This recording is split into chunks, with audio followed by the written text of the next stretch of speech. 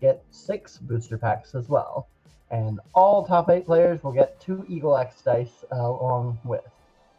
So, no last minute entries. What's up?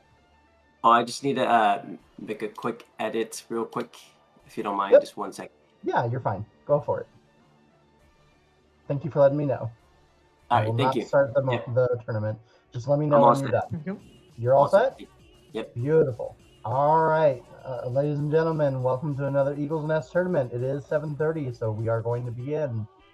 Poke Troopa, are you here with us yet? If not, I am going to go ahead and drop you. I literally just signed up. I know, that's why I'm asking. I assume they're just submitting their deck list now. Yep, I'll give them a moment to do so. I mean, somebody will be catching the bye, but it is like that sometimes. Give me a round 1 bye. Hey, thank you. You don't need 33 months is crazy. Like, I need a 5 Thanks minute as always. after the breaks I've just seen. You can get a 5-minute breather at the cost of 1 game. Right? Exactly. True. All right. Let's see if Poke Troopa's got his list in yet. I'm going to tag him and tell him to hustle up because I do not want to leave you guys waiting too long.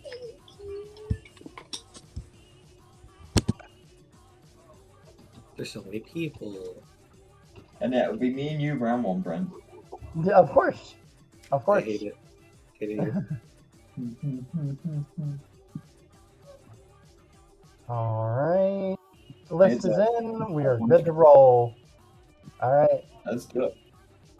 Tournament has been paired. Everyone, good luck.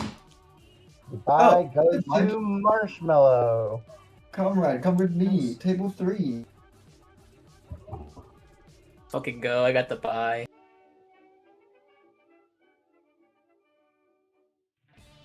There we go.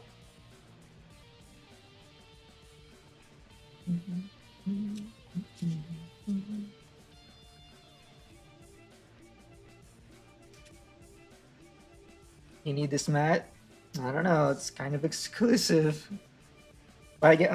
Well, you like this one? Yeah, it's pretty sick. It was in my box of mats. I just grabbed it at random.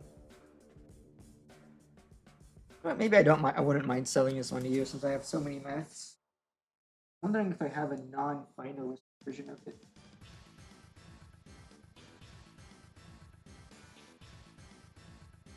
Fortunately, Two Champs games, they just don't do tournaments anymore, so they probably don't have this mat available.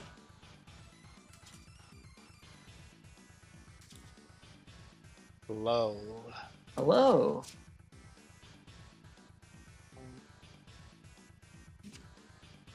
Oh, this is good. At least camera-wise.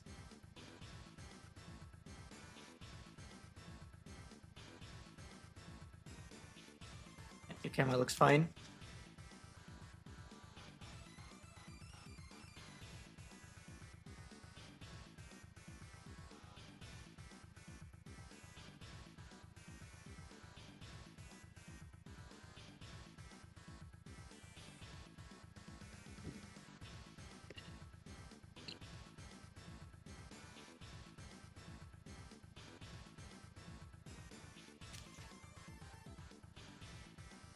What would you like me to cut? Half is fine. And how about from me? You can do the same. Okay. Alright. Presume we'll do high roll? Hey, should we high roll? Yeah, we'll go first. We're looking at 3. I got a 6. Alright, you're going first.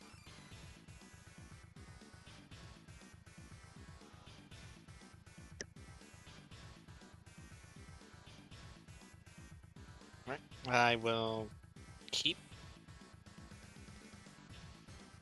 I'll try keep.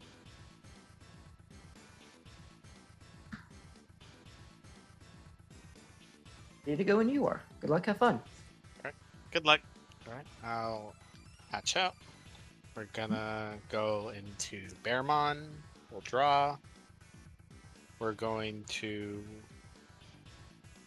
For 4, we're gonna play out Dan Cannon, suspending Dan Cannon to play out Abyss Sanctuary. We'll take the bottom security, putting this at the top, playing out Elecmon.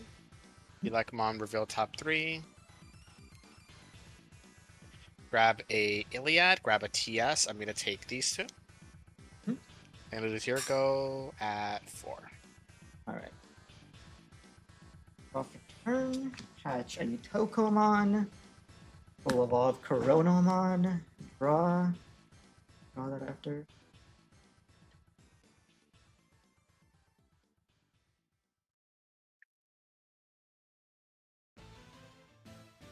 Hmm.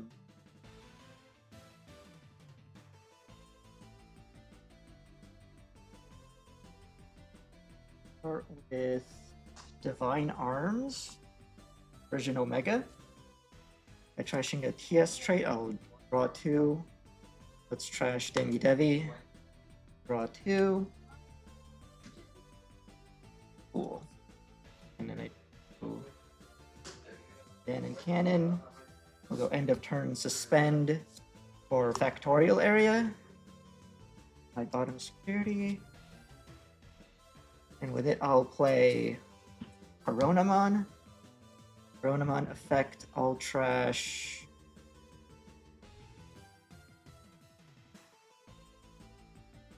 Trash Iron Slash and Dragomon and draw 2 cards. And get to go at 3. Suspend. We'll draw. Pushing out the remain from Bearmon. We're gonna Evo into Agio. We're going to draw. Effect of Agio. Take the top security. Be able to play out somebody. We're gonna play out Hiroko. Hiroko effect. We're going to reveal top 3. We're gonna take a TS trait. We'll take Garurumon. We're going to bot deck the rest. And then Cannon startup main will gain 1 memory. It's at 4 or less. For 2, we're gonna go into Garurumon. Draw, suspending Corona. We're going to Jogress. So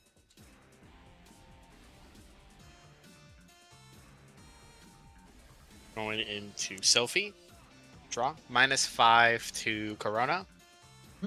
And then Sophie gets plus 5k for the turn and gets the ability to swing. We're going to hold off on swinging. Trying to find the 5. Here it is. 5. Let's see. Yeah, so we're gonna 1, 2, 3. We're going to go into Minerva. Draw. Minerva effect. We're gonna play out a 5-cost Iliad. Playing out Omeros. Omeros, end of turn. We're going to tap her, redoing Minerva's on play to play out Lunamon. We're going to proc Wanya's effect to draw a card. I played an Iliad. We're going to then do Luna to reveal top 3. We're going to take Aquila. We're going to take Venusmon. We're going to bot deck Hiroko. We're going to then tap Dan Cannon. We're choosing not to play an option, but we're going to give Minerva the ability to swing. So she's going to swing at security.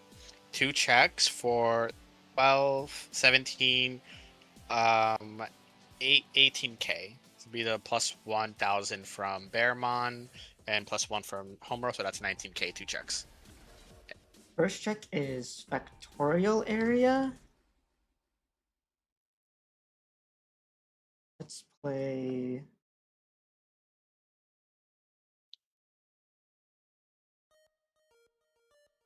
Let's play a Toy Agumon off with that. On play, reveal top 3. 1, 3. Can only grab Pheromon. Alright. And second check is Devimon. And it's your go at 1. Minerva unsuspends due to reboot, and both Luna and Minerva are blockers. Turn.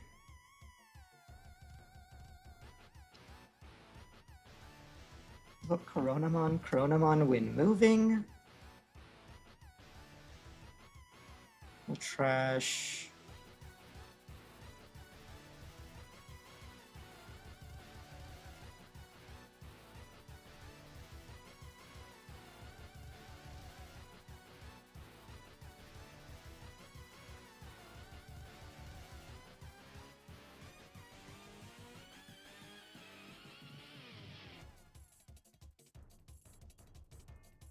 Trash, Devi, and Grismon. Draw 2. And then in Cannon gains me a memory.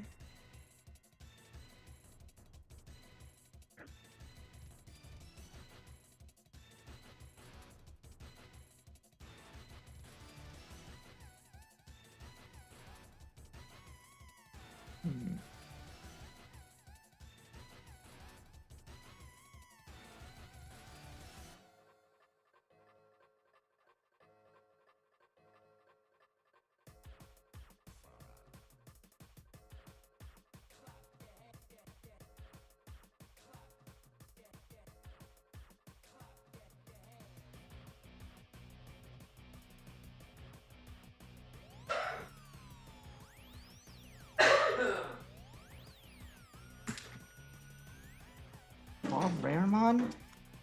Draw. On Evo. You can a link from Trash and Iron Slash for free.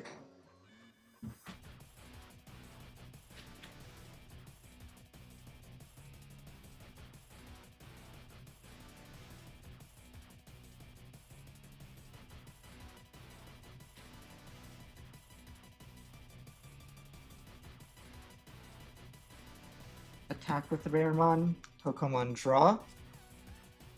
And he is 4, 5, 6, 7, 8, 8k with collision and piercing.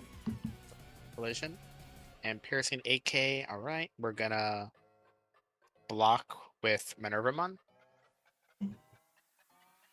Guys.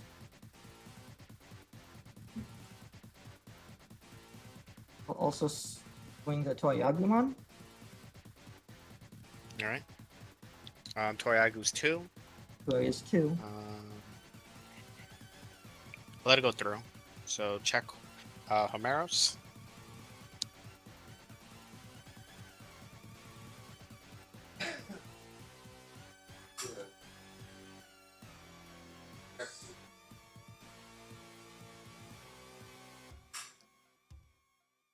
That's the best I can do right now. You have more Digimon than me. For 7, I'll play Vulcanusmon. On play, I may link 2 cards from my hand or trash, so we'll link Iron Slash and Divine Arms. Then, for each of my link cards, do Digivolve 1, all of my opponent's Digimon. So we're going to do Digivolve 1 twice to all of your Digimon. Then when he gets linked, he may attack. So he's going to go ahead and attack. Iron Slash gives him collision piercing, so he'll be forced to block with the Lunamon. Block with Luna. Luna dies. Piercing 1 check, you said? 2 checks because that's Sec Plus from Divine Arms, and he's at Gotcha. 18k. 1, 2. That'll be it for my turn. It'll be your turn at 7. Got it. All right. And can't do Hiroko, so that's fine. We're gonna unsuspend Agio. We're going to draw. We're gonna hatch. We're gonna gain 2 from the Homeros. Suspend both of them to draw 2.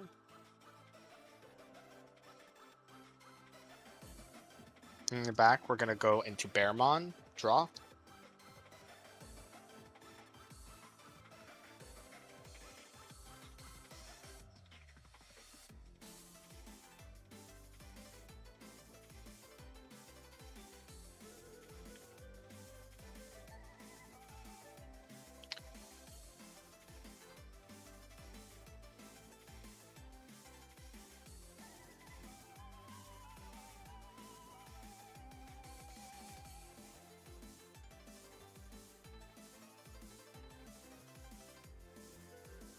For 3, we're gonna go play out Elecmon, reveal top 3. We're gonna take Neptune, we're gonna take Sophie. Top deck and the rest. When I play Wanya, when I play an Iliad trait, I get to draw one.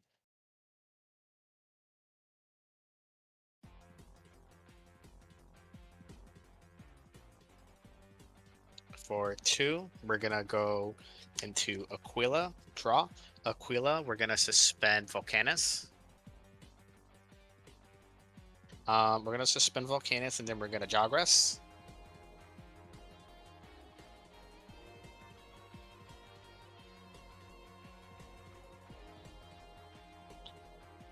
Jogressing into. I can find it. There it is. Into Sophiemon. Draw. Sophiemon, we're going to give minus 5k to Vulcanus. We're gonna give minus 5 to Vulcanus, and then Sophie gets plus 5 and the ability to swing.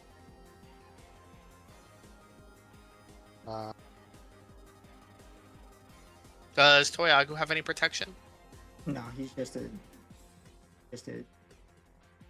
Just a guy, a little guy. 1, 2, 3. We'll go into Maruki. We'll draw Maruki, suspend 2 guys. That's plus 5k, the ability to attack. We're going to swing into Toy Agumon. When Maruki is suspended, when attacking, he can unsuspend. Into Toy Agu, when he dies, piercing 2 checks. first check Vulcanus, second check Toy Agu. Alright.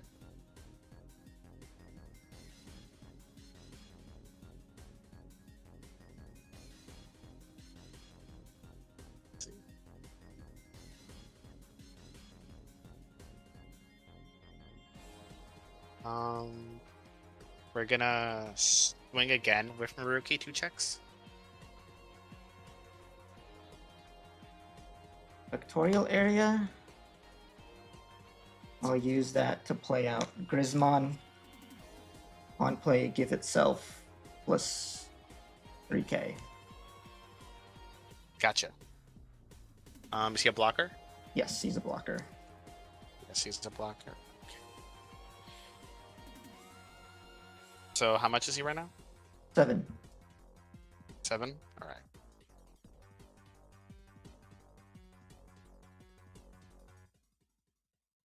One, 2, 3, 4, 5, 6, 7. We're just gonna play hard play Neptune to send to bottom of your deck. Okay.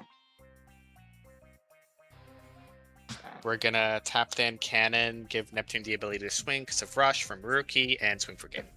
Got it.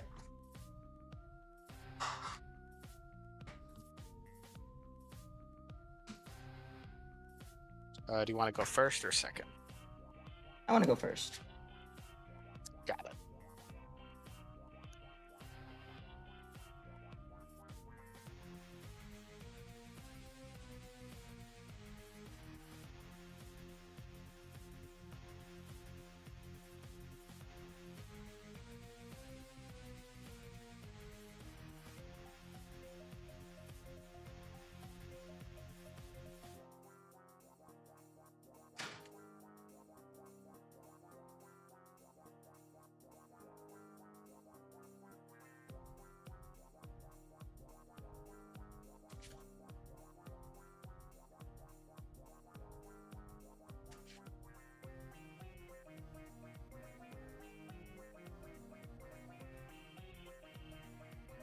You want me to cut the same way for the rest of the round?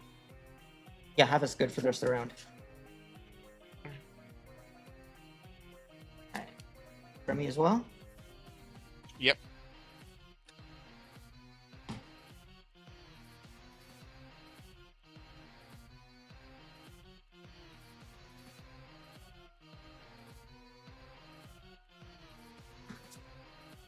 Keep.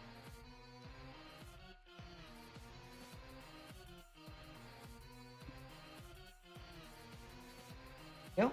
All right. Best of luck. Good luck, have fun. I'll go ahead and hatch. All for one into Ukamon. I get to go at 1. Draw. I'm gonna hatch out.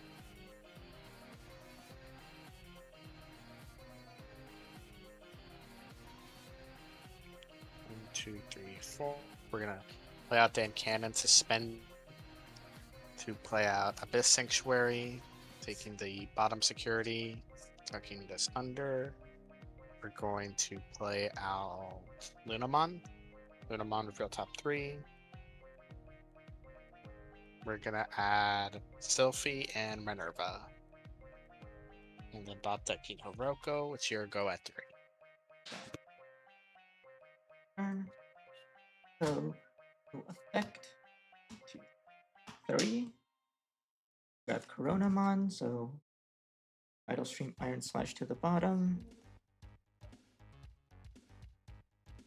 Hatch.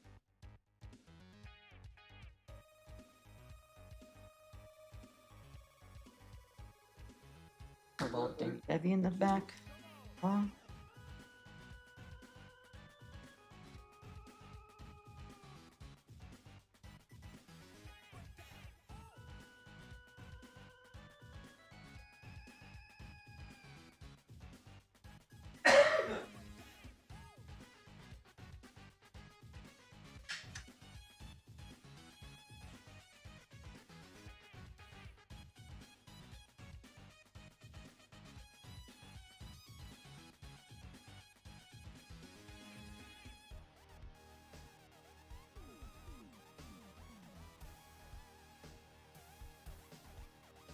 I'll play my own Dan and Cannon. You'll go at 1. Alright. Draw. We're going to 1, 2, 3. Just gonna play out a Lakmon. Revealing top 3. 1. Oh yeah, so oops. Right. Gain 1 memory from. 1, 2, 3, yeah. Right. My bad, I forgot to do. All good, all good. Lunamon for Iliad. We're going to take Venus for TS, bot decking Minerva. And we're gonna leave it at that. No, I won't do anything else. Turn.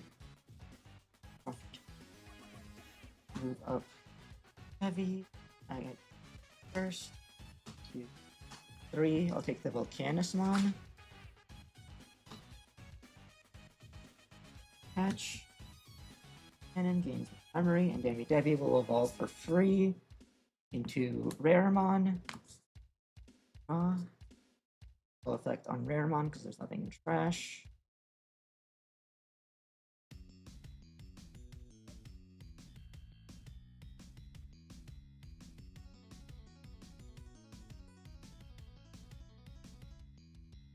Let's evolve Coronamon in Raising. Draw.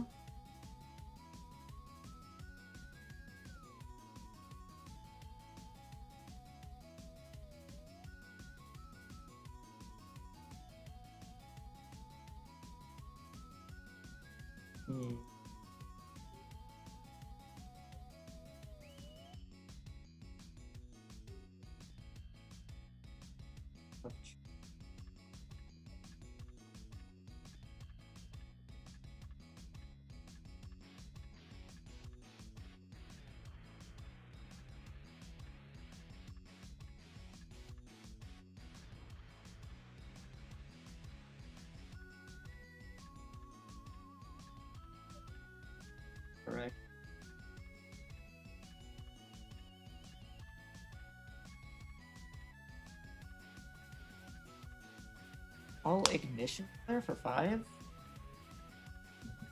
Delete all opponent's Digimon with the lowest DP. So, I guess that's Elecmon. Because Luna is 2k. Yeah. Then I can link, so we'll link that to Raremon. End of turn, I'm gonna go Cannon Yuki to make the Raremon swing. Ignition, when attacking, delete the Digimon as much as DP is lower, so we delete the Luna on that way. Pokemon inherit to draw, and Devi inherit to draw 1, trash 1.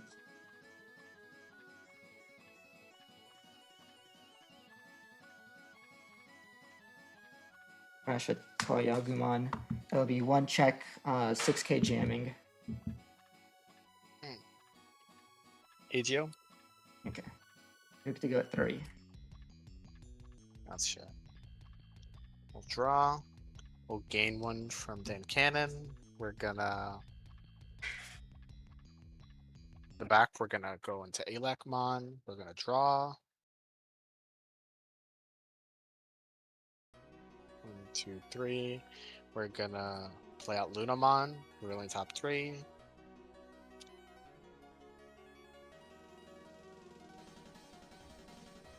Taking Garurumon, taking Minerva.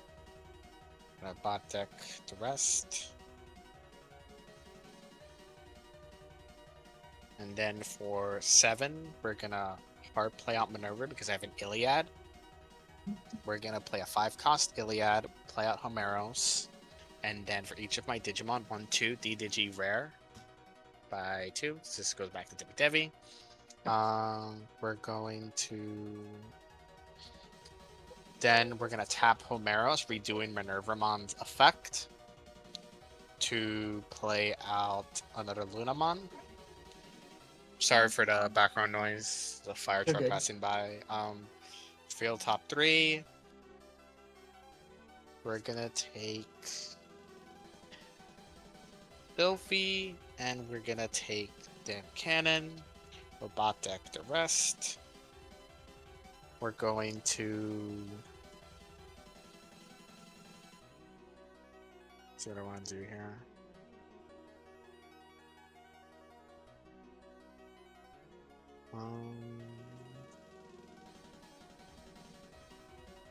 I will not tap Dan Cannon. It is your go at 6. All of them are blockers, and they get reboot. End. Draw.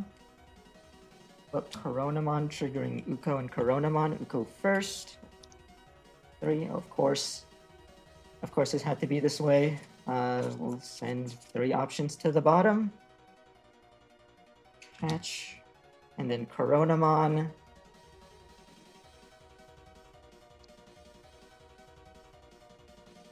We'll trash.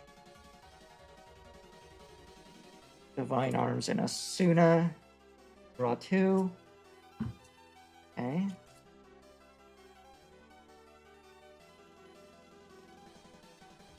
Let's start with main phase effects. Evolve Devi. Draw.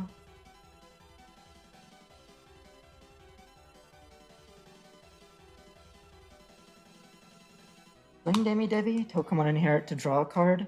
Ignition Flare to delete something smaller than it. He's 3k, so we can delete a Lunamon, or smaller or equal.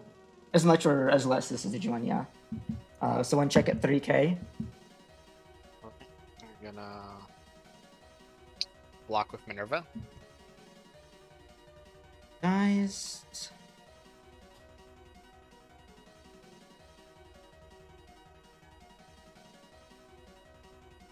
Then evolve Coronamon into Raremon. Draw. On Evo. Link the Ignition Flare. Swing. When attacking, draw for Tokomon. Ignition Flare, delete the other Lunamon. And 1 check. Dan Cannon.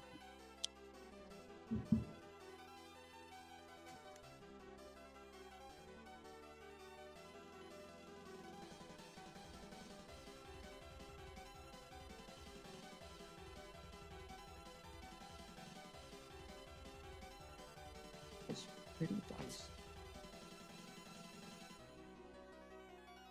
swing the Ukomon for 1 check. AGO.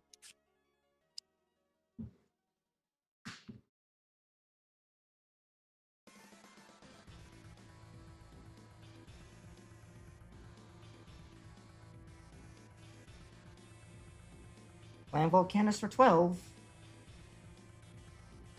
On play, Link Divine Arms. Yep. When he links, I get to swing with him, so swing for 2 checks at 16k.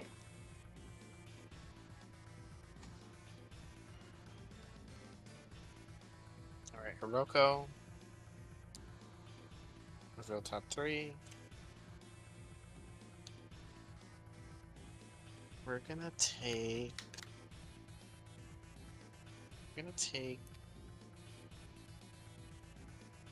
Homeros.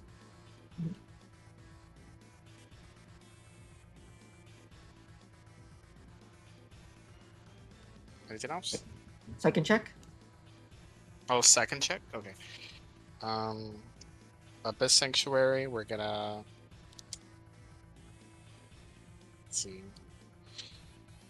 Abyss Sanctuary, we're gonna just play out Digimon. No, on play. That's it. Okay, end of turn.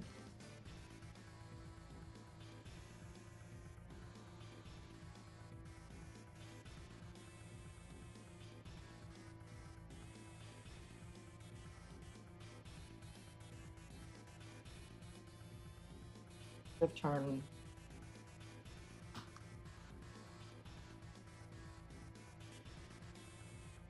For Factorial Area.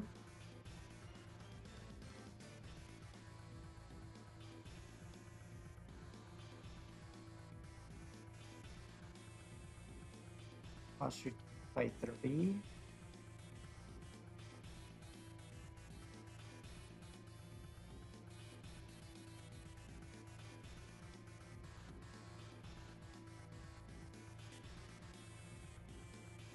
Yeah, I missed.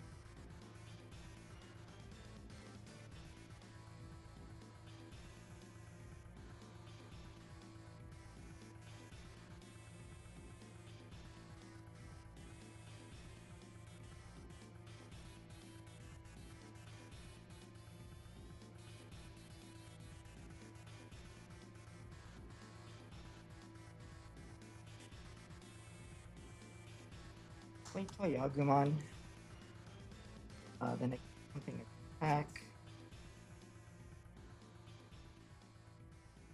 We want to attack. Toyagumon effect. 1, 3. I'll take the curve. Take the Toyagumon. Good to go at 8. Reboot.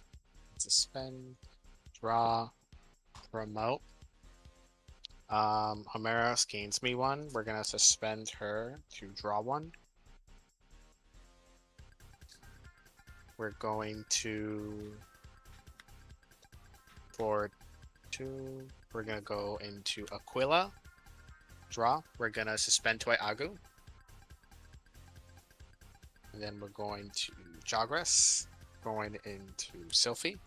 Draw. Sylphie effect. We're going to kill Raremon. He's 6k because of the link.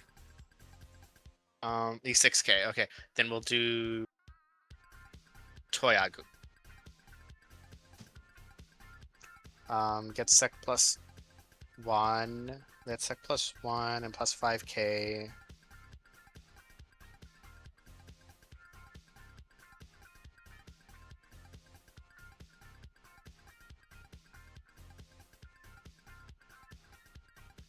One, 2, 3. We're gonna play out Abyss. It's just gonna go here. We're going to choose to not play anything out. We're going to 1, 2, 3. We're gonna go into Neptunemon, draw. We're gonna send Volcanist. Attempt to send the bottom of the deck. Okay, yeah, crashing. Um,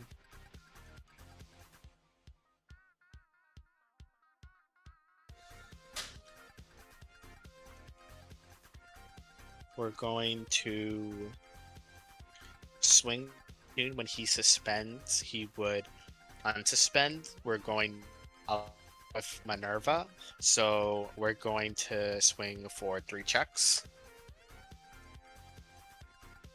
Piercing or no piercing?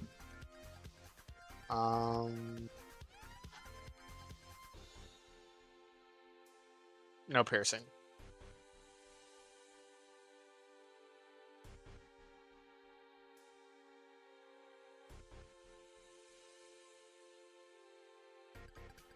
I'll block with Vulcanus. All His right. blocker from vectorial area. All of my red and black TS traits blocker. Gotcha.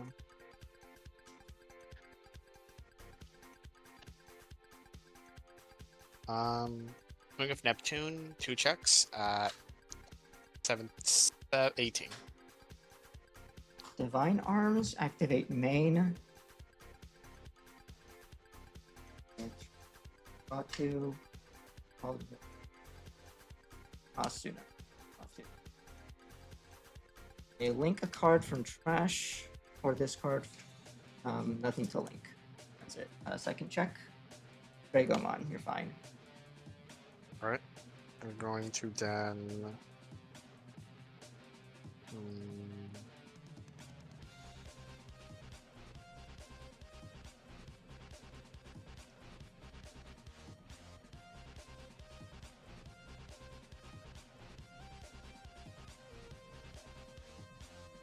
One, two, three, four, five. We're gonna play out another Homeros. We're going to see which effect I want to do. Does Veremon have any protection? No protection on Veremon. No. We're gonna suspend Homeros to redo Neptune, sending Veremon to bottom of deck.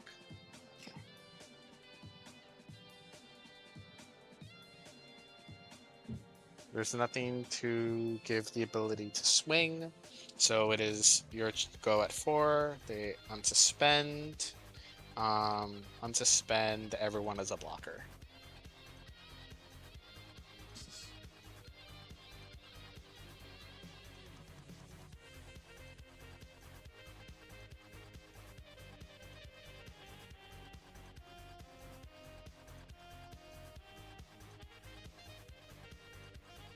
I'm so sad because if I did my when moving effects last turn the other way around, I think I would have had it by now.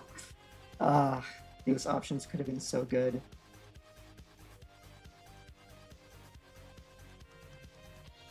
Yeah, personally, when I'm doing things when it has to come with draw versus reveal, I like to resolve my draw first and then my reveals. You never know what you're gonna pull. Mm-hmm.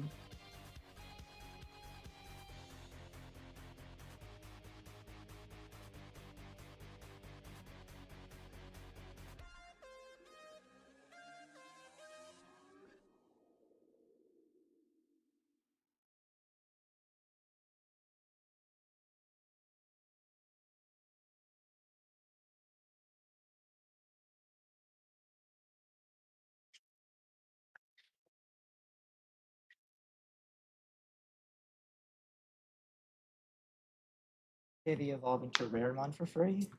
On Evo Link. Dan and Ken 1.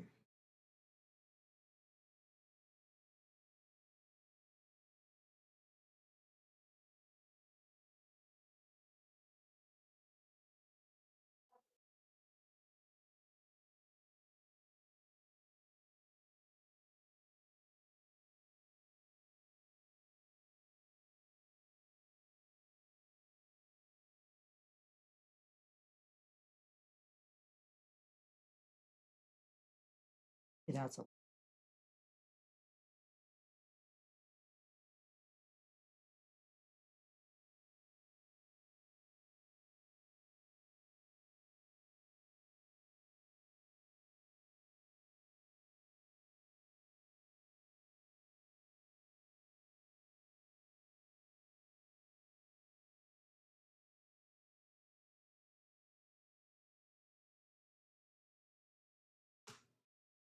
On draw. On Evo, I can trash a link card to play or use a 5 cost or less.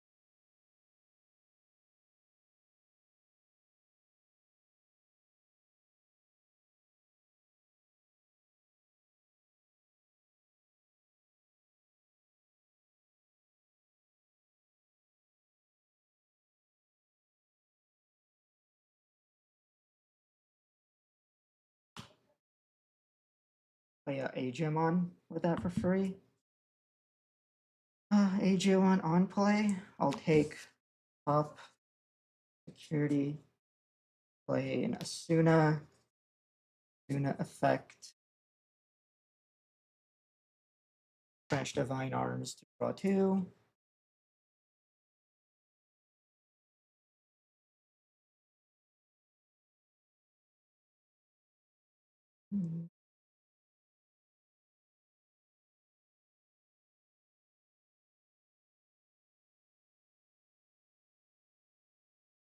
There.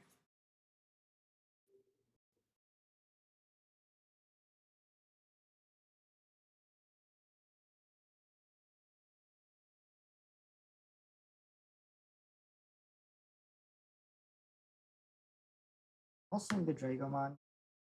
Get the Tokomon draw. And the Demi Devi draw 1, trash 1. It's still not. That's 1 second. 8K jam. 8K jamming. Neptune block. He suspends, he unsuspends.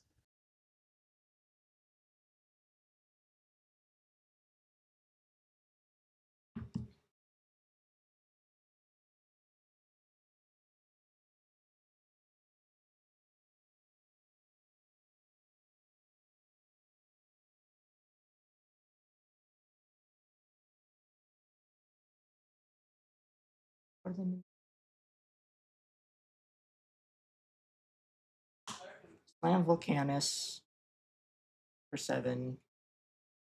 On play Link, Mission Flare, and Divine Arms. Then I Digivolve 2 all of your Digimon, so we Digivolve your Neptune by 2. When linked, he can swing. When attacking, we'll use Ignition Flare to delete the Minervamon. All right. Minervamon. Minervamon's effect. That's on deletion. Lets me play out a guy 5 cost or less. It's Iliad. We're gonna play out Garurumon. Suspending Agemon. Yep. And then nothing to Digi, so she dies. She dies, and then the check. You have check. piercing? No piercing. No piercing. Piercing. We're gonna block with Garurumon. Okay. Let's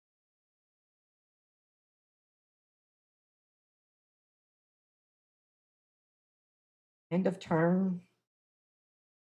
Danon Cannon Yuki. Use another factorial area since I have red black. Used by 3, so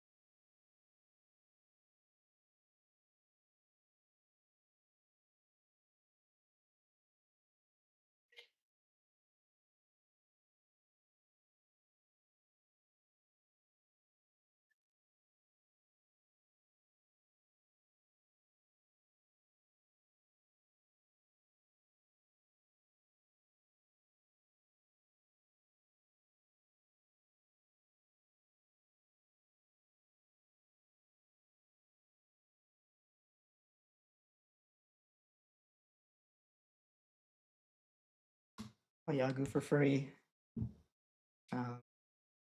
Reveal 3. Grab a Dragomon.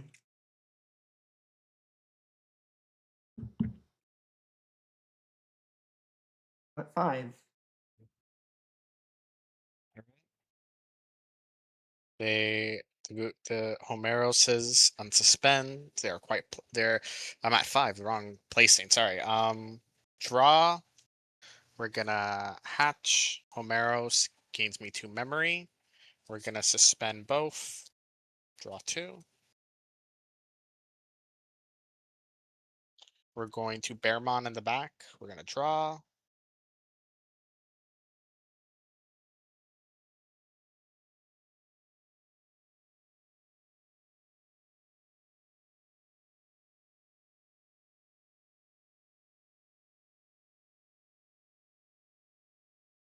One, two, three. We're just gonna go into Sophimon. Draw.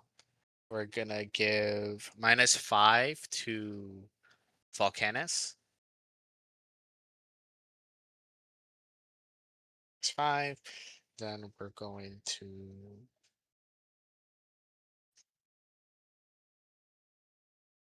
one, two, three. We're gonna go into Maruki. Draw. We're going to suspend Vulcanus and Toy Agu.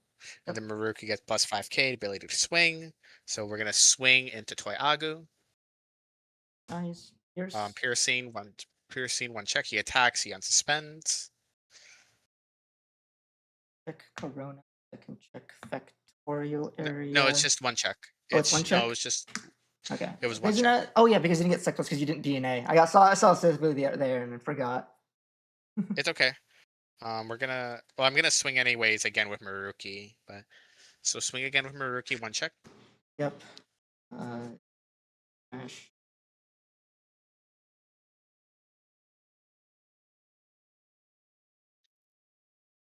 Limon again.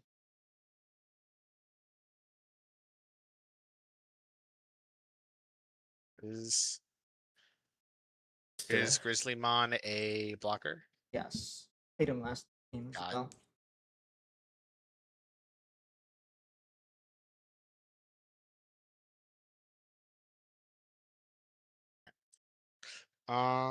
Let's see.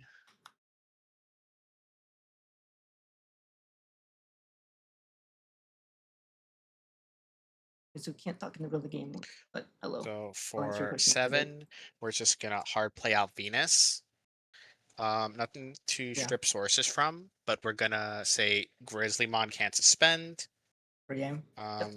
Yeah, then cannon, swing for game. Venus. Good game. Good game. Oh man. Oh, It 2 cards away happens. from another title stream. I just wanted to bounce away the Minerva.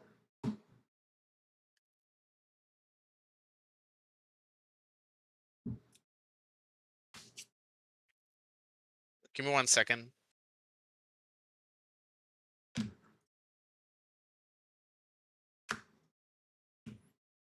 Unfortunate. I added the Ukos recently because it makes sense for the way I play this deck. And they feel pretty great, but it is kind of unfortunate that they do whiff on option cards. That is, less than ideal for me. There's no way title stream could be a 4 of, man. That's like way too bricky.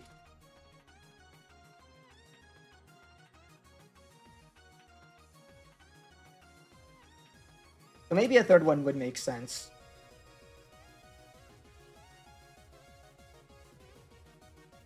I mean, I guess I am already playing like 5 option cards that are linkable. I might have to like cut down the other 2 to make space for the extra title streams.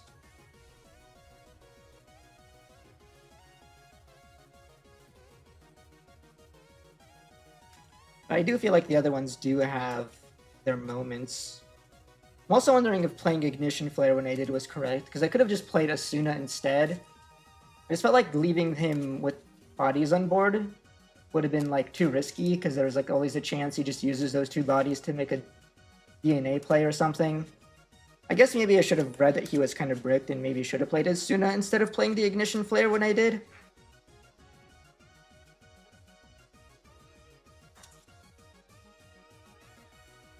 You cut Rare and Drago? Well, I want to play Rare and Drago. Yeah, more Agemon probably it would be the play, considering how much this deck really wants you to play, or how much I really want to get a Den and Cannon out.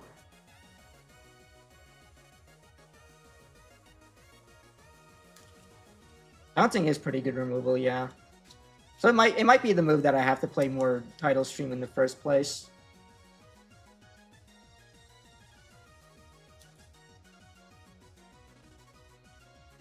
Yeah, I was fine with deleting the Minerva like I did. I just forgot that he had blocker on all of his stuff thanks to the option card in his security.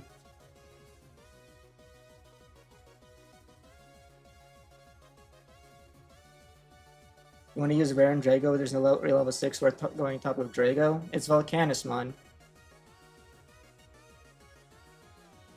What are you talking about? It's always Vulcanusmon.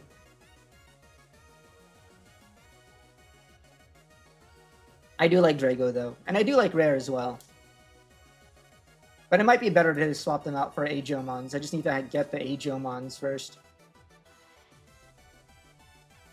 I think it might be smoother if I cut out the Rares and Dragos, and maybe cut down the options. I don't know. Vulcanus kind of incentivizes me to run a lot of link options. And when I do, it just feels like Rare and Drago have a lot of ways to get a lot of value off of that. But maybe I am putting too much value on those two cards when they might not be not as necessarily valid as I think of them as. And again, like, Game 2 was super winnable. I just happened to bottom deck one of my 2 title streams off of the Uko. When I could have grabbed it off of drew it off of the Corona, which is just really, really unfortunate that it just ended up that way. You made Vulcanus susceptible to Digivolve. I mean, that's if you care about Vulcanusmon sticking around on board, which I don't. I'm trying to OTK them. I'm not trying to play tempo.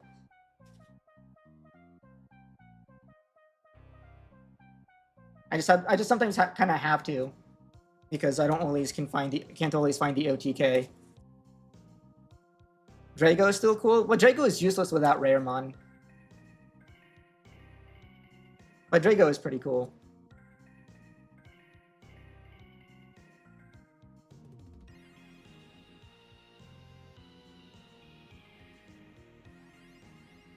Divine Arms Vulcan will also link things in Raising. That is one way to go about it, yeah. But then that would mean I'd be using the Divine Arms instead of anything else.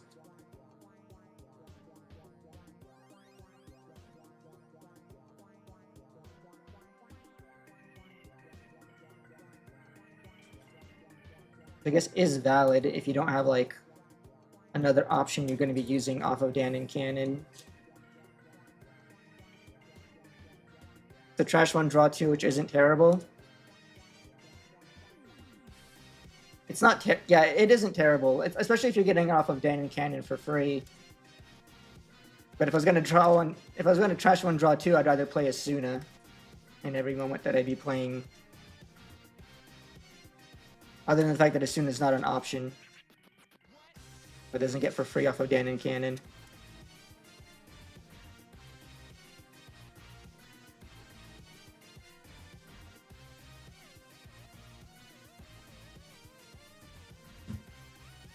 Am I playing Minerva too? No, this is pure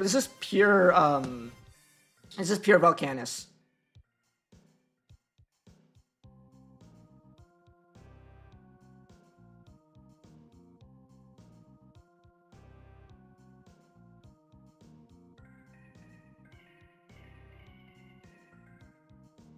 Yeah, it might be the move to cut out Dragos and Rares and then just play Agios as another way to get more free tamers out.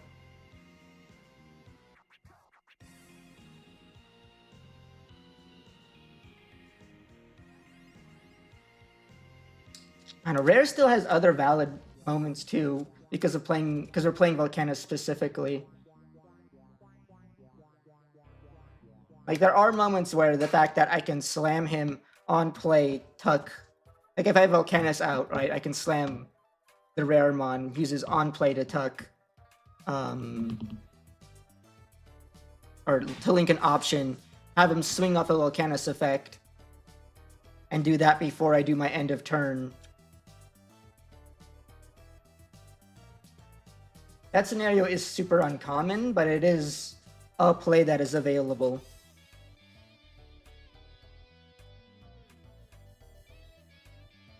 Rare Corona felt better than Rare Kokua? Yeah, I agree.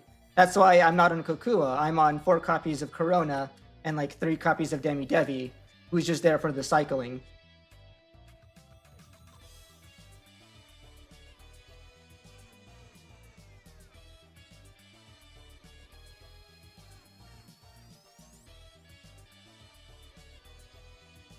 Yep. I guess like I wasn't so sure what my my link lineup should have been besides the 4 Divine Arms. And maybe this is a sign that maybe I should go lower on Iron Slash and take out the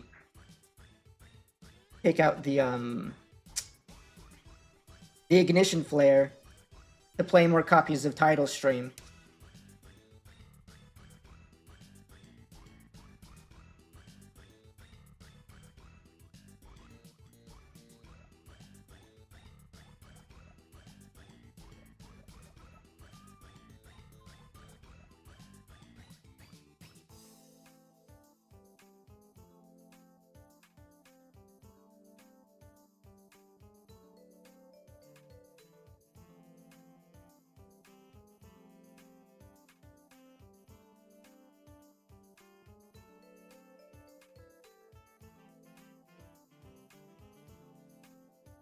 The more I think about it, the more Tidal Stream sounds kind of nice.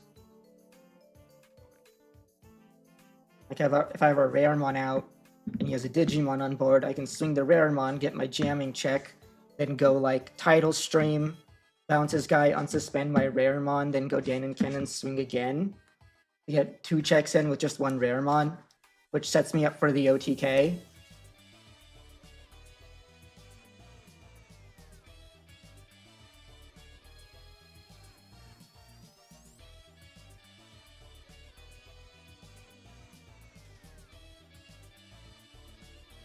Oh, the next round I think is up.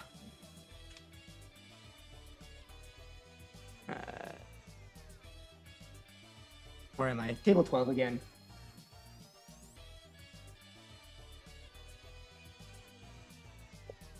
How's it going? Going okay. Big fan. Don't hurt me too much. Don't worry, I'm playing a fun low tier deck Okay. that I've been really enjoying. Okay. New stuff or just something old? New, very new. Okay. Hell yeah.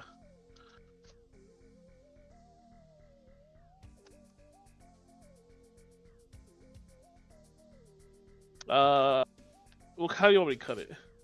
Half a cut is good the whole time. Okay, I'm fine with that as well.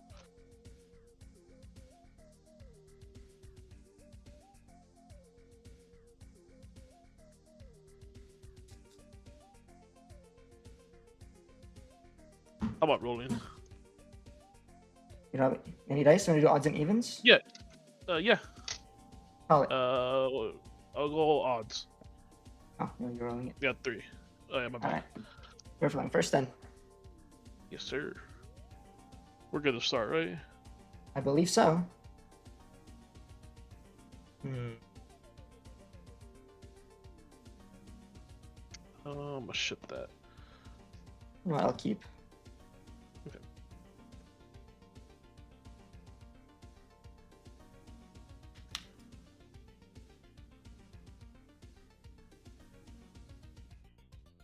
Half cut.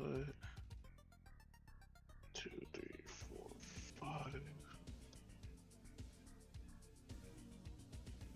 3. Alright. Alright, man. Good luck. Good luck, have fun. Go ahead. Kickoff, Gecko. I'll set you to 4, play Tomro and kill, start a main, place the top card underneath. You don't have a Digimon, so I don't get a memory. It's your go. Turn, patch. Bob Demi Devi, draw.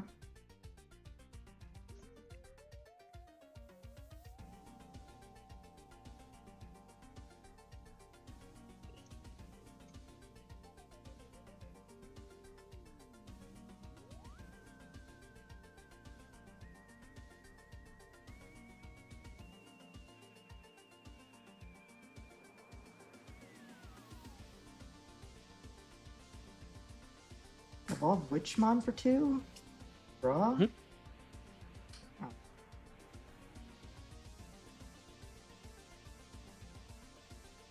I'll play my Dan and Cannon to give you 2. Mhm. Go right ahead. I should. Yeah, draw, promote, start a main, one underneath, still no memory gain. I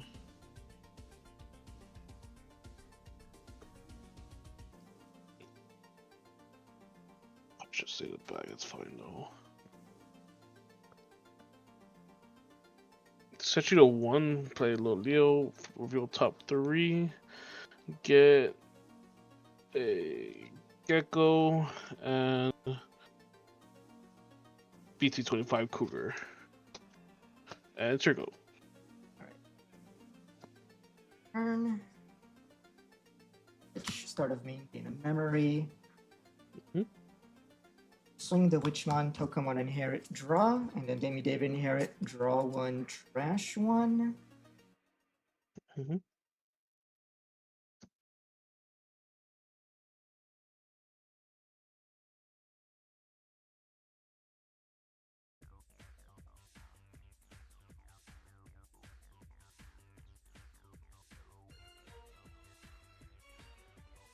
We'll trash your Divine Arms. And it's just 1 check Okay. at 6k. 2K. Vulcanus, huh? It might be not yet. Vulcanus, yeah? Oh But I am thinking... shit. Oh, that's actually really good here, yeah. Since you have more Digimon than me, I will drop that Vulcanus for 7. On play, we'll link the Divine Arms. Uh-huh. When he's linked, he can swing. That's going to be 2 checks at 16k. First check, second check, Glowing Dawn. That's a bad area. And then end of turn, Cannon Yuki, I can use an option card that's the cost the same as the memory I passed over, so I'll use Tidal Stream. Return all opponent's lowest level Digimon to the hand.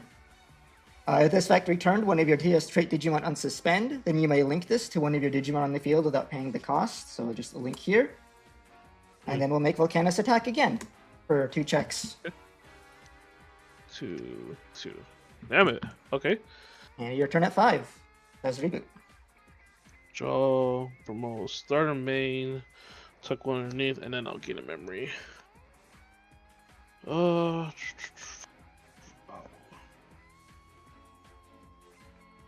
Pop the Glowing Dawn to gain 2, go to 8.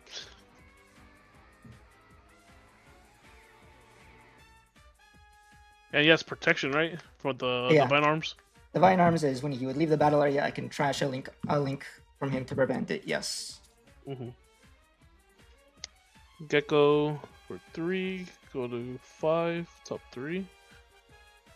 Get the Mark, Lizzo, and the Tomoro. Bottom deck cube. Digivolve in the back to Gecko. Draw. Digivolve for 2. Draw. I'll use an option card, reduce it by 3. We will use Monarch, so by trashing the bottom source, we will give it Rush plus 5k, Sec plus 1. Declare attacks. Hey, one for the Digivolve. use. Oh yes, I'm sorry. So this one's affect trash. Just suspend. Okay, no trash. Suspend and get plus another 3k. Yep. When digivolving by trashing. We'll trash one to digivolve the witch. Okay. And then we will. How big are you? 16. On the Vulcanus? 16. 16. And it's all source protection, right? Or just protection? effects? Would leave the battle area, so anything that would leave the battle area. So yeah, battle, anything. Okay. So I am at 11, 16k. We'll battle the demi. Okay. And then it'll be piercing 2 checks. 2 checks. First one is Divine Arms. I'll go ahead and trash Koyagu to draw 2, and then I may link, but I don't have to link here. And then second check is another Danon Cannon. Okay, and then the attack for their 2 checks.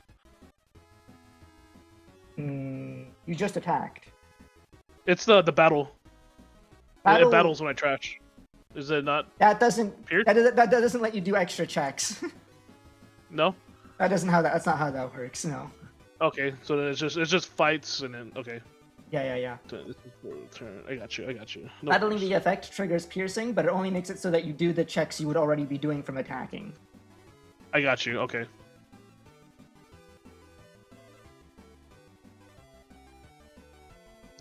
Digivolve for 3.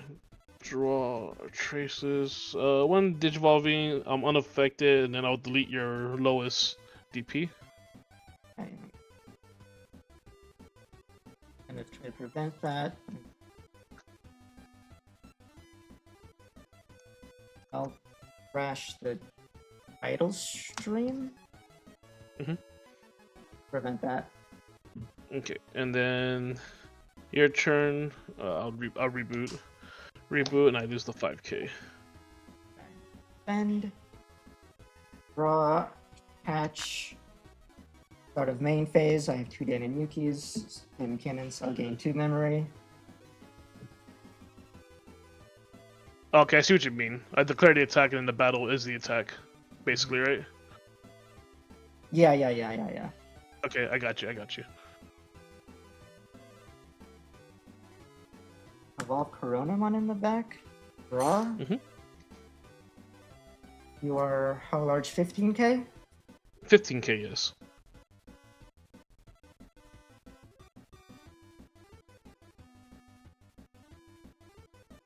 Oh, this works too.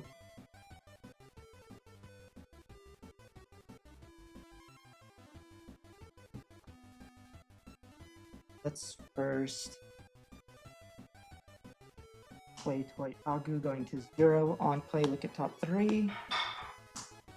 Add an option card and a TS.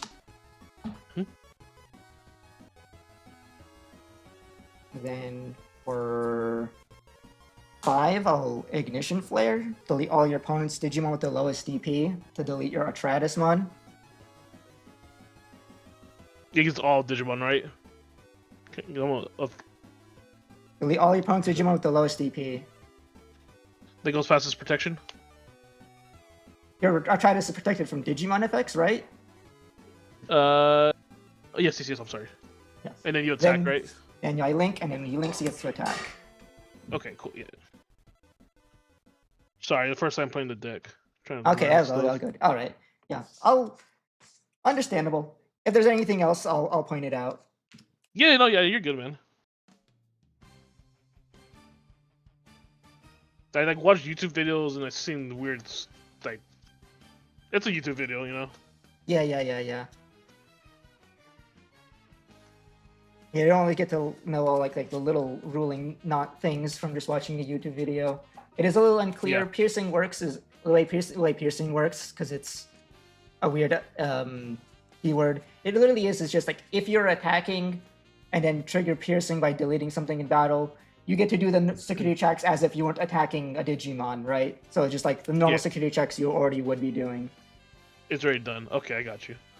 Kind of gets past ace timing, I guess you could say. Yeah, I can help you get past ace timing. It helps you like pass like protection. Like, Yeah. say you swing, and then they block Mhm. with something like a barrier or something. If you use the battle effect to delete something, the piercing would go off, and then it lets you do the checks. Mm-hmm. I got Even though you okay. got blocked by like a barrier guy or something. But it doesn't let you do extra checks. It never lets you do extra checks. Yeah. Okay, I got you. I'll go second. Sounds good. See how that one works. And half, right? And for me, Yes.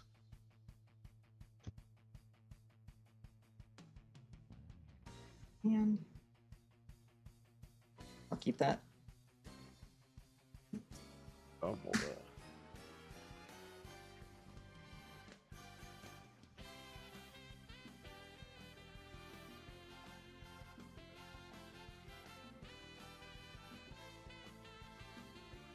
I was gonna build Marsmon, but I decided with the structure decks, I'll just build Gecko. Pretty good deck. I think you'll have a good time with it once you get used to it. Yeah, it's first time playing it, so I'm just trying. Yeah. Yeah. Oh You yeah, like go have for fun. it. Yes, sir, you too. Gonna hatch a Toko and evolve for one into Uko. Go ahead. One. Draw hatch. I'll just play out Gecko, put you to search top 3. Mhm. Get the glowing dawn tray and beat break. Go ahead. Okay. Draw for turn. Up Ukomon, Uko effect. Look at top 3.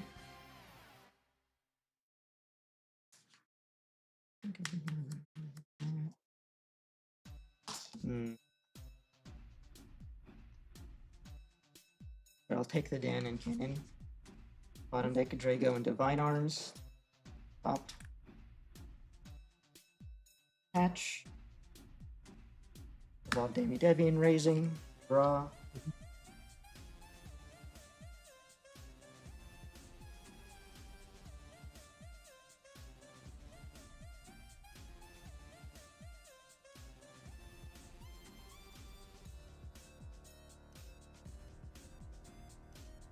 Now let's just play a Dan and Cannon and give you 2.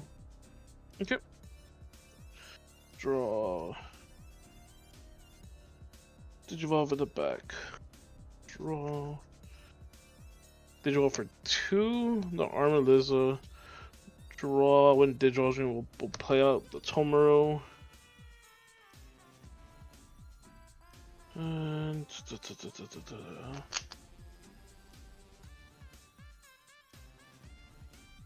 we'll play Final Judgment for 4.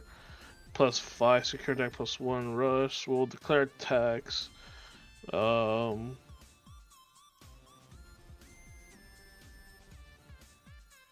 of my Digimon suspend this to place 2 underneath it.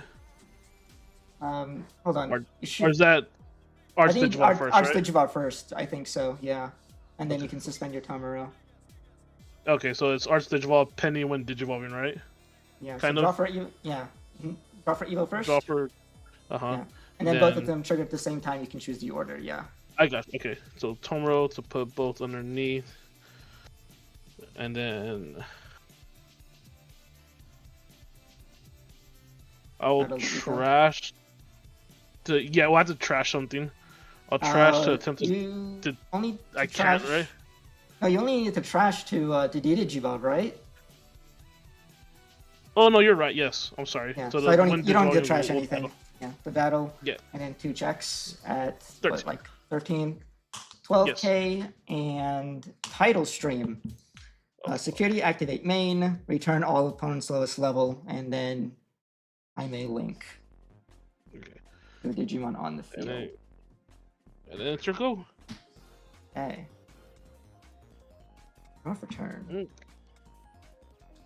Guess I get a duel back. Move up Demi Devi. Start of main effects trigger. First, we'll use Demi Devis to evolve for free into Raremon. Draw. No, on Evo effect. Then Dan and Cannon will gain a memory, so I'll go to 5.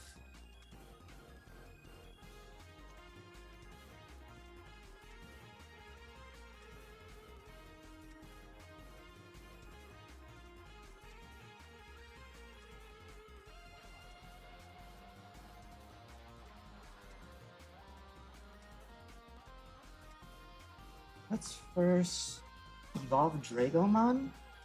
Draw. So on Evo, by trashing a link, I get to play or use a 5-cost or less. Let's play Toyagu for free with that effect. Okay. On play, look at top 3. Take an option and 1 PS trait.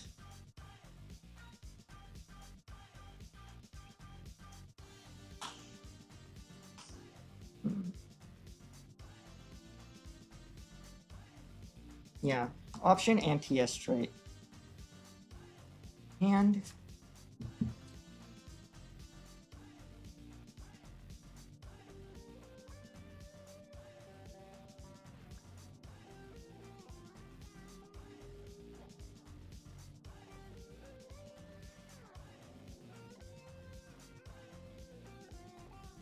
that makes evolve the Toyagu into a Raremon to go Euro draw on Evo. Link him the title stream.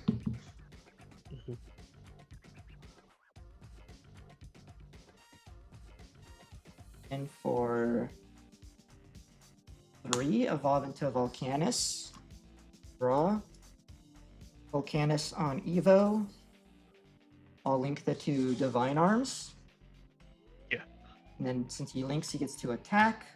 Pokemon on attacking draw. Demi Devi on attacking draw 1, trash 1. Trash a tamer. And it's 3 checks at 20k. Or 21k. 1, 2, Glowing Dawn. 3. Then we go end of turn with Dan and Cannon.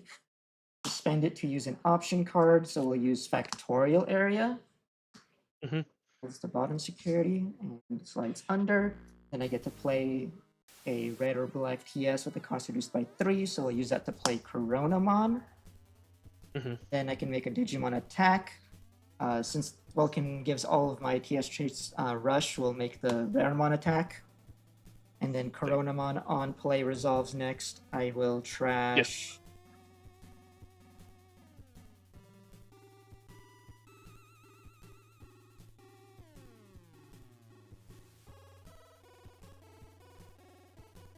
Trash a Dan. 1 to draw 2. And it's just 1 check with the Raremon. Okay. Gaming. Okay. You're go at 3, and these 2 have reboot. Okay. Blockers, right? Yeah, all of them are blocker thanks to the Factorial. Victoria. Okay. Draw.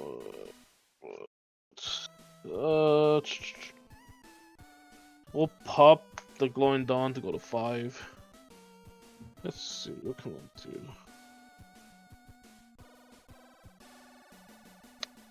For 2, draw.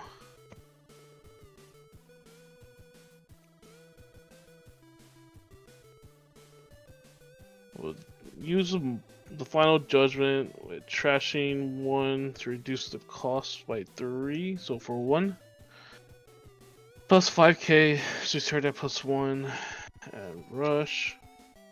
Okay, so declare attacks. Arts Digivolve on it. Suspend the Tomoro to add 2 to the bottom. Draw for Evo first and suspend. Oh, I'm sorry. Draw for Evo and then 2 underneath. We will then trash one to de-digivolve the Vulcanus, Thing. Pull off. and then we will. Let's see. How about the Drago's only 7, right? He is 8k because of the rare mod inherit. Okay, so I'm 13. We'll battle the Drago. Sure thing.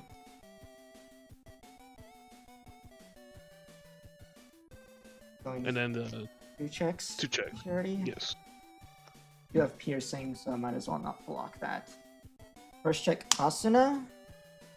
On play, I'll trash.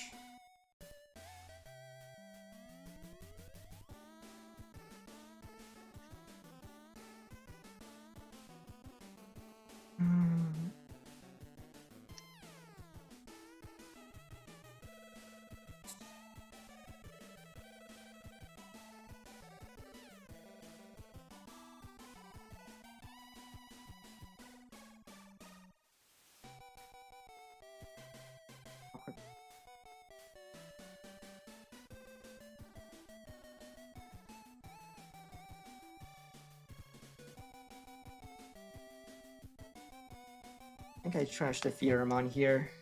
Draw 2. Okay. And then second check is Grizzlymon, so you're fine. And Okay, I for a second. will play Eclipse Tempest. I'm reduce it. Let's see. When you lose gold trades by trashing the bottom, reduce it by 1. So for 4. Yep. We will suspend the Raremon and attempt to bottom deck it. Yep. Then Arch Digivolve on it. When Digivolving, unaffected by your opponent's effects, and delete your lowest DP. Got it. And then you're at 2. Okay. And then I'll reboot. Got Asuna effect, start of main. Yeah.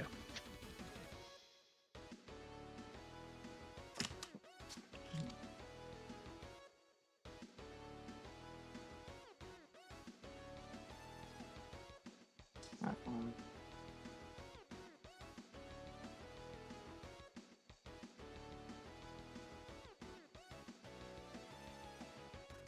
I trashed.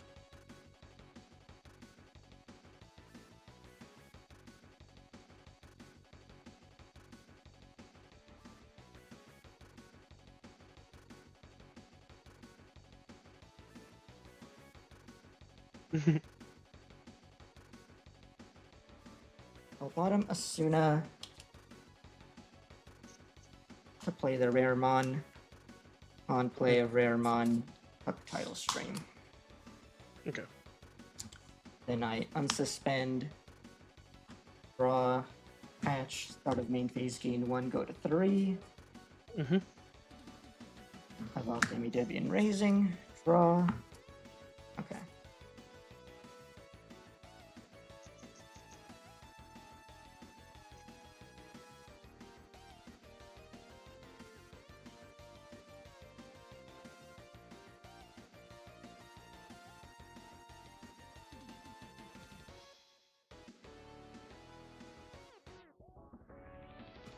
Of Dragomon, draw. On Evo by trashing a link card. Player use a 5 cost or less. We can use Ignition Flare to delete your Artratus. Okay. And then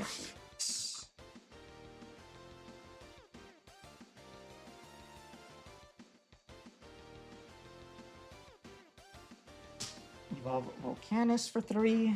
Draw. Go on Evo.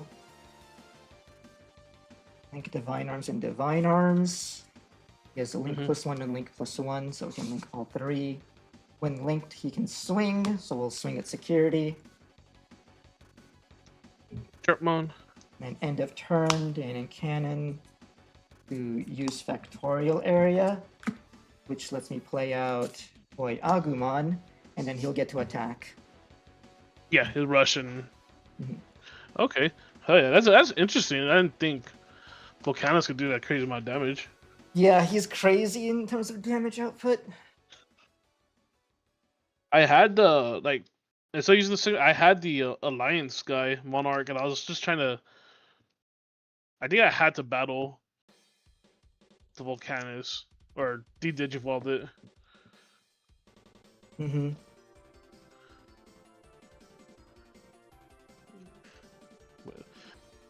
All right, man. It's good meeting you. I already submitted the report. Oh, thank you very much. Yeah, no problem, man. Good luck. Good luck learning Glowing Dawn. I think it'll be worth it at the end.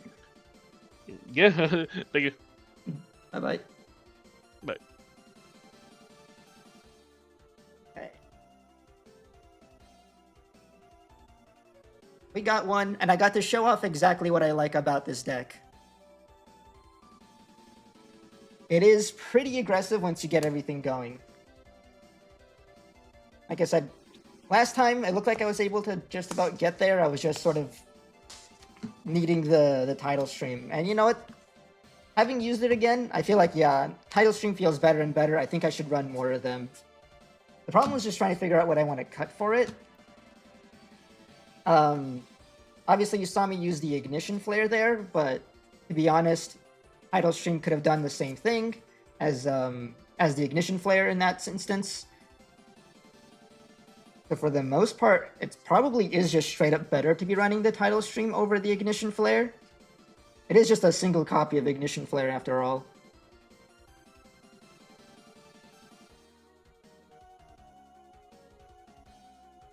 The extra utility this has of potentially trashing an option card probably won't come up too much. I guess it could against Glowing Dawn, since getting rid of E-Pulses and their boost seems pretty nice. But for the most part, I think just the ability for this to unsuspend to occasionally get me extra damage might be too good. The thing I found awkward about this, the unsuspend part, is that for the most part, it feels like it wouldn't come up necessarily. At least not the way I was imagined. Considering I think I'm tunnel visioned into the way I kind of want to play the deck, which is why I'm like thinking the unsuspend won't come up, because using title stream off of Dan and Cannon, it's like feels unnecessary to me unless they do have targets for title stream, because it only unsuspends if you do bounce, which feels awkward. Because most of the time, what I'm trying to do with this deck is get some rookies out, go swing, get them down to 3, and then go slam Vulcanus, go 3 checks, and then Dan and Cannon factorial area. Right? I guess technically speaking, at that point, Dan and Cannon title stream would do the same thing if they have targets to bounce.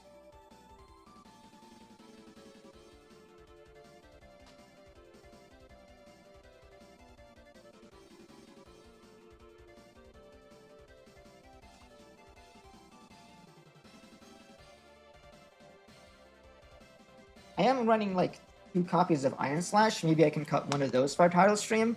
But I feel like Iron Slash has a lot of applications, so I'm like not completely certain if it's the move. Anyway, welcome back, Marshmallow. Thanks for the Prime sub. You got turn 2 killed 3 games in a row? That's crazy. That's really unfortunate. What are you playing today? Because I'm playing Vulcanus. As you can see, my current record is 1-1. I lost to TS, and I beat Glowing Dawn. And against TS, there was a moment where I probably could have gotten it, but I came up just short because I ended up bottom decking a title stream off of an Uko, and I really needed to grab that title stream.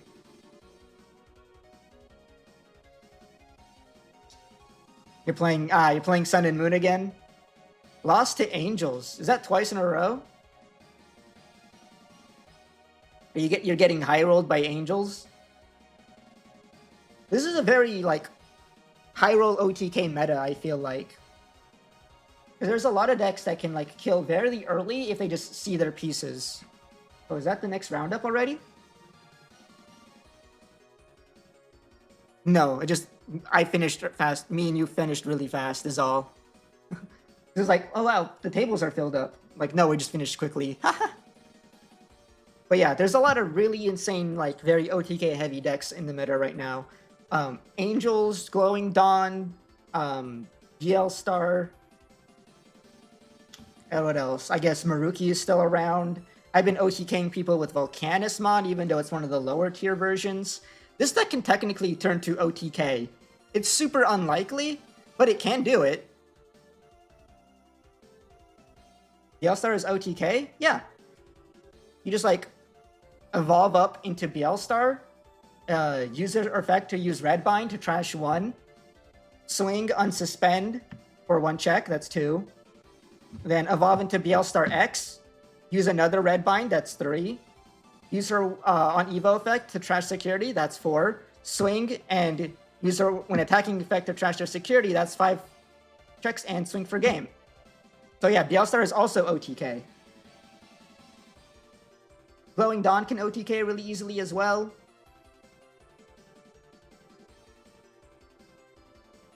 It's just a very aggressive meta. My deck cannot turn to OTK.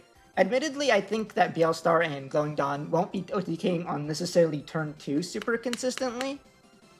They're more of a turn 3 sort of deal. Either way, it's decks that can OTK very early is like the theme going on here. And even I'm trying to OTK. I think I was trying to explain the combo. Did I already explain it? It's just like, what was it? 2 rookies, swing for 2 checks. And then like you have to like, it has to be something like evolve a rookie in the back, play Danon Cannon for Pectorial Area, to play a rookie. Pray that rookie lives, and if that rookie lives, you can go swing, put him down to 3, and then Vulcanus. 3 checks, end of turn.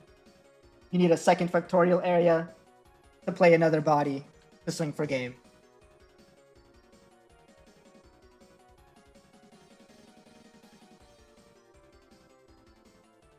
It's super high roll if that happens, especially since you need a turn 1 rookie to live.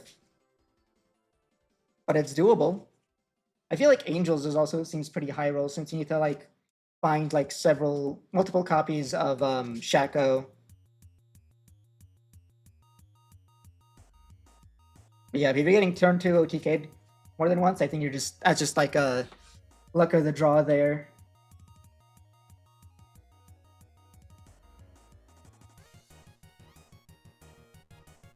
Are you pinging me for who won at table 12? It looks like we already submitted. Or was that for the first round? I think that was for round 1, yeah. I think we must have forgotten. Well, we got it. Yeah. How do I feel about Elgiamon and Blipmon in the deck? Those do seem pretty nice, actually. I feel like I'm kind of memeing by going for the Dragomon and Raremon stuff. I might be better off cutting these out for Aegiamon and like Blimpmon.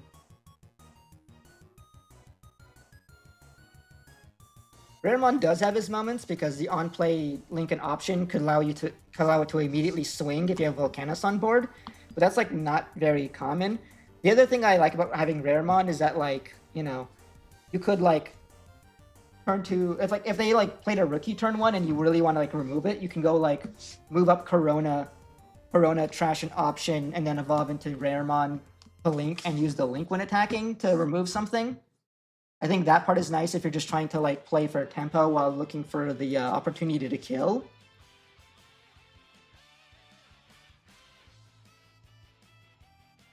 But if I'm trying to like hone in on like super aggressiveness, then I'm probably better off running more Aegiamons. I'm just running the one Aegiamon that I own right now, even though I am proxying the Danon Cannons that I don't own. I could just also proxy the Aegiamons.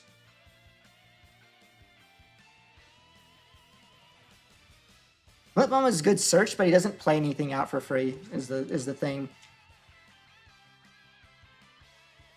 So I wonder if maybe Locomon could be the move to play over... I could play Locomon instead of Dragomon. But again, Dragomon also has his moments. It's just that Dragomon is really reliant on me specifically finding Raremon.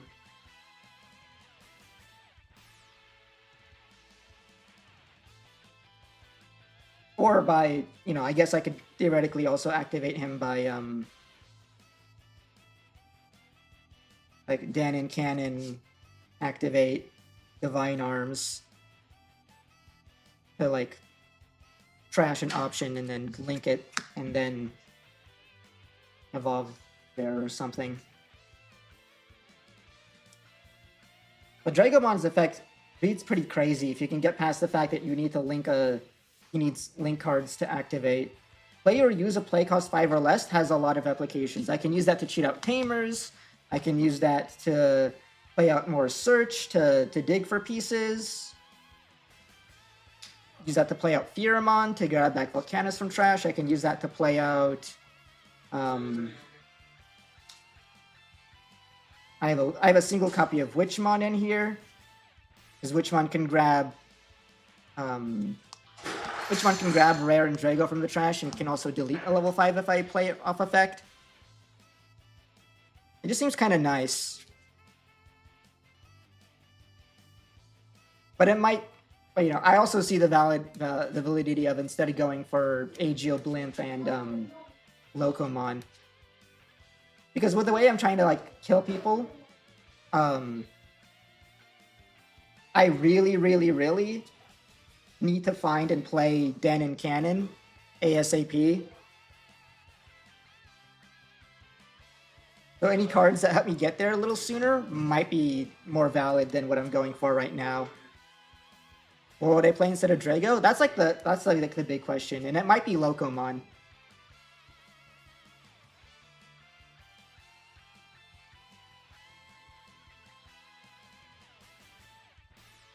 I think maybe like the biggest reason to maybe value Dragomon over anything else is that he can use options for free.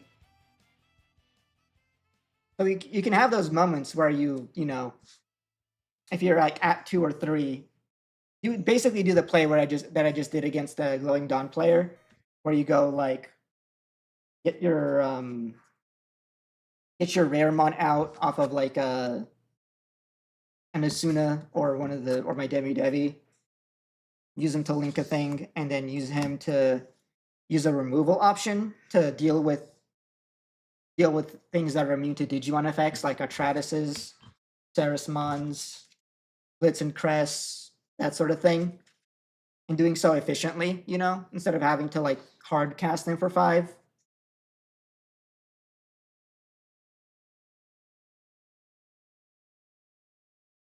Maybe it isn't that. Maybe I'm overvaluing that sort of play when I can also just do so by slamming Vulcanus and then going for the Dan and Cannon to do that.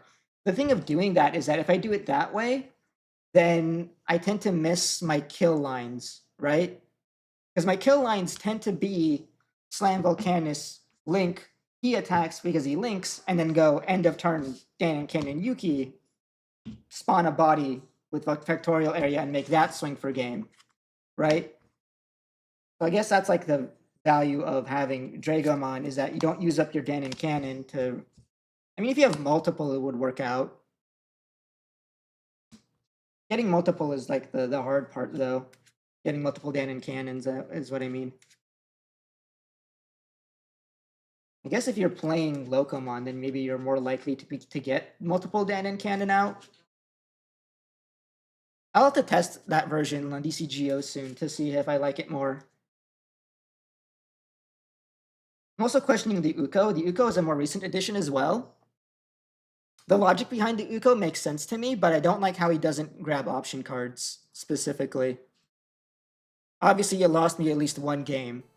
So that sort of thing is like, you never know what's on top of your deck, so it's one of those things where it's like you have to roll with the punches if Ukomon bomb decks your options.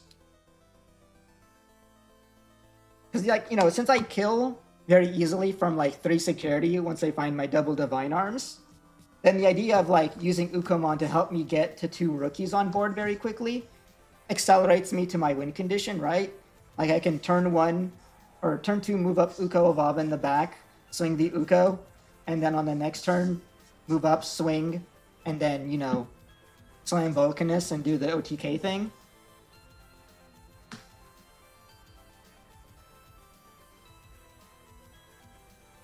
as like an alternative way of getting that done besides, instead of just doing it by slamming Dan and Cannon, use Vectorial Area, and then hoping the rookie lives.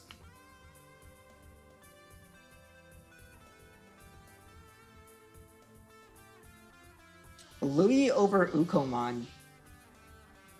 That could be it. It could even be like a 1 Uko, 1 Louis situation too. The thing is that Uko is pretty cheap, while Louis usually costs 2, which can disrupt my OTK lines, because Vulcanus has a really, really awkward self-cost reduction. If my opponent's board is empty, then he's never costing 7, right? The thing is that if I'm killing my opponent, then I don't mind him costing 12, but it does mean that I will need to have at least 2 memory.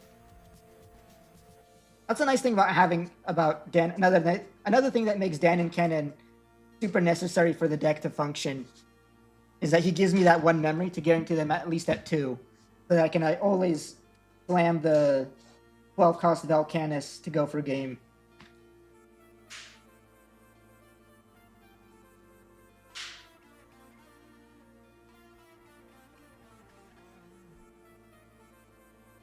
Yeah, since Louis will cost me memory to move a guy up, it won't work out unless I have like exactly like 4 memory, or 3 plus the 1 from Dan and Cannon.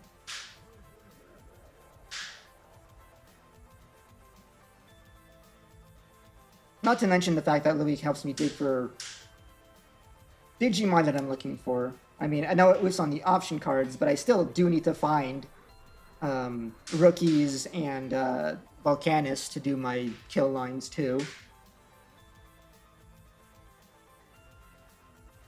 The other thing I was thinking about is that I'm running Tokomon right now because it's easy to activate draw effect. But if I'm running Ukomon, then I'm almost wondering if maybe I'm better off running Wanya instead of Tokomon, because Wanya is actually triggerable underneath an Uko if I just drop a guy on board.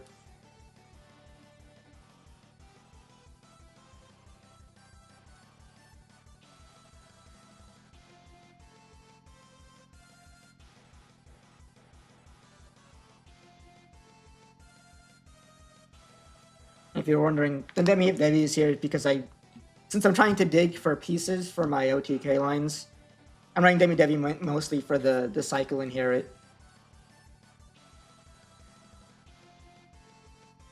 A lot to think about, yeah. It's a work in progress, as you can tell. But Nighthawk did bring up a pretty good point in that I probably do want to be running more title streams. It's starting to come up more and more.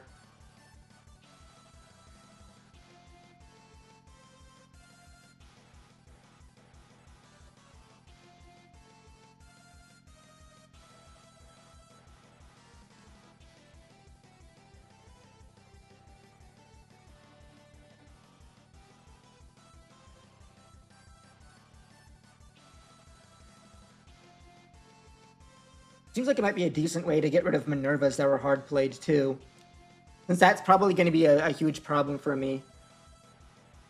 TS in general seems like a very bad matchup because not on top of having to deal with Minerva, who's like the Digivolve part I don't mind because I'm slamming Vulcanus a bunch, but giving everything blocker does throw off my my aggressive lines quite a bit. And TS not only runs not only Minerva, but also Venus, and Venus really throws me off too.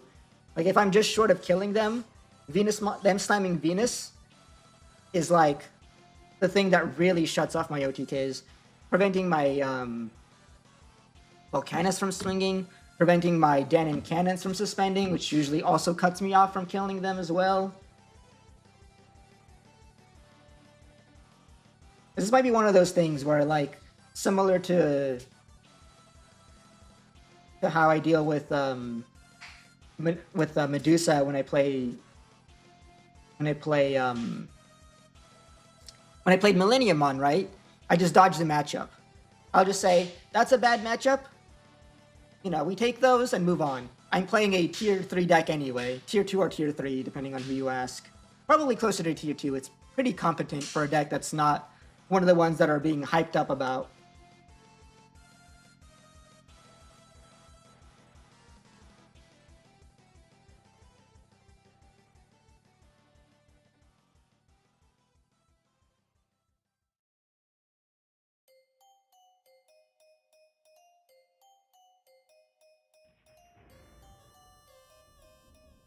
We finished pretty early. We're still waiting on the next round, I guess. How much time do we have left? Okay, we're getting close to the end of this round.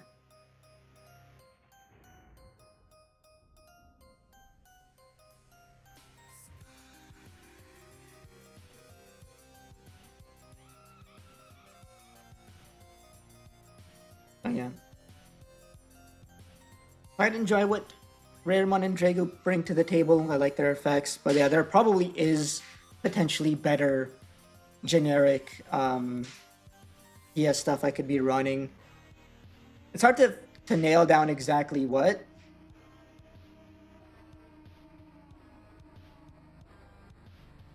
Submarimon is a way to get me free teamers. I guess maybe the awkward part is that I want to use Factorial Area.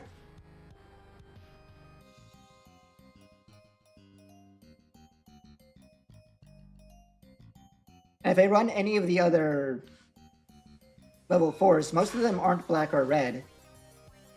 So they aren't targets for Factorial Area. So it'd just be like my rookies that were our targets, which is just Toyagu and Corona. And the reason why Factorial Area is preferred is because you only ignore the color if you don't have one. And a lot of times I want to be able to play one when I already have one. There's also the factor that since my Raremon and Dragomons are black, they also gain blocker off of Factorial Area, which gives me some semblance of a defense. It's not like perfect defense, but it's better than nothing. Yeah, Sylphie, going to the Sylphie route could work as well. Because if I'm trying to kill them from 3 security, then obviously I could just go, get 2 level 4s out, swinging for 2 checks, and then bam, I can sign Vulcanus, and as long as I have 2 memory. It might be more efficient too, because if Agiamon is part of the line, I can get out my Danon Cannon for free that way.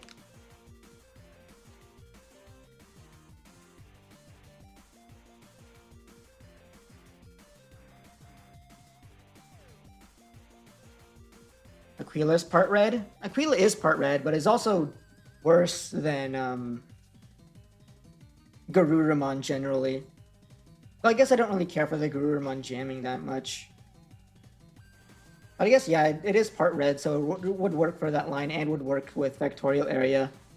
It's also a good, decent trap out of Factorial Area as well, because it on-play suspends. Right now, my only Factorial Area, interaction to try to stop aggressive plays is the Grismon.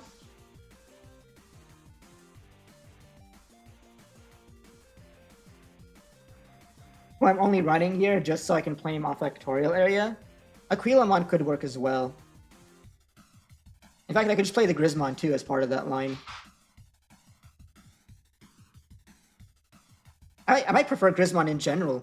He's green, so I can do half of Sylphimon. And he gives me a draw when I win a battle, which I can trigger when I swing my Sylphie. And I want that draw because I want to dig for the pieces. So it might actually just be Grismon instead of anything else. To run more of those and go for a Sylphie-focused line. Let me write that down. I'm gonna... For things to try with Vulcanus. Okay.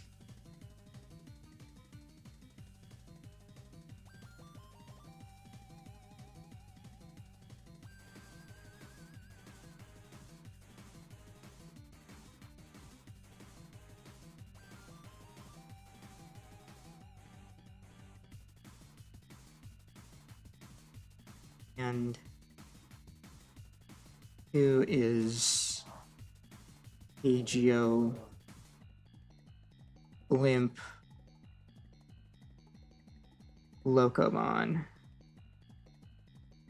I do feel like the Sylvie version does make the deck a bit more high rolly, because that's even more pieces that you need. Generally speaking, I'm currently running it off the idea of going like, swing 2 rookies to get my 2 checks in, and then just slam the Vulcanus from there. Sylvia kind of requires a bit more. It'll require me to run more of the free Evo rookies, when generally speaking, I quite like running Corona and Toyagu instead. Not only are they factorial area targets, they help me dig for what I'm looking for. Meanwhile, if I'm going the Sylphie route, I'll probably want more ways to evolve it for free, especially if I'm going to want to conserve memory before going into Sylphimon. And it might also maybe require to run more option or more tamer cards too, more like Asunas, if I want to get the Sylphimon version working. And the problem there is that like I also need to that competes for space with the other things that I need for Vulcanus, in particular Divine Arms, and because sometimes you also need to protect yourself with your Vulcanus. I also have to run a lot of like TS Link options like Tidal Stream, right? I can't fit everything in. So maybe that's like the one reason to like not try to go for the Sylphie version, is that it just takes a lot more space to make it work. And it'll become really inconsistent in a bunch of other ways.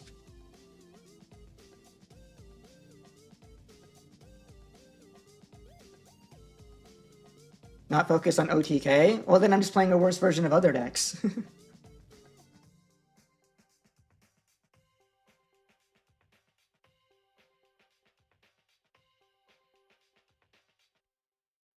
If I'm using Sylphie and not playing an OTK deck, then like why aren't I just playing what I just lost to in round 1? TS Toolbox, right? The thing is, I'm trying to make Vulcanus work, and the thing that what feels like Vulcanus does better than anything else is the fact, not necessarily better than anything else, but one thing that he can do pretty well is the fact that you can slam, link 2 arms, swing 3 checks, and then do all that before you even before your end of turn for your Dan and Cannon stuff.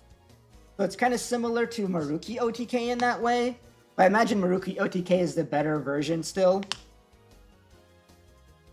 I just want to play the Vulcanus version because I like it.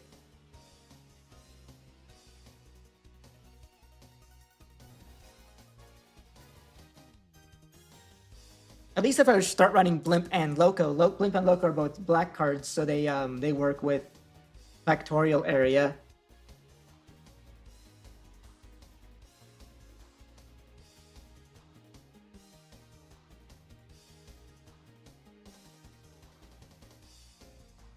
I guess the nice thing about Blimp and Loco as well is that they can put cards back on top of the deck.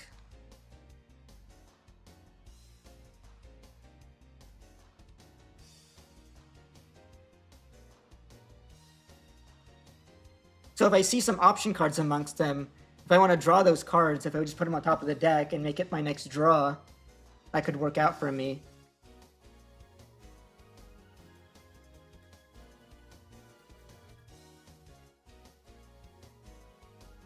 Alright, round 3 is up. Yeah. I'm getting more curious about trying to run the Blimp Locomon version then.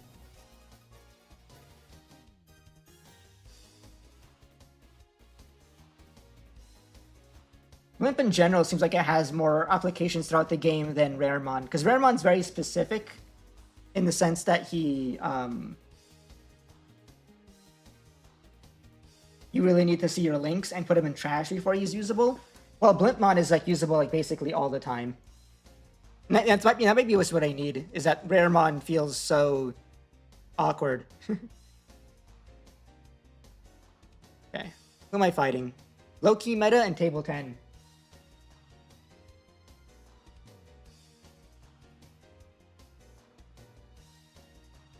Hello. Hey, how are you? Doing all right.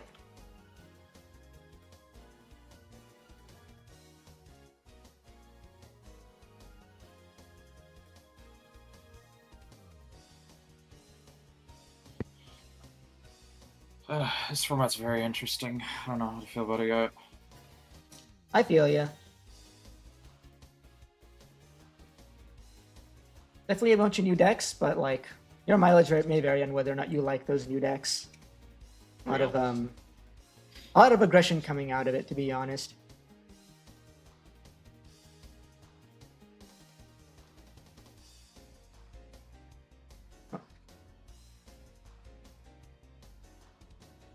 Uh-oh.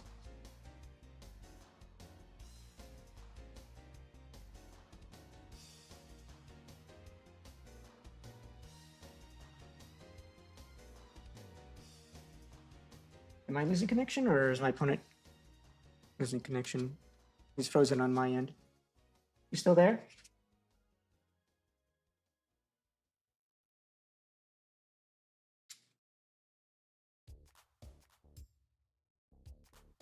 I'm still good.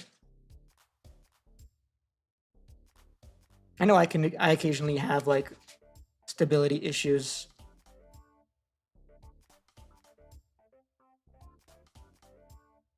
I'm wondering if it's me. If it's my opponent, then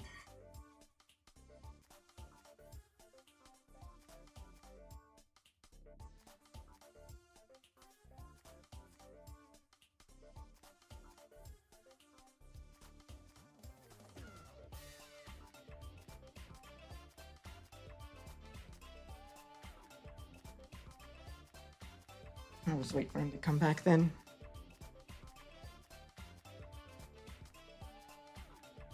Alright. This is just barely in view. This is just in case I need it. Can only use official tokens after all, so why not keep around my official petrification?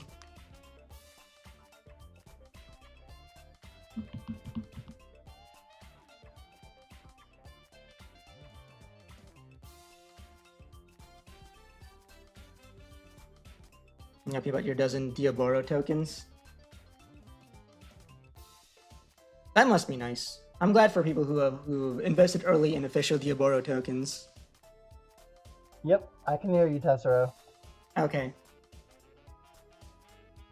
If we need to, we can always move you guys to table 14 or something. See if it's just a table. It might be the table, okay. I mean, I've seen some people it's fixed before, but...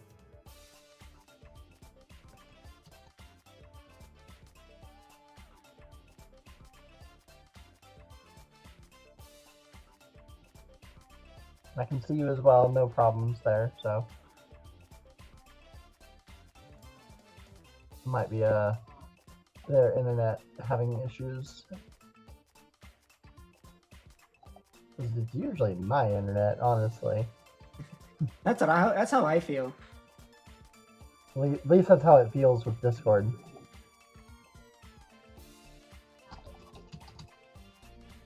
You know, obviously a strain that I'm both having to play on Discord and stream. And you know, other people in the house are also using the internet, so sometimes it's just like, oh, it must be me. Could be it, but I mean, I can see you just fine. So yeah, you can see me just fine. My stream is not experiencing any hiccups. Usually, if it's me, then the stream also fucks up. Yeah, I'm kind of redoing my setup right now. I joined on my phone real quick just so you can know.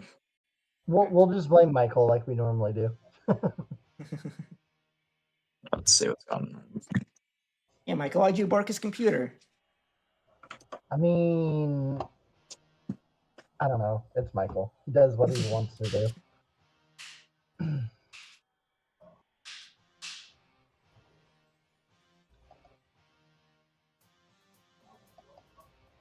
You're here. We won't give you a game loss, Loki, at this time. At the same time, if you're not able to get things set up by 40 after, I will have to start giving game losses. Yeah, I just restarted, so I'm gonna see if it gets me in now or not. Mm-hmm.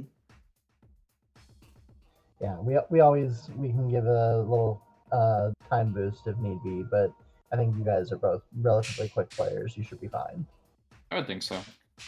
Yeah, I should be trying to either win fast or lose fast. So, and you can hear Tessero now? Yeah, I can hear him just fine now. Okay, all right. Yeah. All right, I'll let you guys do your thing. All right, sounds good. Thank you. Alright, do you want 2 die, high, low? I just got one on me. You want to do Yeah, that's fine. I'll just call odds. 3? You're first then. Okay. Any particular way you want to cut, or just half? Half is fine, and for me, Sounds good. You can do the same all the way through the match. same here. Keeps things nice and easy. I'm not picky here. Yep, nope. That's just stupid. For fun. I could. I mean, I'll keep this one. really greedy mo. Fair. I will hatch and go ahead and start us off. Evo the Raising Gazi, draw. And I will just play out a Spiritmon and give you 3. Start. Go ahead, whenever you're ready. Find hatch. Mhm. Trick myself at least. It's almost the exact same hand. I plugged away. What the hell? Evolve Toyagu, draw.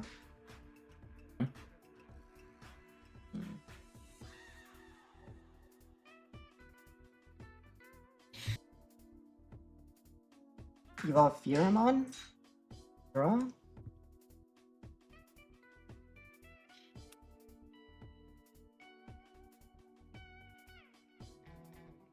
You know what? Let's evolve Dragomon in the back and give you 2. Sure. Go ahead. I will draw for the turn. I will promote when moving Gazimon. Build top 3. This is the X7 Veilstar X. I will just take the Veilstarmon as my target. Bomb deck the rest. Thanks. Because I sold my other 2 alt arts I had while I had them. We'll go ahead and Evo for reduce cost. Pretty true. Effects, I will tuck something underneath. Tucking the screw shot underneath to gain a memory on 3. Yeah. That's not what I particularly wanted here. Tuck 1, found 1. Effect Sparrowmon, start of main. You can tuck something underneath. I will tuck a screw shot underneath here to draw a card. It's gonna be like this, huh? Okay. Well, you're here for 2. Draw effects. I'll tuck this underneath, I guess, to gain a memory. Just throw down a Sparrowmon. Round 1. Good. Hey, if only I had some removal in my hand. Draw. Move up. I'm just gonna play Giga Aggressive, I guess. Evolve Vulcanus for 3. Yep. Draw. Effect, I'll link to Divine Arms from my hand. Sure. You Digivolve 1 twice to all of your Digimon. Sounds good. And then when linked, I get to swing. So we get to swing for 3 checks. Pokemon effect to draw a card. Sounds good. First check is their Blitz. We will attempt to lead opponents to Digimon below spike cost. Alright, so I lose one of my links, so I only have 1 more check. Okay, and then Black Gato, you're good. I guess I'm on 2. Yep, you're good. 2, this has reboot. Okay. Drop a turn and hatch. Start of main, we've got Sparrowmon here. We'll tuck underneath that Gazi. Draw. No effect to Evo. No others in trash. Okay. Try it again. Tuck underneath. Draw. No Evo. Neat. What do now? Swing to do nothing. That's pretty neat. Let's just play Asuna. Give you 1 and play effects. We'll pitch a. Let's pitch the 4-cost Asuna. Draw 2. Then you're on 1. Good. Okay. Off your turn. Hatch. Evolve Toy Agu. Draw. Yep.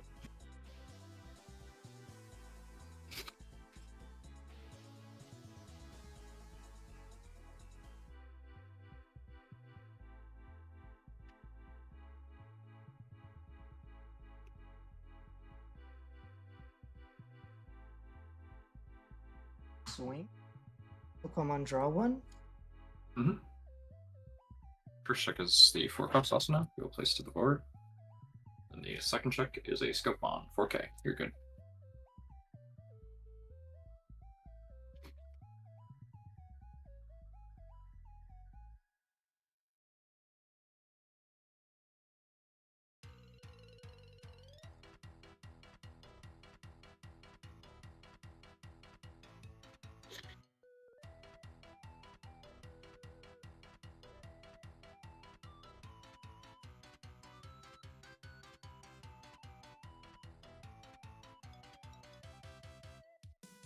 Mhm.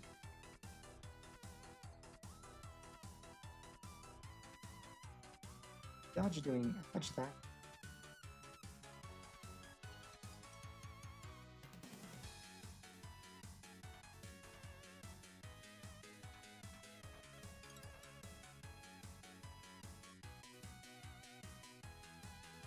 I think I like that.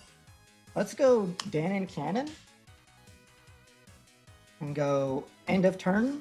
Since I have 3 memory, we will for 3 factorial area. Yep. Pick up, put under.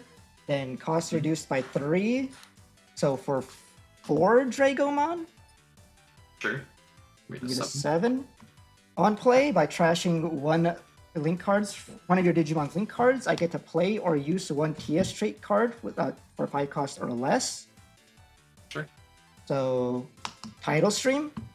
Return all your opponent's lowest level Digimon to their hand. If this effect returned, when my TS Digimon unsuspend. And then Yo. I may link. Oh, my big Gauzy, no. We don't know. Right on 7. I'm locked out of Asuna. I will. Thinking on who I want to link to. Yeah. Now we'll link it to the Vulcanus. And Sure. Vulcanus, when he gets linked, he may attack. He'll come on to draw. Yeah. Just a Telemon, you're fine. And you're good to go on I'm 7. I almost- have Rebus. 7 sounds good. We'll draw for turn, stay in the raising, start Asuna effects. This is going to pitch off a Gauzy, draw a card, gain a memory, go to 8. We'll even the raising. Sparrow, draw. Okay. And some plays finally. Pretty good. We'll go Gauzy for 3, go down to 5. Gauzy effects. Deals top 3. I will take a Blitz. I'll tuck it underneath. Put the rest to the bottom of the deck. Lady Debbie on top there. Let's go to scope on for 2. Jump 3. Scope on effects. We'll tuck something underneath.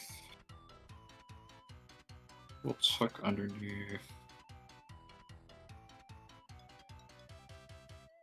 Just thinking here.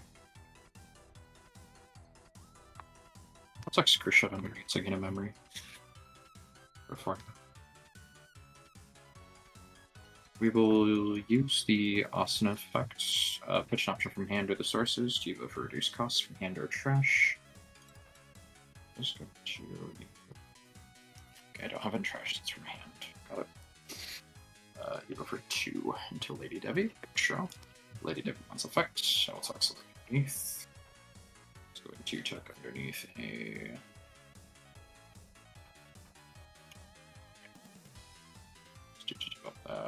Do that.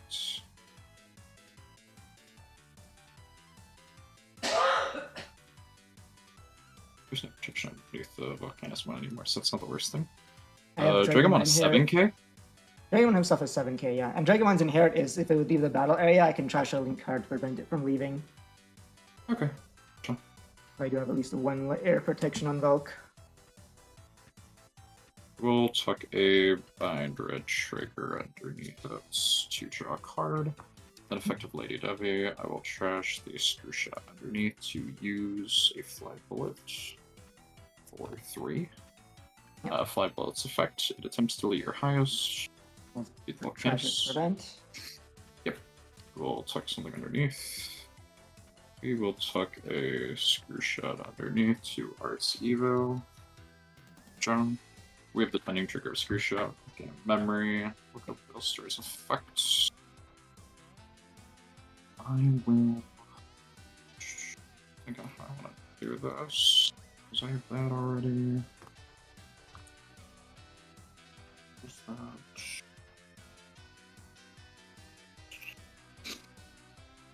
I don't hate that. Okay. We will use the bind red trigger underneath to trash your top security. Thing. Back underneath.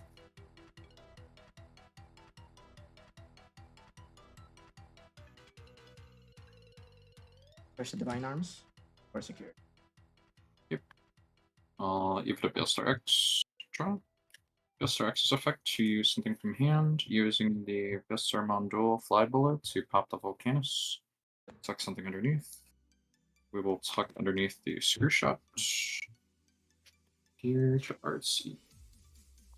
Effect secondary for Beostar X. Trash a screw shot. I will trash another screw shot. Pop your highest guy, trash top security. Get back 2. Yep, can't swing, so I just gotta find a good way to pass the turn here. And 3 security, is that correct? Trash 2, one off of the Flying Red and one off the Beostar X.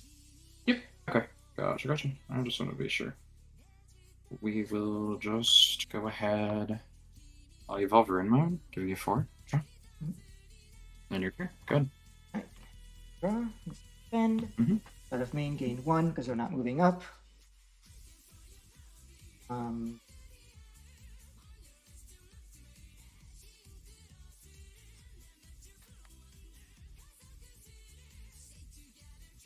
No block or anything? Nope. So nothing's stopping me from just slamming Vulcanus. Yeah, if you have it, yep. Tuck And you got. then Yeah. tuck, swing for game. Well, you have to do Digivolve when you link, correct? Oh, you're right. Hold on. Let me think about what am I linking then. Yeah, you're good. Ah, yeah, that makes sense. All right, we'll link these two then. Yeah, so link to Digivolve 2. Remembered. Yep. And then attack. When attacking, bounce lowest DP, or your lowest level to your hand. Yep. Okay. Gotta play around that a little bit better, or made more considerate, I guess. I'll take a second here. Actually, no, I didn't even have anything that better. That's the other thing.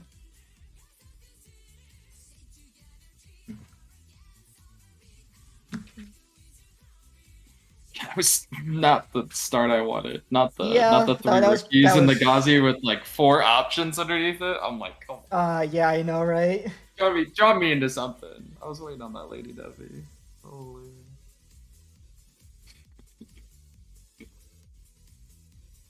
I was like, he's big, but what for? The cut there. Alright, it's take a second. Wall that one.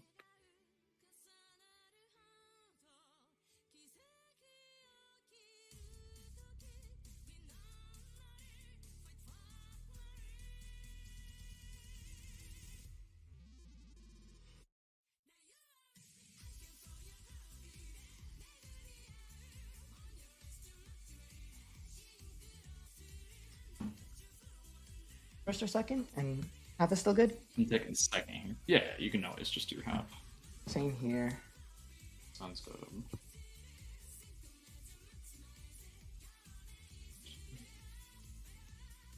Okay, I'm locked into this one. Start us off whenever you're ready. Best of luck. I think I can keep this. Go ahead, hatch. Evolve Corona, draw.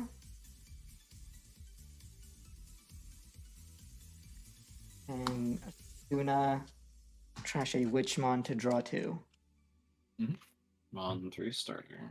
Draft turn in the hatch. Let's see.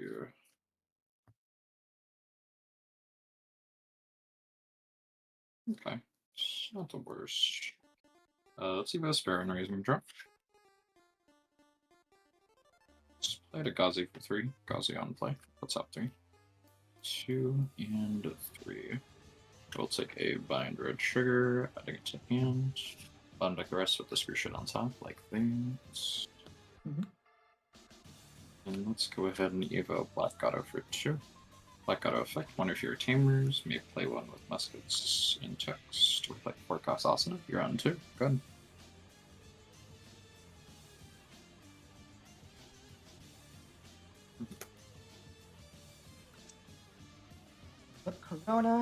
Corona when moving.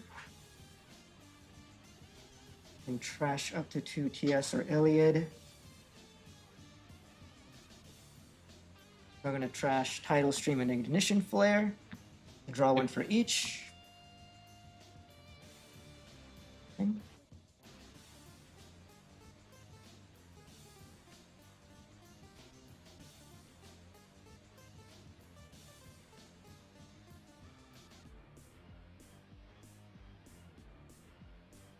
We're always going to be evolving Raremon here. Draw.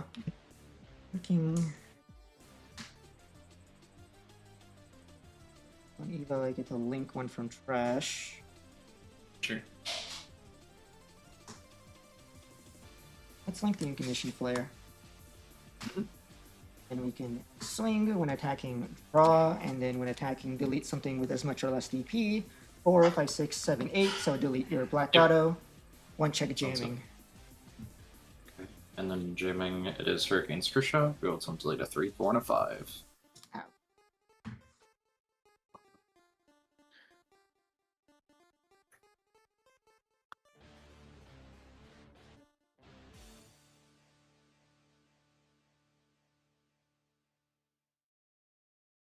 Wait a second.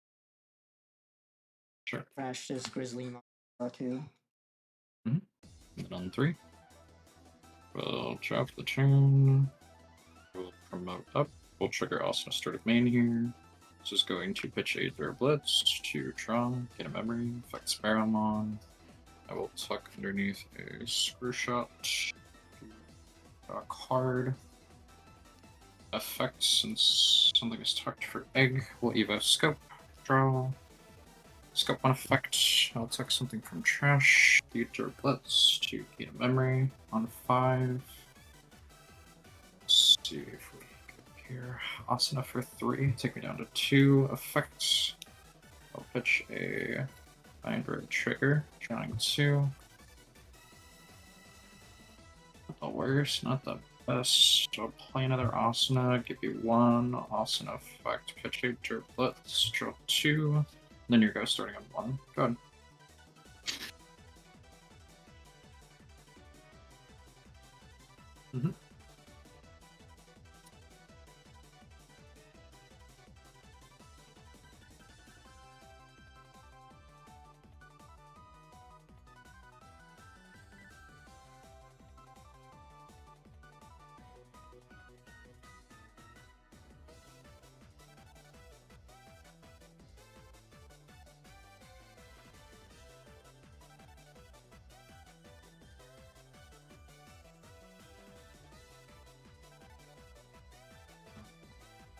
Still will not use.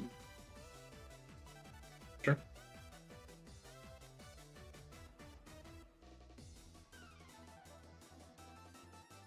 I'll get heavy. Draw. Right.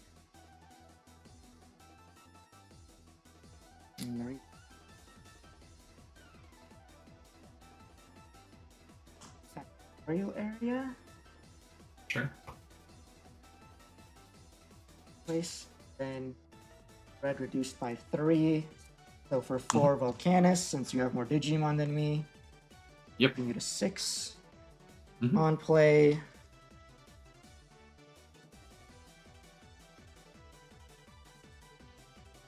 Ignition Flare.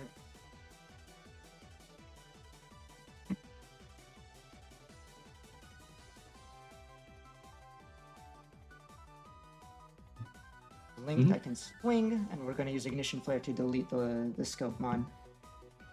Yeah, so you do Digivolve and then delete. Okay. And then 3 One checks. Check. 1 check. Oh, I just get one? Cyclus from Okay. the arms, and I don't find any arms. Gotcha. Okay. So tell them on your good, and then I'm on 6, and a 3 cost. We'll try to hatch. Start a mini Asana here. I will pitch off a Beelstar X, draw a card, get a memory, go up to 7. We'll go ahead and Evo the raise into a Sparrowmon, draw. Okay, no protection zone, correct? No protections, yeah. Yeah, okay, got it. So, if I just want to do that... Kinda. We'll go Gazi for 3, go to 4. On play effects, field top 3. Oh well. Oh well.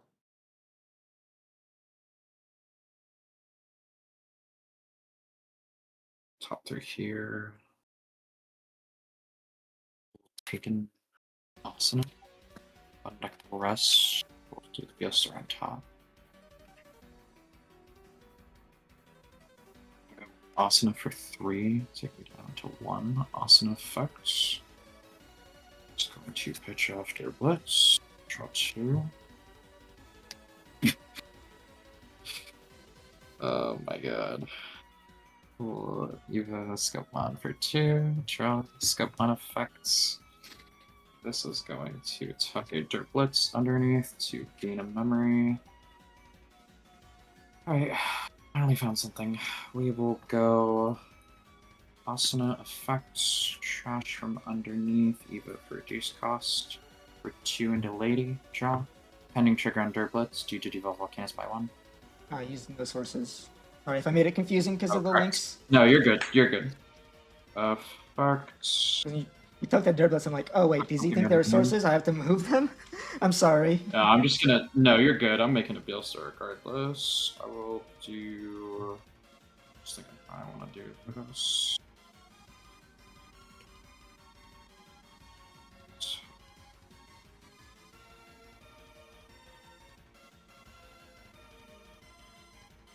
Tuck a bind red. No, no reason to. Let's extra shot and need to draw. An effect. Smash screw shot. Just.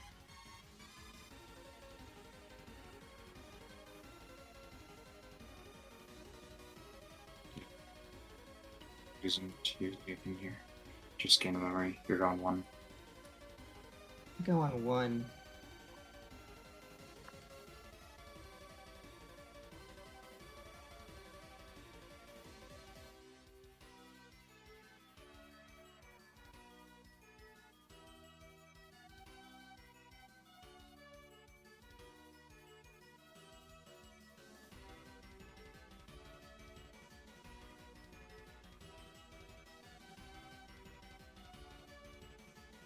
Bottom deck 1 Asuna for Coronamon.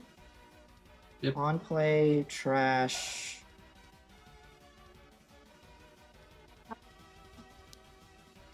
Asuna.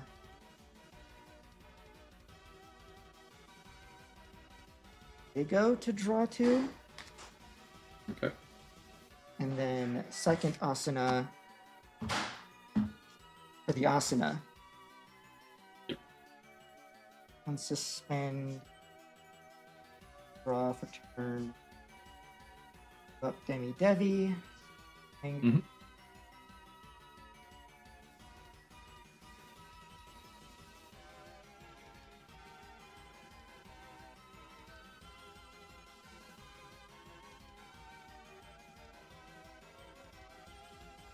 Effect. Crash the Divine Arms, gain 1 and draw 1. Yep.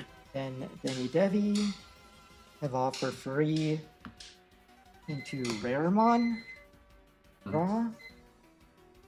Raremon on Evo. You may link 1 TS trait card from your trash to one of your Digimon without paying the cost. You can link the Divine Arms to Vulcanusmon because Fractario gives him link +1.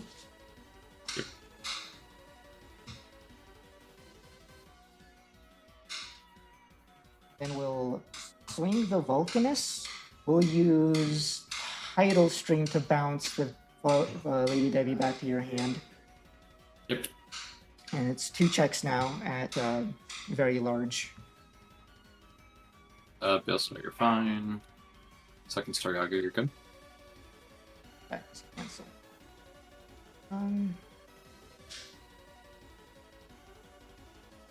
Eek. Oh, that works, yeah.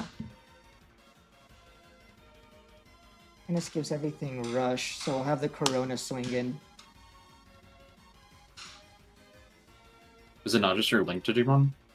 No, all turns, all of your TS trait Digimon gain Rush and Link +1. Okay. Yeah. It's insane. Guys. Yep. And then swing the Ramon for game. Yep. Yeah. GG's.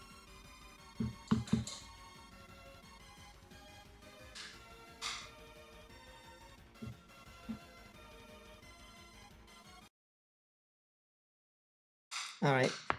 So I beat Veilstar, but don't you guys get any ideas thinking that we'll just have like a good matchup there or anything? I mean, I think it's not a bad matchup, but like, obviously, my opponent was kind of bricked for 2 games in a row. Unfortunate for him. You know, it is making my deck look a lot better than it actually is. Not that it's a bad deck or anything.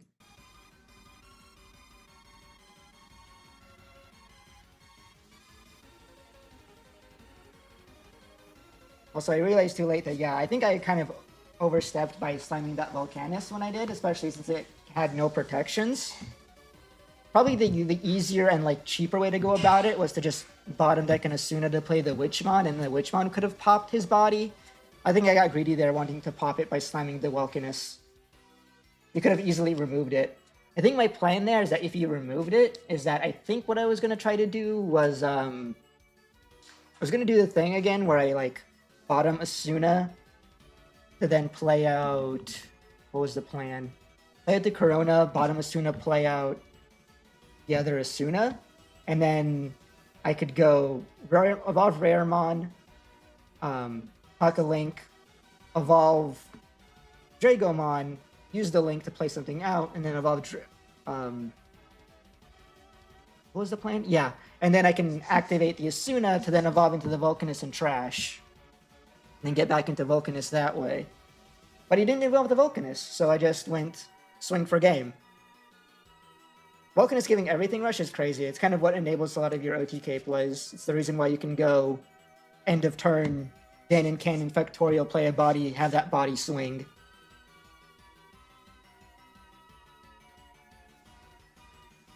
Vulcan makes Appon look sad with how many links it could have. You've been testing that matchup a lot. What, is there other people besides me who are trying to make Vulcanus work? The Vulcanus thing was just a matter of fate. Like, I was not looking at this deck at all, and then I went to pre-release, pulled. I went to pre-release, right? At pre-release, I bought a box, and then plus the 6 packs for the pre-release event because we play sealed. Or opening packs from the box while waiting for the actual event to start.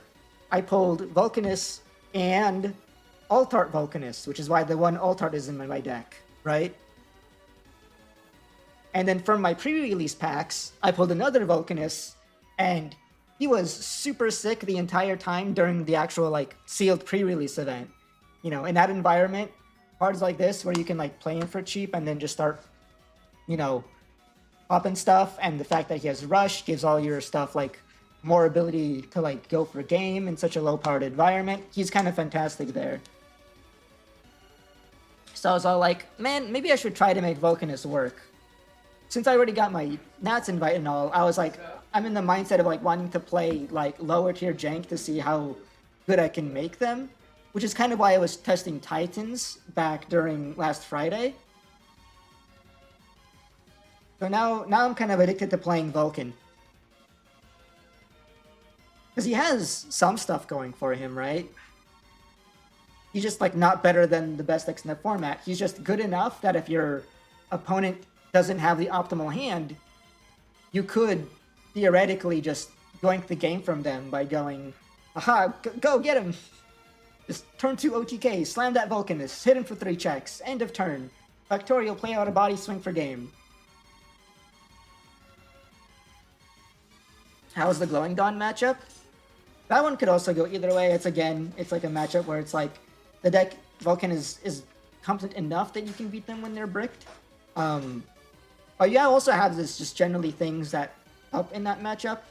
The fact that it's awkward that like when these are linked to a Digimon, these don't count as option effect, they count as that Digimon's effect, because how links work is that they give this link that effect to the Digimon.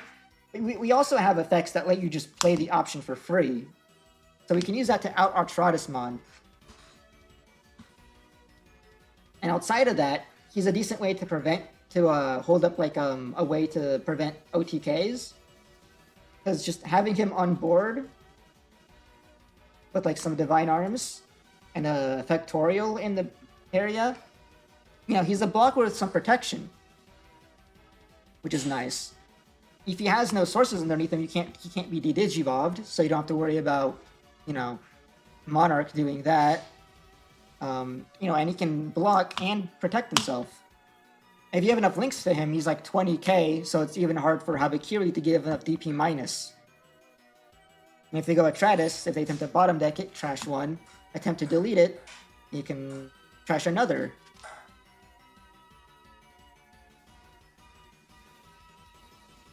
Or, you know, if you have Factorial on the board, you probably might have like another Bozo to eat the Atratus pop.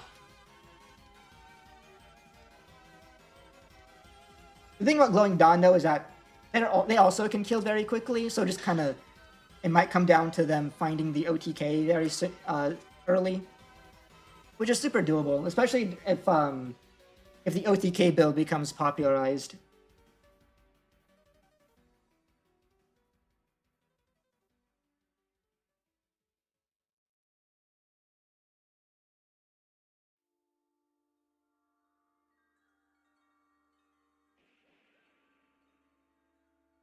I mean, I guess all versions of Glowing Dawn can OTK, but among the Hong mod group, the build that they're currently focusing on is like for Habikirimon, because he's better for the OTK, you know, because of the unsuspend plus security trash. Means you don't need to play another body and give it rush to go for lethal. Because without Tratusmon, right, it's usually, you know, swing 3 checks, unsuspend swing 3 checks, and then body plus Monarch to give rush to swing for game, if you want to do OTK. But with Habikirimon, you can go, well, you do something like Evolve Murasame, pick up your security to play Final Judgment Monarch for 1 to give yourself Sec Plus. Then you do swing, Egg Effect, evolve into Habikiri, trash their security and unsuspend 2 checks, swing 2 checks, unsuspend, swing for game, which means you don't need to play another body to do the OTK. Which I think theoretically makes it like simpler and like requires less setup.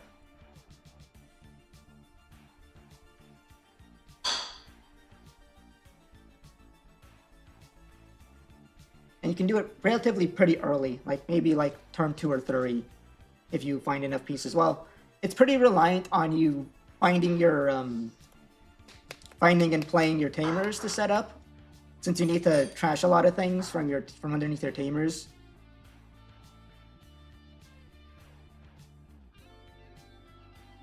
Yeah, but if you do see them early, you know, it doesn't take too many sources. You need.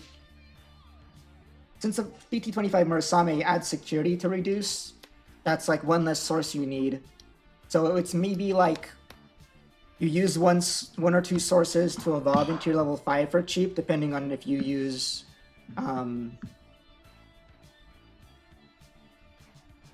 depending if you're going for depending on which Cougarmon you're using. Then it's like maybe you use a source for the Kickoff inherit, and then 1 for the unsuspend. Like maybe you only need like 3 sources. Maybe 4 if you also want to use the Tomoro's cost reduction to make Final Judgment free.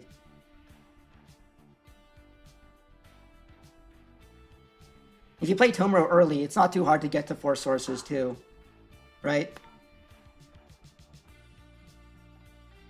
In fact, E plus play Tomoro is already just 3 sources. At that point, you just need the memory to do it.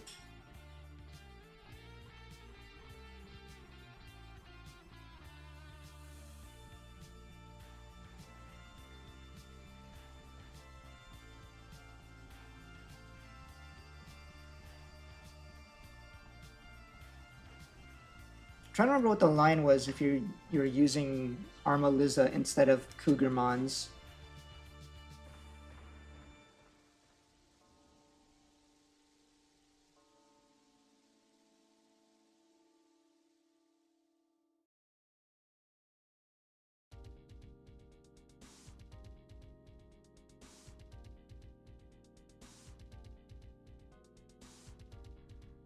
Armor Liz at the very least lets you use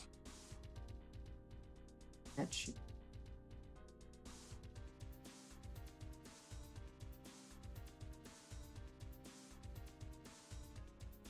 I'll have to ask them again what the OTK line if you're going for Armor Liz.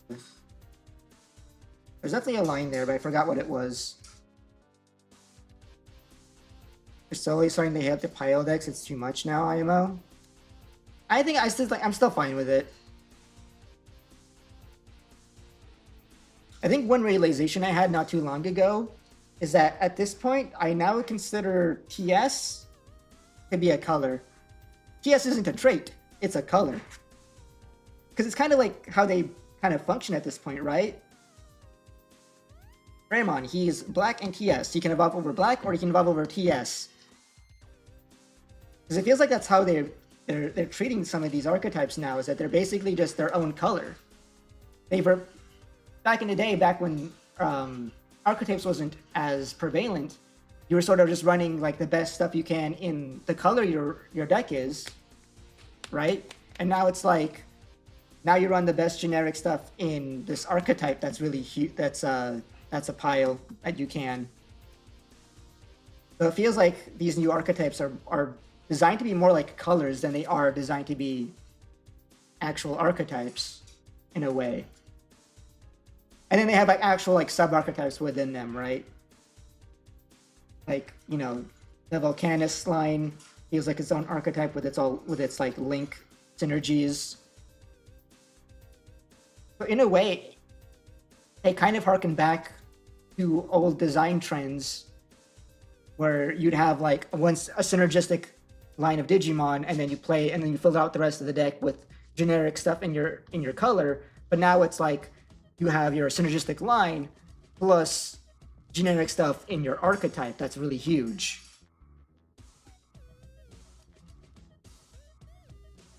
The select few that you hate? The ones that make sense to you is Data Squad and Glowing Dawn.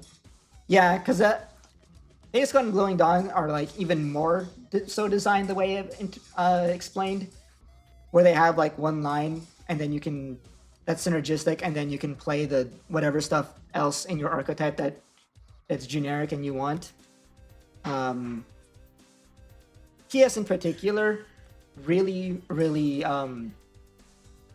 is pushing players towards the more pile toolboxy style, mainly because of the way it's more designed.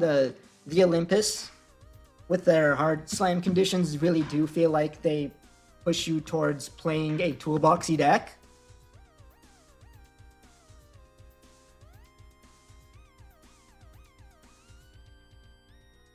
Maybe you just don't like TS, which is fair. It is kind of an annoying deck to play against.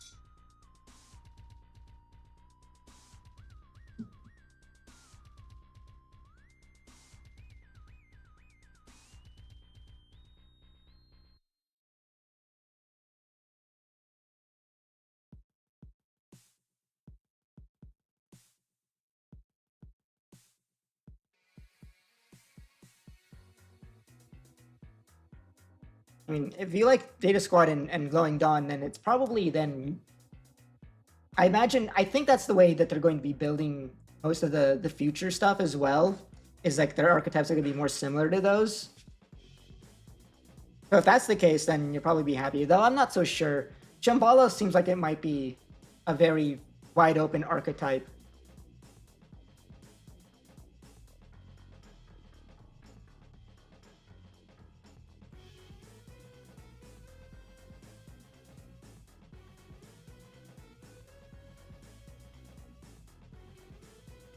You don't mind TS like the Mega Zoo variant because they don't have Draco like egg yet? I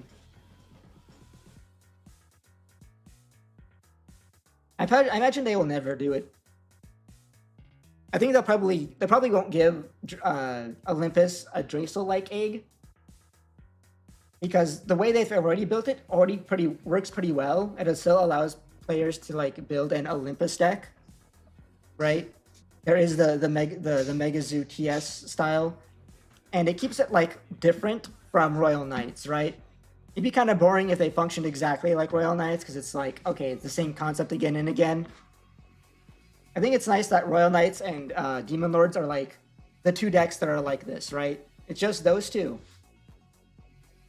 And they're kind of rivals.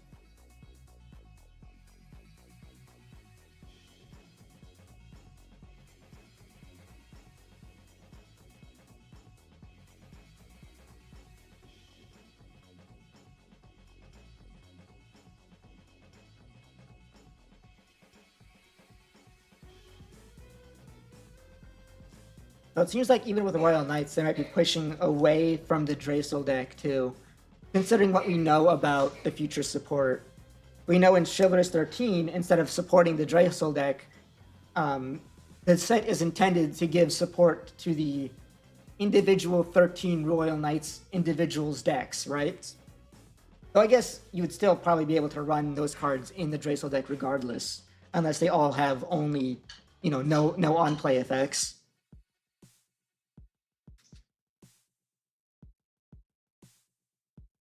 Oh yeah, but considering the way they announced Chivalrous 13 is going to be, plus we know that a Homeros-like King Draysel card, a Tamer for King Draysel, is coming in the set right afterwards. And they even mentioned it was more support for the individual Royal Knights decks. At least that's what it sounds like to me based on their wording.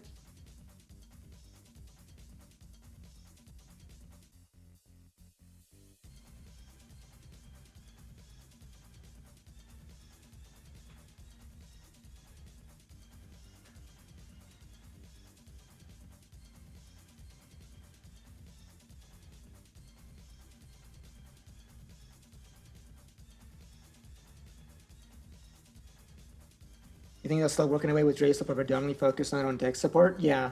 It sounds like it's going to be predominantly just focused on their own deck. Which is nice, because some of these, for one, some of the Royal Knights individual decks have been kind of leaving the meta for a hot minute, and so they kind of need the support. Some of them have never even managed to break through, despite attempts to do so. Poor Kantaros has how many cards does Kantaros have? And he still doesn't have a deck, even though they've tried multiple times. We got the BT3 version, which doesn't really count, but then you got the BT13 version and then the CS version, which feel like they were designed for their own Kantaros deck, but that never materialized. They also got Mitamamon as an alternative version, which read like it was going to be a good deck, but it also never kind of broke into the meta.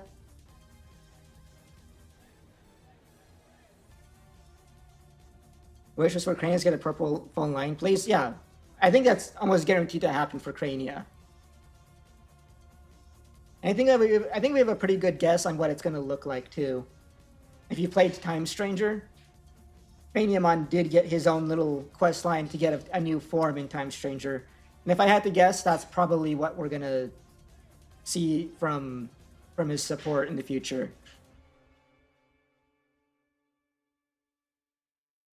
I'm super excited for the 7DL set. I was just finally, that deck is falling so far behind its contemporaries. I can't wait to see what they give them for support. Yeah, Cranium R plus N-Bar hype. Interesting thing about that is that maybe it might be a deck I might be interested in, considering the fact that, if you look at N-Barmon, that's a very that's a very purple-coded Digimon. So if anything, Craniumon plus N-Barmon is definitely going to be a black-purple deck.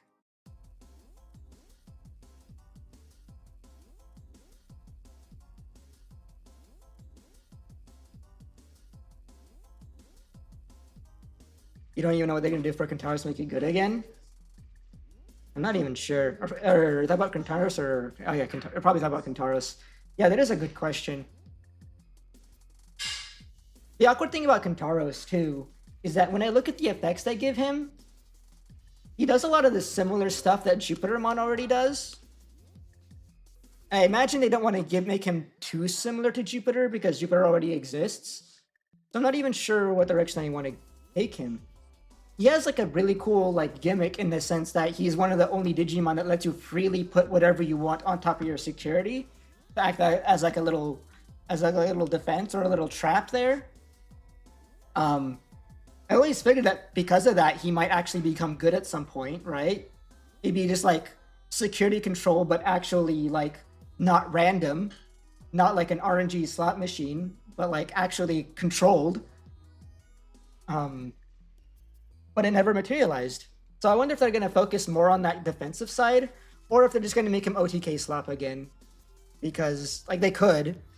He has multiple cards that like let him unsuspend, you know, by trashing security. So he might just be like swing trash security to unsuspend, swing OTK, which would be boring, but it would work. It would be a way to make it good, but it's kind of the boring way to do it, right?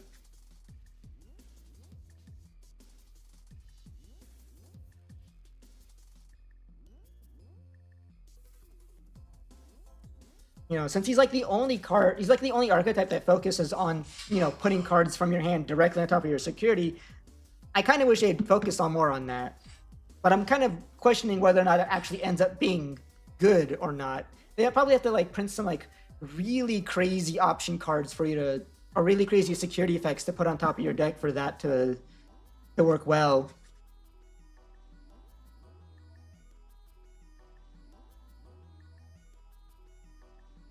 Maybe like security effects like Invisi or Royal Base security style.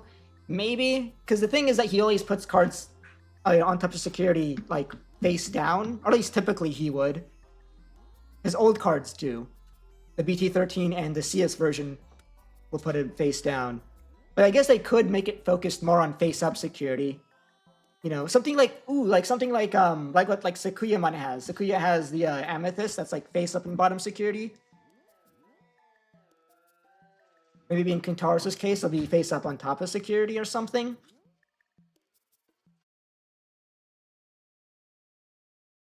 You feel it should be only for Royal Base? I mean, a lot of the other decks already has that. We mentioned Invisimon has it. Basically, a lot of decks get face up security field cards. What else? Sakuyamon has it too, with their Amethyst.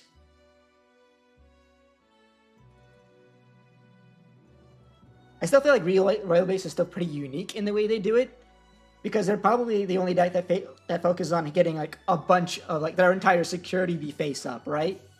And have Digimon with face up security effects, while everything else is mostly options. And if I had to guess, Kintaro's would probably also be option cards.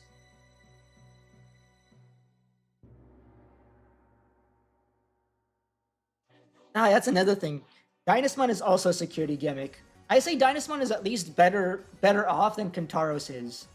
Because Dynasmon is literally the thing I mentioned earlier. The one thing Dynasmon can do really is just gain like Sec plus, swing, unsuspend, swing, go for game, right? Because you can go CS Dynast, gain Sec plus, swing for 2 checks, then go, what was it? Dynast X, trash both security, Mistymon unsuspend, swing for 2 checks, Omnimon for game.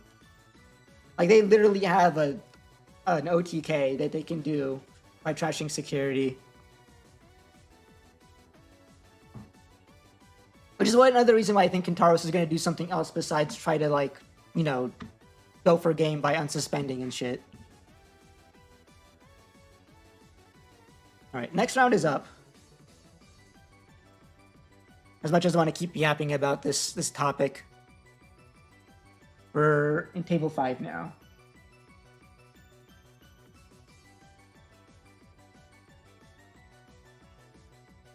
Every new counter effect for sure. Maybe.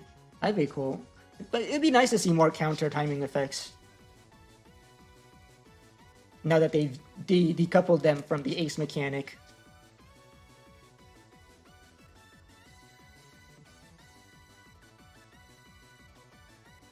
It'd also be kind of nice to see if they can somehow make aces work again. Because it feels like right now they've just completely abandoned it. And I think that's fine to do so right now while they focus on instead printing dual cards. I feel like eventually I want to see them come back to it and see if they can make it actually work. Though I know that innately the concept is pretty bad because you can't really like remove the overflow part from it, and that's kind of like its biggest downfall.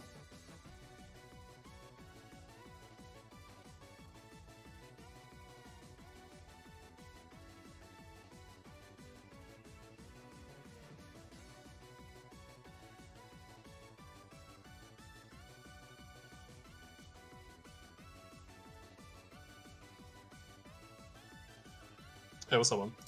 Hello. How you doing, bro? Chilling?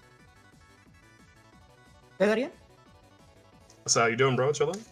Yeah, just chilling. Chilling with my stream, yapping about what we might see in the future sets.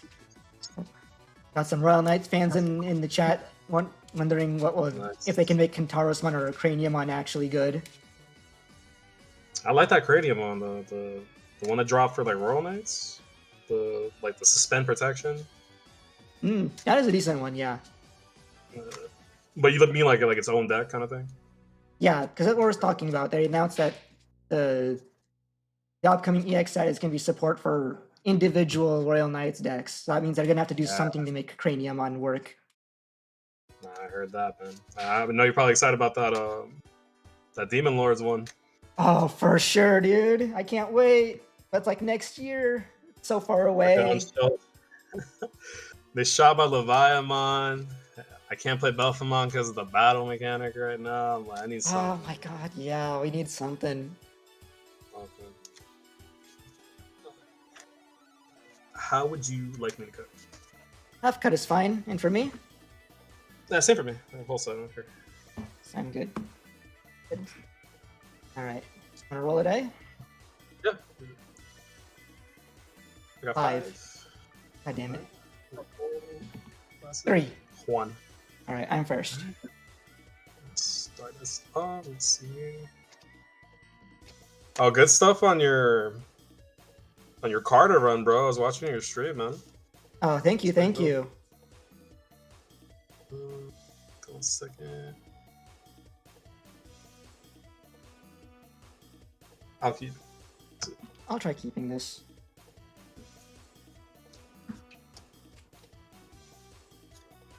Alright. Alright, good luck, bro. Have fun. Good luck, have fun. We'll go ahead and hatch a Toko. Evolve Corona. Draw.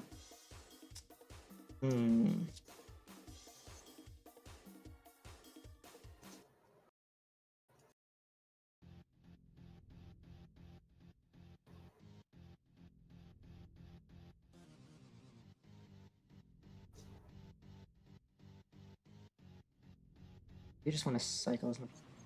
We'll go Divine Arms. I'll trash a Vulcanus to draw 2. Okay, go ahead. Oh, I was gonna ask if it was at a delay. Alright. It's just on play, pitch a TS or something, draw 2? Yeah, main by trashing a TS card from my hand, draw 2. After I can link this card or a TS card from my trash to one of my Digimon on the field without paying the cost.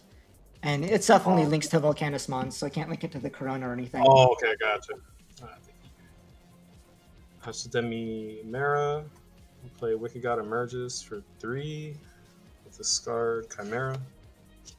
Draw 2 cards. Go Devimon in the Raising. Draw. And I'll play another Wicked God. Pitch another Chimera. You go at 3. It's 2 cards. Draw for turn. Move up Corona. Corona win moving. I can trash up to 2 Elite or TS traits. To draw 1 for each trashed. Definitely this. And oh yeah, we'll just trash 2 rare mons to draw 2. Okay.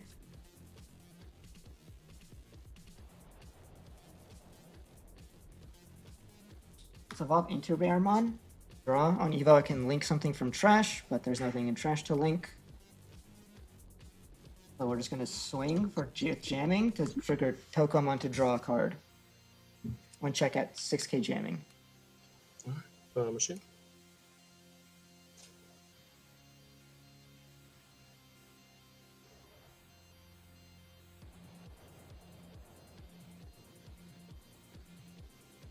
Let's activate Factorial Area.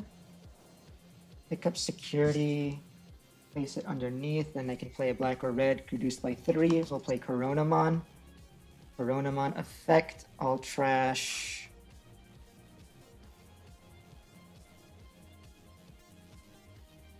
Iron Slash and Divine Arms to draw 2.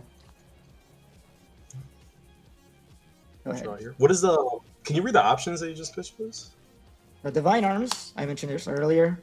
Activate main by Same one, trashing a TS, draw 2. The link effect is it only links to Vulcanus and gives it sec +1, reboot, and when it would leave the battle area, trash to prevent it from leaving.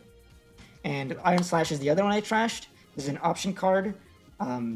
Main effect, Digivolve 2, the name a link, and the link effect is Collision and Piercing. And this can link to any TS. Gotcha. Okay, thank you. Your turn already. Start a main, we'll both build 2. Sure thing. Or do I have... How many cards do I have in trash? Yeah, that's less than 10. Oh, yeah. I didn't expect the red deck to be trashing like that right now. 5. Now I have 8, so you don't gain 1. 2. Oh, nice mills. Let's see. Okay. What's the inherit on the rookie? My turn 2 KDP. Okay, thank you. My bad. Let me ask now. Like the whale. The Raremon, I think that's it. That is. Like, what's his inherit? Oh, his inherit. All turns gain 1 KDP. All right, awesome. Appreciate it. My bad. I'm asking all these questions. I have no idea what this deck All is. good, all good. Yeah, these are new cards.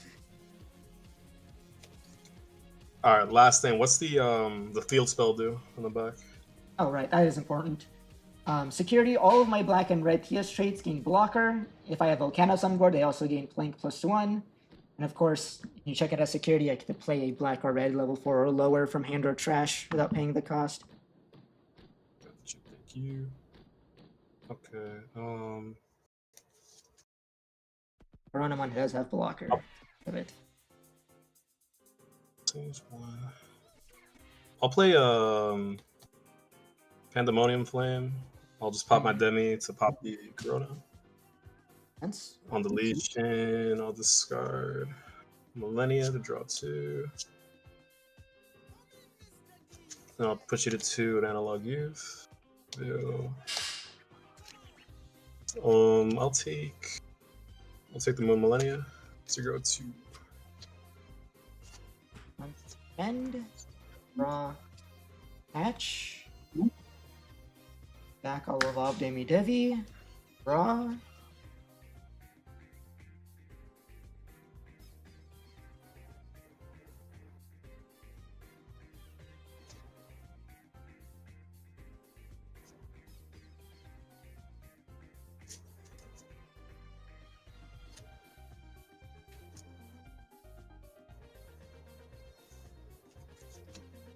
Nice. On inherit, draw Toko.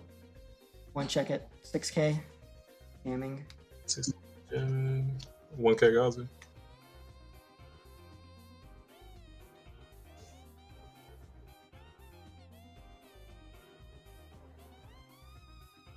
I just say. No, why not? I'm here to play aggressive after all. Vulcanus for 12. On play, I may link up to 2 cards from my hand or trash to my Digimon without paying the cost. So I'm going to link 2 Divine Arms to him. Then for each of my link cards, Digivolve 1 all of my opponent's Digimon. You don't have any. All turns, all of my TS trait Digimon gain Rush and Link +1, which is why I can link 2. And my turn... That's in the effect, right? Like the Mars itself? On the Vulcanus itself, yes. Technically has Link +2 since we have Vectorial as well.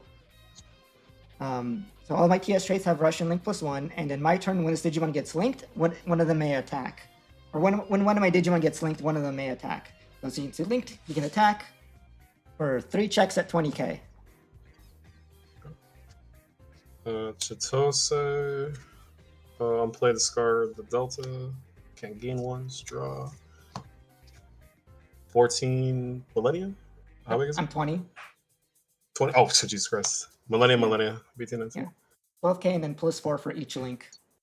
And then your go at 10. And this has reboot as an effect of the Divine Arms.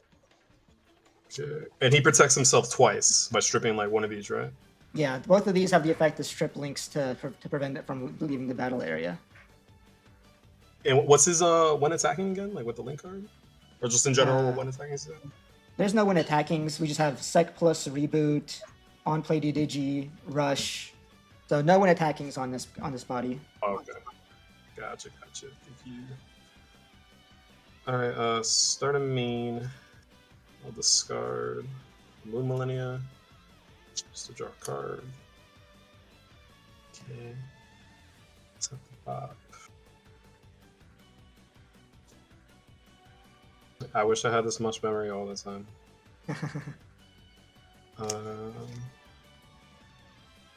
Let's try. 1, 2. Oh, Z. Alright.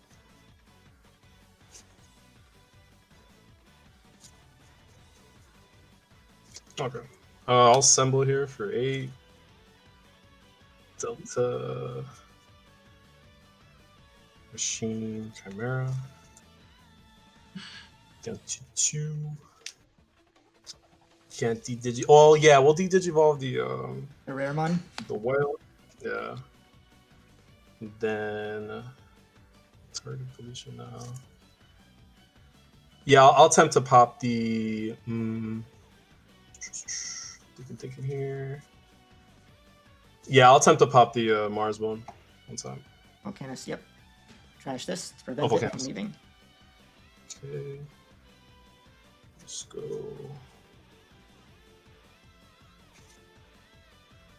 Demi-Mera. Well, Demi-Devi, excuse me. Then we'll play...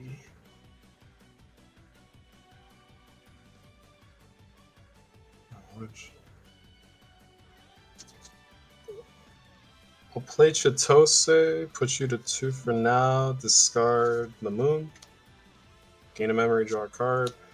I'll pop this Wicked God Emerges, delete my Machine Dramon. I'll seize my Millennia. Yep. How many cards in your hand, please? 7. 7? Oh, thanks. I'll play out the moon for my trash. I'll use this ability first to rip the cards out of your hand. Yep. So I have 7, so to go down to 5, I'll trash Divine Arms and Asuna. Okay. On deletion, Millenniumon.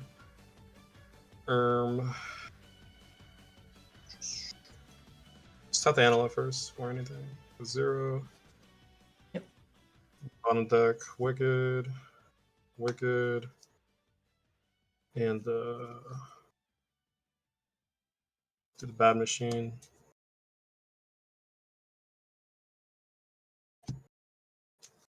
So Chimera Machine.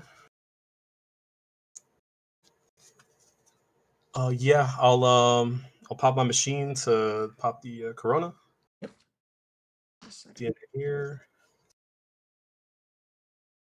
To the Millennia. Oh, thank you.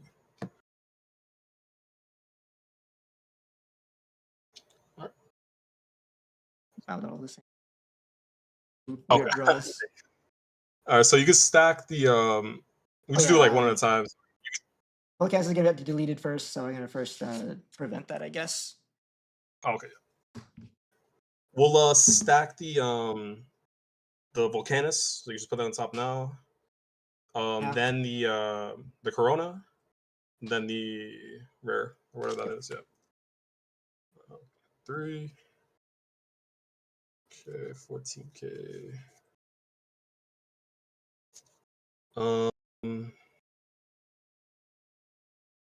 Yeah, I think I'm timing still to suspend the Chitose. I got deleted. About the memory. Gazemon. We'll swing 2 checks, 14.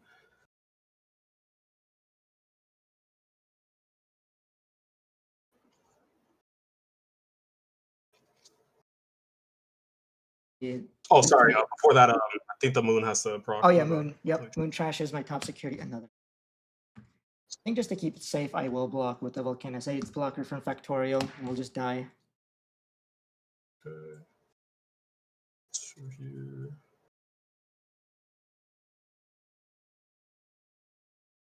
I'll play Saint Synthetic, draw 2, trash 2. 2. Play out.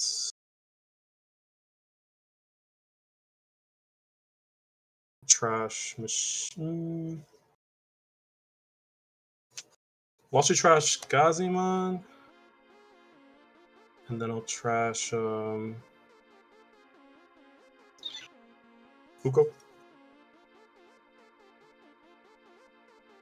Then I'll play another Chitose. Yep. Discard machine. Gain a memory, draw a card. I'll pop this Wicked God. Yep. Emerges. Leave this Millennium on. To play the promo, I'm not gonna assembly this guy. And then on deletion here. This Millennia 1. I think a low machines, bro. Let's see. Yeah, I'll bot deck a Machine Chimera. Here. And I can play out. Let's play out this Millennium on here. Play 2 It's your Millennium go. ones? Yeah, I played one off the oh no, you're right. I have to play the Wicked God, sorry. Yeah, I Wicked would have God to plays play, Wicked God. Yeah. Yeah, my fault, bro. So let's play another one, I guess. No cards to Just need trash. to like pop. Yeah, no cards. So yeah, it's your go. Go at 3. Okay.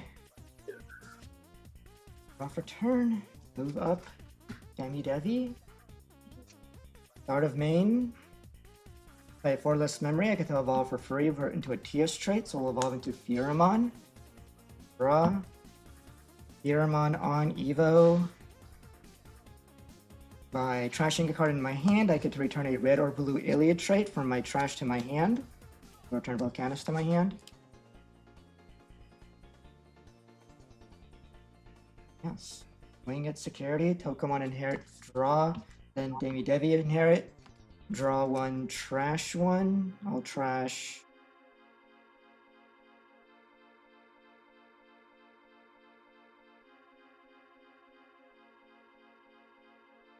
Nothing.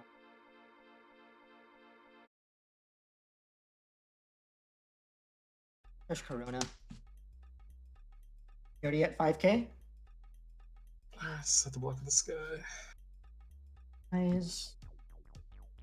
And I think we can just Yeah, hard play to do, right?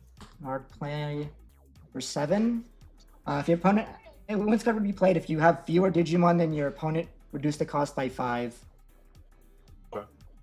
And play Tuck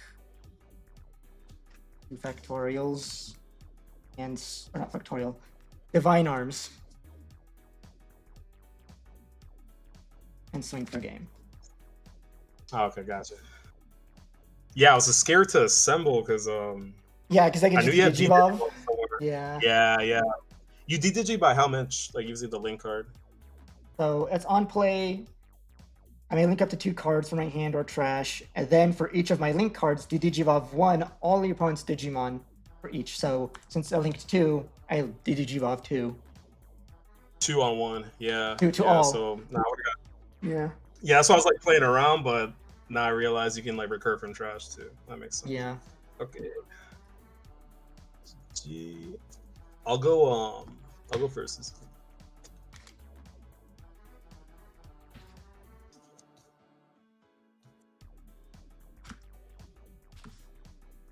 That was what? It was like Apollomon or something? It was like a level 4 that could just like pick up from trash? Pheramon, yeah, it's the Apollo level 4. Okay, that's good. Awkwardly only picks up a red or blue ones, but at least good thing Vulcanus is red. Oh, okay. Oh, that one's like proxied, right? I thought it was like a mono black or something. The It's black and red. Vulcanus, like yeah. Oh, red black. Gotcha.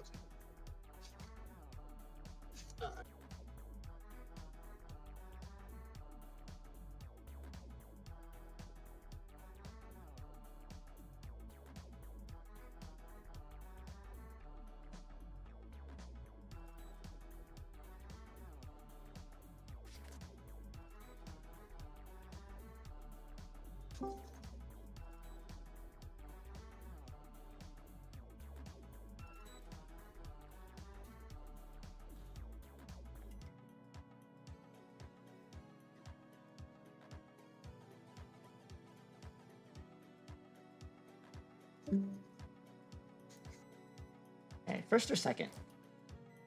Oh, I'll go first as well. Is it fine the whole time? And you can do the same. Yes, sir.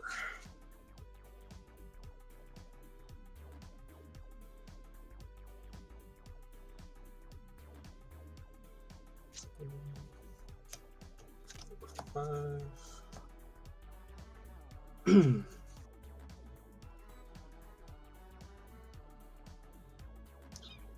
That's awkward.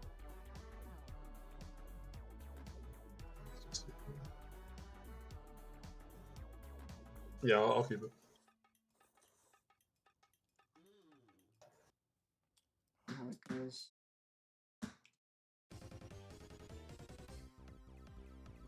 Alright, good luck, have fun. What's this guy?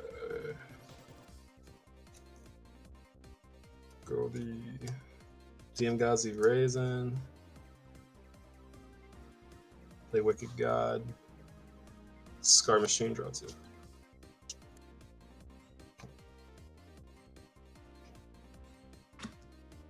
Come on. Evolve Corona, draw.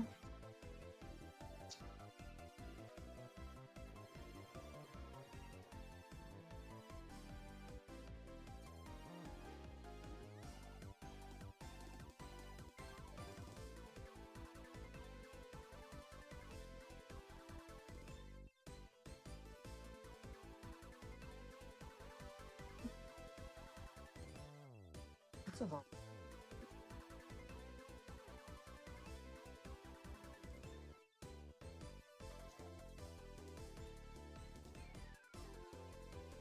There you go, give you.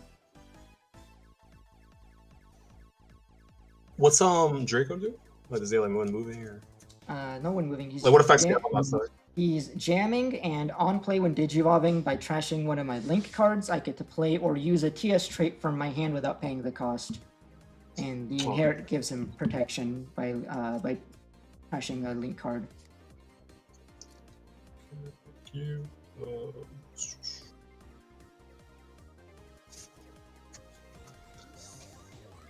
Alright, promote the Gazi. Digi for 2 into Delta. Draw. I won't use the one Digivolve in effect. Digi for 3 into Chimera. I'll use this effect to delete himself and then pop on your side. Then Demi-Mera, I'll discard Moon Millennium on to draw 2. So go.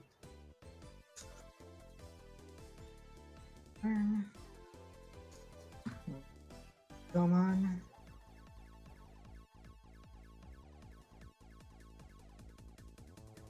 Go ahead and get jamming Tokomon draw. Jitose. Discard Chimera, game 1, draw 1.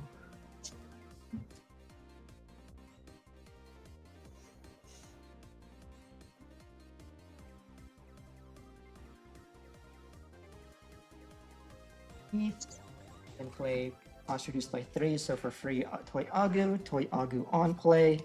1, 2, 3. I can pick up one option card and one TS trait card. We'll take the Dan and Yuki, Dan Kennen. You're gonna go at 1. Drop here. Patch, Jitose, we'll discard Chimera, gain 1, draw 1. Key. Let's see how she.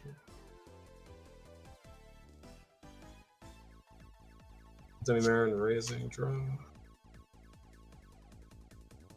Then.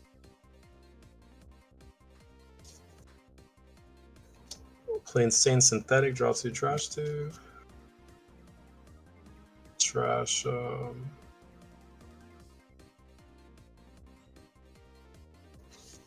trash a Wicked God Emerges. And I'll trash Chimera. There you go. And catch. Pokemon in the back. Draw.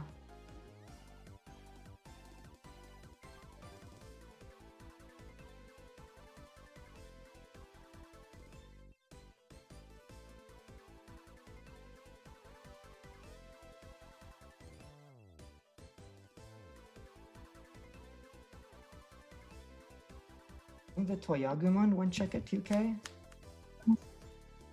14.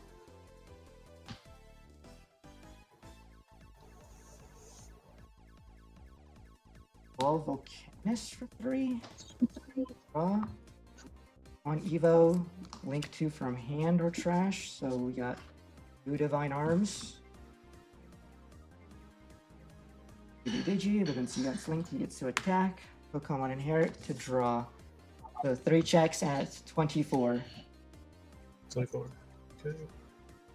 1. Pandemonium already has suspended. Machine. Right, you're good to go at 2. That guy, that protection applies to the whole Digimon. Like, it doesn't matter if he gets de-digit, right? With the link cards? No, if you did, he has no protection if you did evolve him. This is a link effect to protect it, and it can only link to Vulcanus. So the moment he's not Vulcanus, these get trashed as a state-based action. And Dragomon is inherit. It also gives him that same protection, but it's also an inherit. So. Oh, okay, gotcha. All right, thank you. I'll promote Devi. Trash really quick. Assembly pieces. We'll do Chitose first. We'll discard Promo Millenniumon, get a memory draw. Then pop Insane Synthetic. Oh wait, the Devi trash effect? Oh, sorry. Whoops, with Miltu? Miltu, yes, sir. My fault. Then we pop. Pop Synthetic, yep. Assembly here. Yep. So, Delta from earlier. DG2, then these fall off. Oh, go to here. And then, really care about cards in hand. We'll use. Should I use the? Yeah, I'll use the Millennia effect to go ahead and delete himself. Yep. On deck Insane. Wicked God. Mr. Gazi. Here. Play out Machine. Good Chimera. Chimera pop Machine. Pop that guy. DNA. Into. Oh, sorry. What's this Millennium? Yep. And we'll stack the guy on top. Is that on top? Yeah. Yeah, just put it top. Yep. That. Then we'll do the Corona. Corona. Then the Drago, and then the level 4. Yep. Alright, and then just tap the Chitose. The Gazi. Yep. I'll swing 2 checks 14. First check, Raremon. Second check, Vulcanus. You're fine.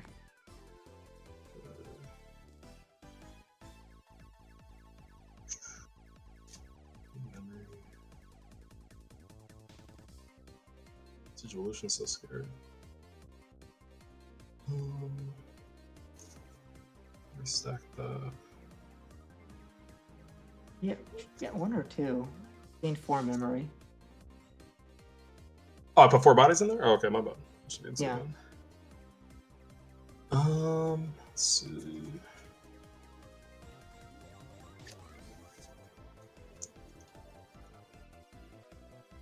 Yeah, where did I stack last?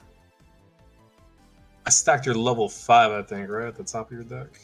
Yeah, you stack the Yes, level sir. 4 on top, the Fieramon. Oh, okay. Thank you.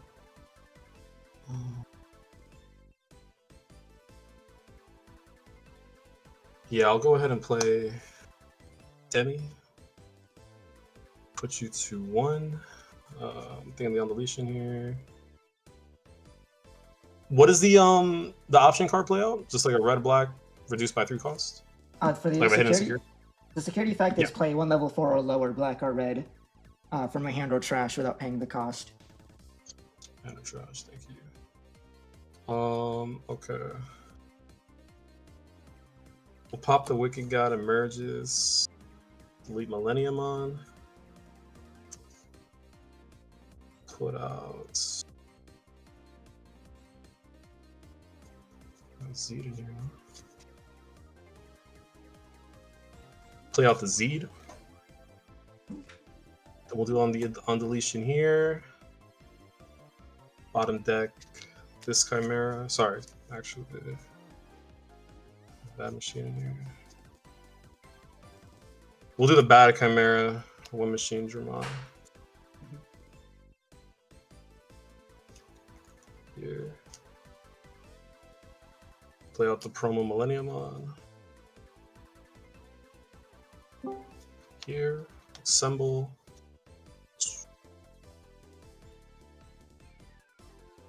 Okay. Can't get game.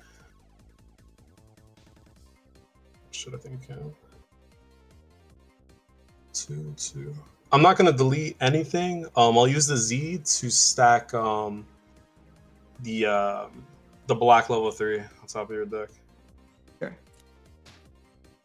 No overclock, you're good. Alright. Mm.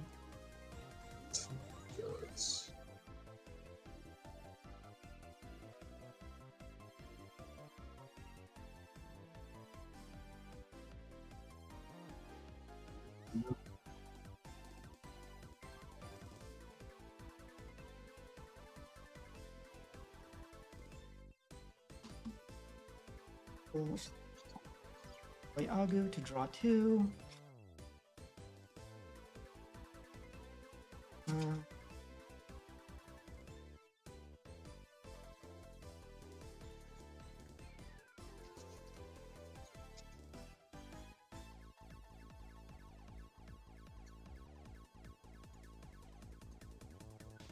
Vulcanus. 7. On play, we link Divine Arms, Idle Stream, and then DDG to all of your opponent's Digimon.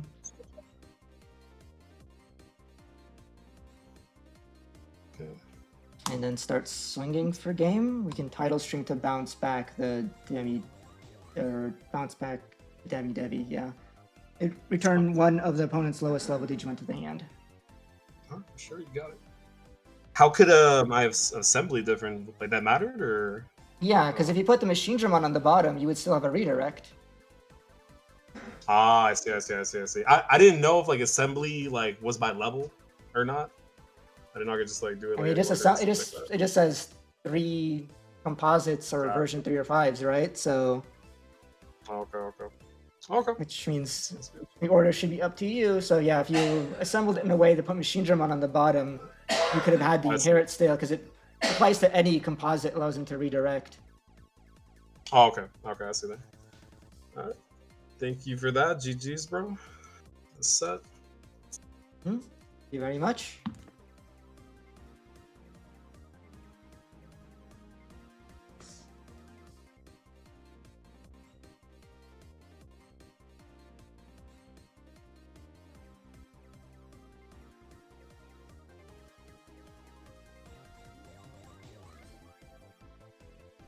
Alright.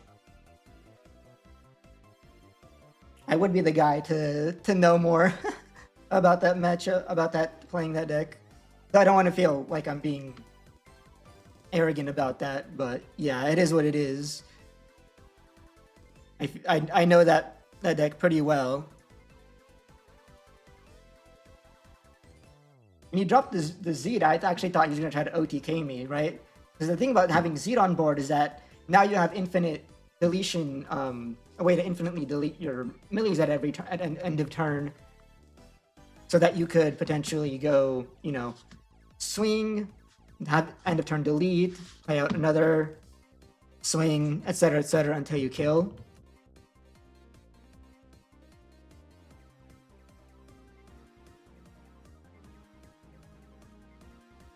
Yeah, still going strong somehow.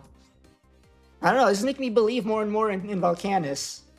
Sometimes it's just fine to go like, yeah, I clear a security on like turn 2 or 3, deal with it. Especially when I have like the ability to slam a rush body that gets to swing immediately.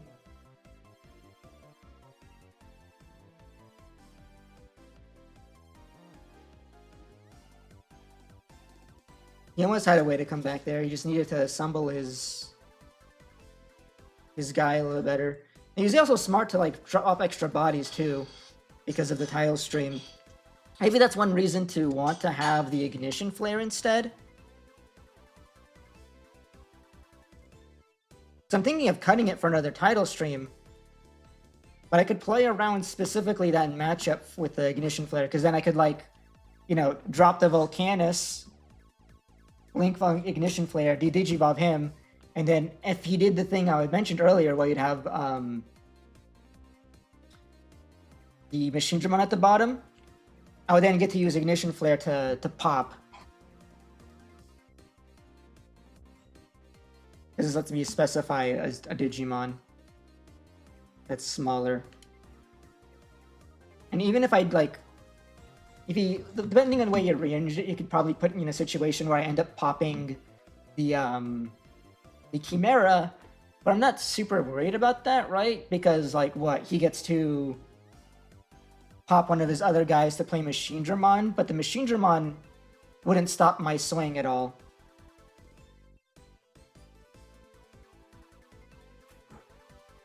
I mean, he can assemble with whatever composite he wants. So technically speaking, maybe the optimal way to go about it would be to like assemble with another like Millie as one of them, because it's a composite, you can do that. So you stack them where it's like, I mean, it's 3 guys, so yeah, so it's Chimera, then Millie, then Machine. That means when I de-digivolve 2, he's still a Millie with a Machine underneath it, which means he still gets to redirect. And even if I have an option to pop, he then get to be like, okay, on deletion, bada boom, right?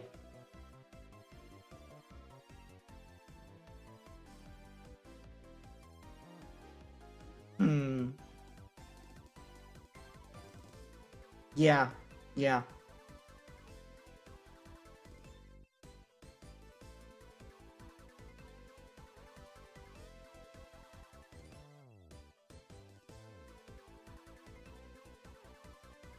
That'd be probably how you'd play around it. In that case, I wonder if there's like an option that I can link that might be a better way to deal with that exact scenario. Also, something I was noticing that I forgot to do. I finally can see the YouTube chat. Sorry for the YouTube chatters that are yapping and I didn't get to respond. So hello YouTube chat. How's the deck going? Good. Do I run Aegea? I'm currently running 1 because I own 1. And I'm thinking of running a version of the deck that runs more. One of my matchups I played against so far, I lost to TS, but then I beat Glowing Dawn, BL Star, and Millenniumon so far, which is nice. Thought on TS Angels, crazy deck. Kills very early. Another symptom of like the very OTK heavy meta that we have right now. TS Angels OTKs, this deck in OTK. Glowing Dawn OTKs, BL Star can OTK. It's crazy. Yeah, if you're in YouTube chat, you know, you can go ahead and say hi. I'll actually try to respond to you guys because I remembered that I have you.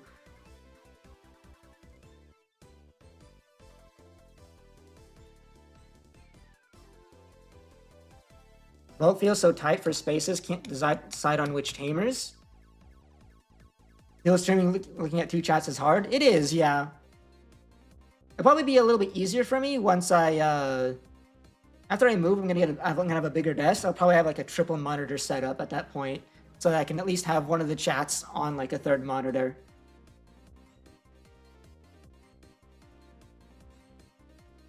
Vulcanus meta. I think it's good enough to play, but I don't think it's good enough to like get maybe more than a top 16 at a regional if you have a good run. It's plausible, but it's definitely rogue.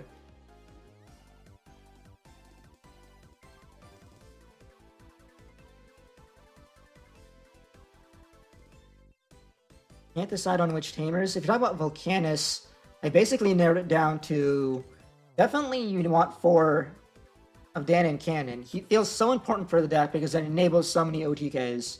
Other than that, I'm currently running Asuna. I guess you can run Hiroko instead. I don't know, maybe something about Asuna is drawing me to her. I mean, I guess it's the fact that I'm also running one of the new one, and you can use Asuna to play Asuna. She has some synergies, right? Because you're playing option cards. You can use her to just occasionally get reduced evos, and plus the extra cycling is nice. She also works really nice in conjunction with having Dan and Cannons on board, because you can go, 4 memory, gain 1 from Dan and Cannon, gain 1 from Asuna. Go to like 6 or something. But yeah, she's really nice also in conjunction with Raremon, because sometimes you're in scenarios where it's like, okay, Raremon can only link from trash. How do I get a card in trash for that? Asuna can do it. Which I just want to think that maybe I want to run more of her. But Raremon is just 1 card. I don't think I should be running more Asuna just for one guy that synergizes well with it. Like just the one.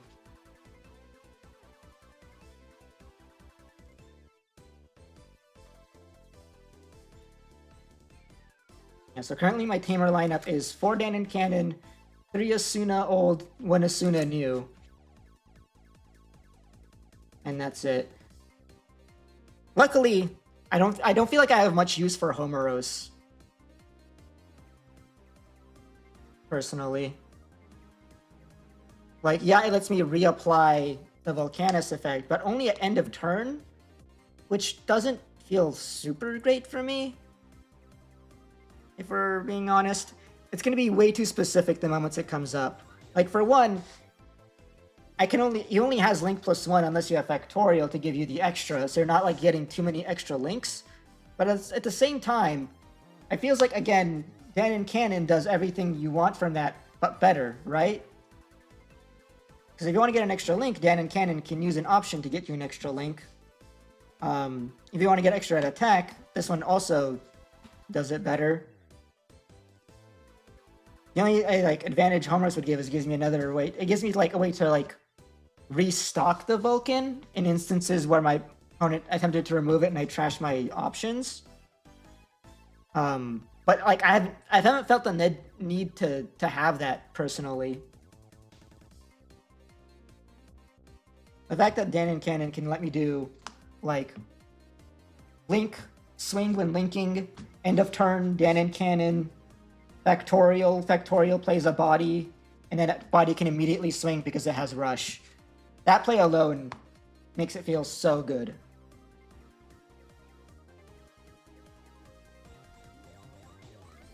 There's nothing need Homeros either. Yeah, I think that's a really nice thing about these 2 new decks, is that they aren't super reliant on Homeros, which means you know, they're a bit more of a budget option compared to your TS slop.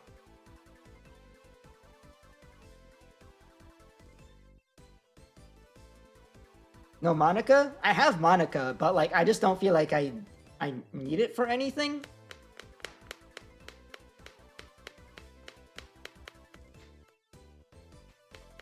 Like it's nice that it's like a memory setter, which I guess comes up. And I guess the stun occasionally also comes up. It just like based on the space, I don't have anything else I'd want to like. I don't want to play Monica over any of the cards I already am playing in the deck. I know I could be wrong. This is just based on my initial impressions from playing the deck so far. But I haven't felt like, I guess like the one thing is that occasionally maybe I want to actually grab back options from trash so that I can use them, right? When my options are stuck in trash, I can only link them by either using Vulcanus or Raremon. And sometimes I would really like to get the ability to like Iron Slash DDG2 or Tidal Stream Bounce. But the problem there is that Monica is a 4-cost.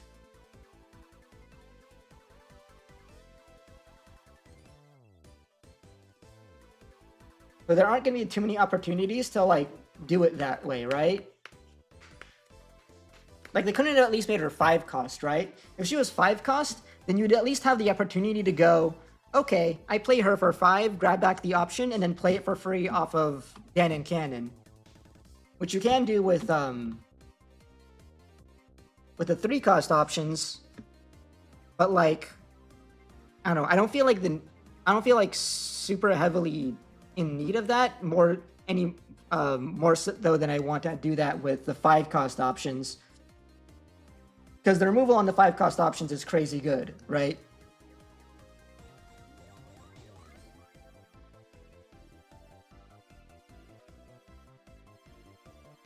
Yeah, I guess maybe doing it that way is still super valid in a way. Because it'll let me do something like, it'll let me cycle more. Because I could do something like play Divine Arms, trash 1, draw 2, and then play Monica, grab back Divine Arms, play Divine Arms, discard 1, draw 2. That's let me cycle quite a bit, which is kind of nice.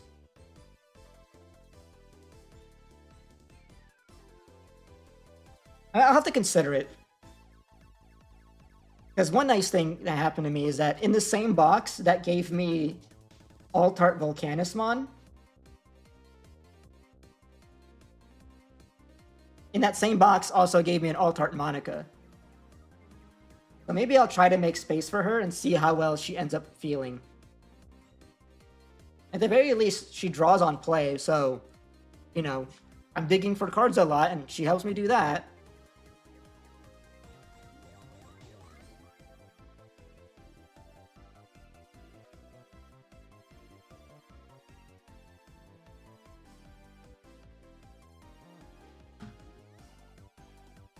I should probably feel a lot better if I was on more Agiomon than I currently am.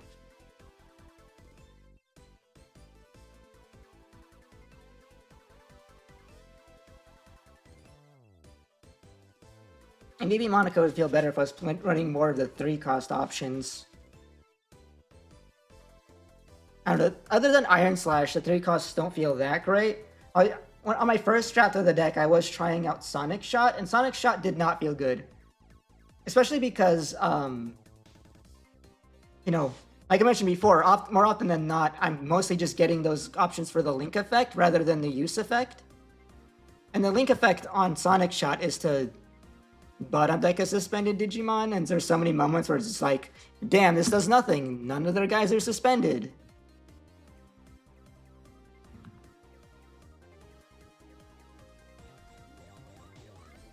Yeah.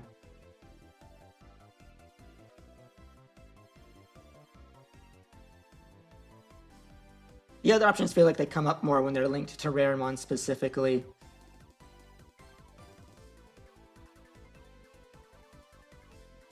It is actually kind of nice when I have like a Raremon. The opponent has like a rookie on board because they played a search rookie. And I go Raremon effect, or Evo Raremon effect, link Iron Slash. Where's Iron Slash? Which gives him 2k DP. And then he can swing, you go 6k collision pierce over your rookie, jamming. That feels nice to do. So I swapped out Sonic Shot for another Iron Slash.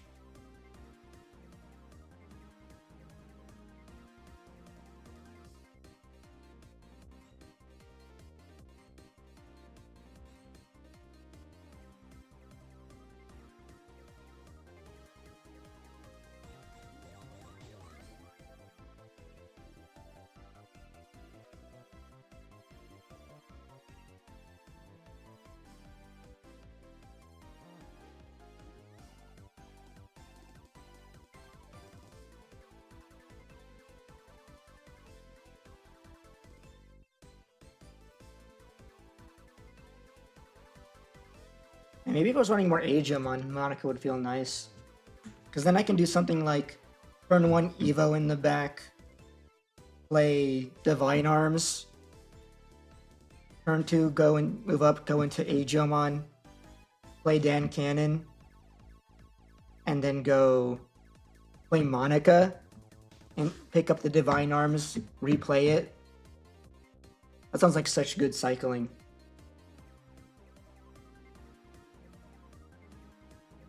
I'll consider it for the when I test the version of the deck that runs more Digimon over the Raremons I'm currently running.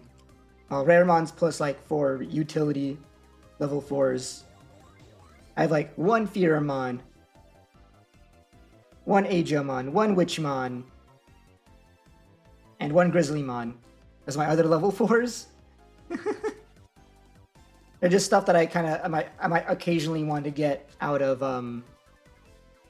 situationally, that I might want to get out of Asuna or an Evo, depending on the scenario. 2 situational to play more than 1 of.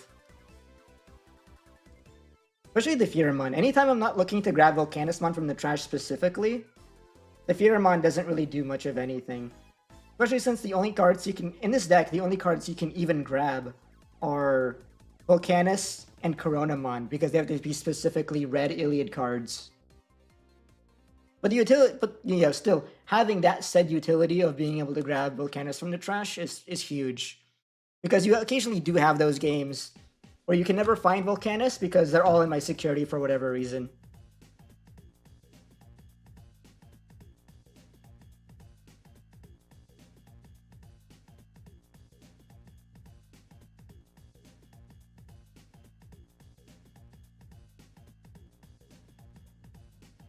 Something can relate for Factory as well, yeah. Grizzlymon wasn't originally in my deck, but I then later put it in because I wanted something to play off of Factory that could save my life, right? You know, last check blocker from security. Sometimes that's enough to prevent you from dying. Obviously, it didn't help me from dying to the TS because they had, they would go slam Neptune.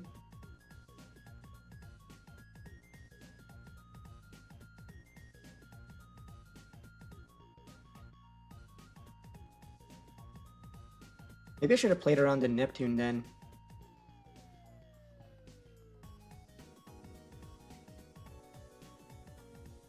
I think the only reason that was possible is because I had like a random Vulcanus on the board. So I'd have 2 Digimon.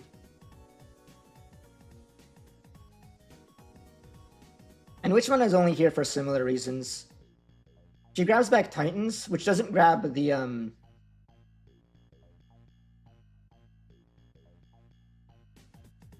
She doesn't grab Vulcanus, but she grabs Raremon and Dragomon, which can come up. The pop is also really nice. You get this pop off of Asuna or off of Dragomon, because Dragomon can play this for free. Which is a funny play to do occasionally.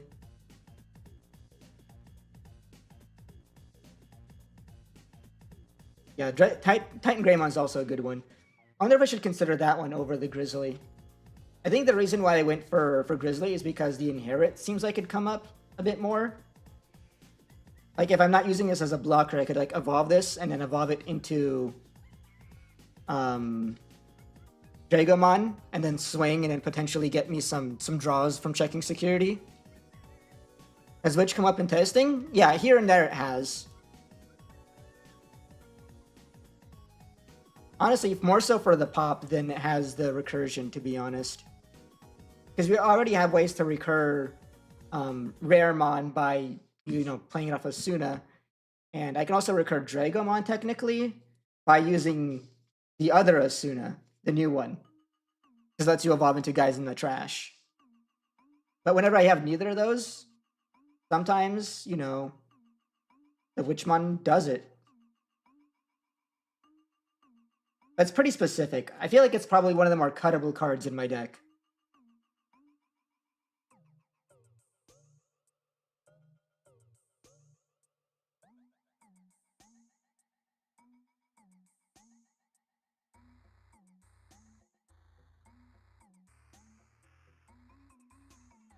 I might miss it if I cut it, but I also might not miss it.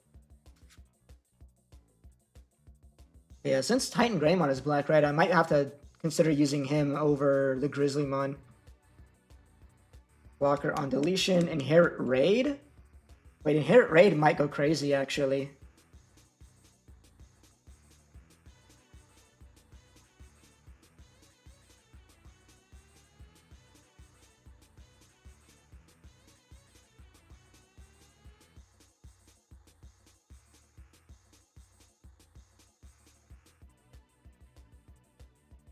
There's not a better blocker I can do.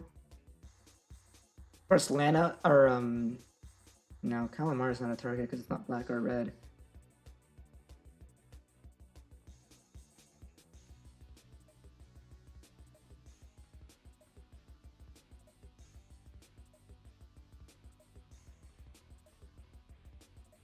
Yeah, Greymon might come up more.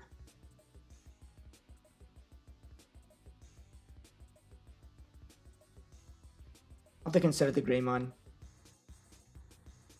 Mario Grey level 5 could be funny, yeah, but I don't think he has that much application.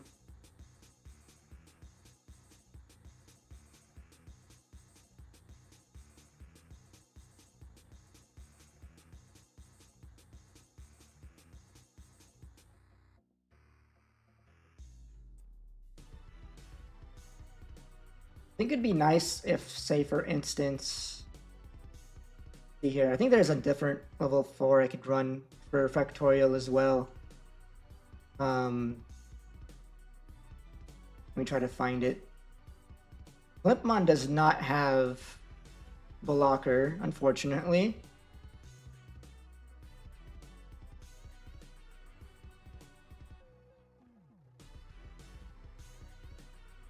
But there is like a new Guardromon.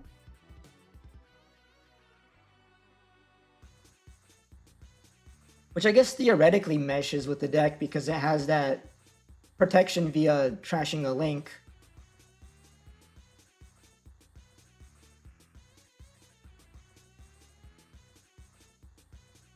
But I don't know. Since I don't have any ways to link to him for free out of like outside of like activating. I don't know. I feel like he's just not as value as some of my other cards. He's like an okay blocker, but like most of my Digimon gain blocker anyway from Factorial. He has a protection effect too. But then to get it, I have to somehow get a link onto him. Which feels like I have to like jump through a bunch of hoops just to do.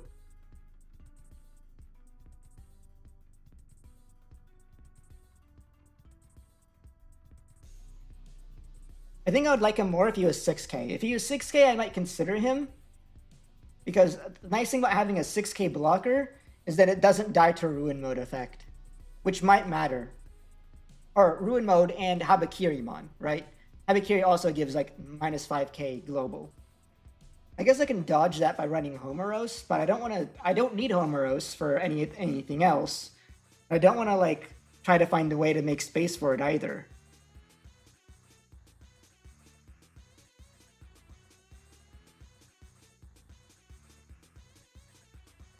Yeah, and if I just wanted a 5k blocker that becomes 6k with Homeros, then I think I'd still rather pick the Greymon.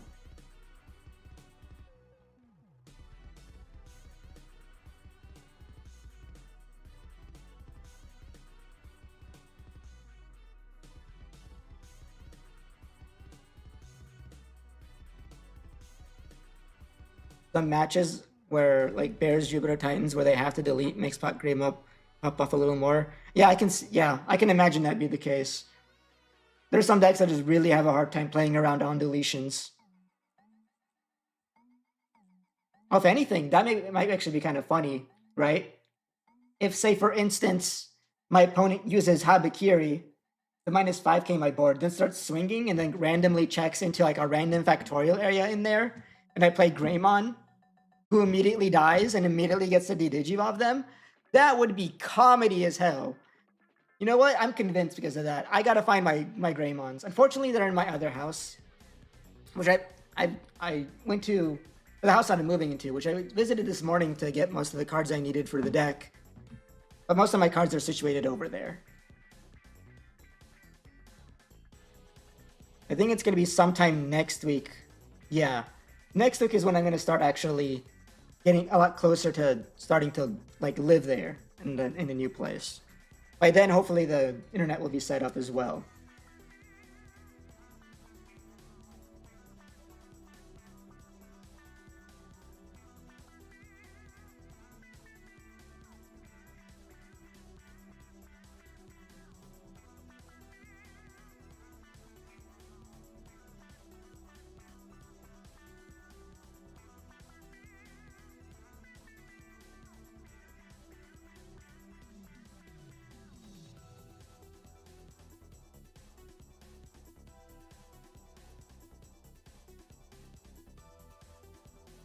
Red's Gravon is the move. I think this...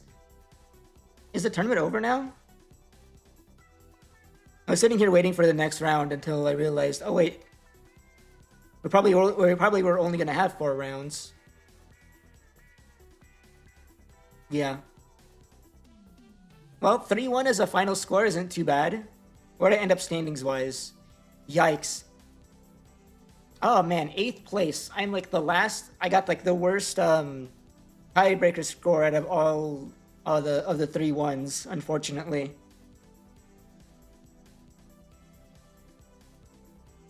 Congrats to Nais for winning.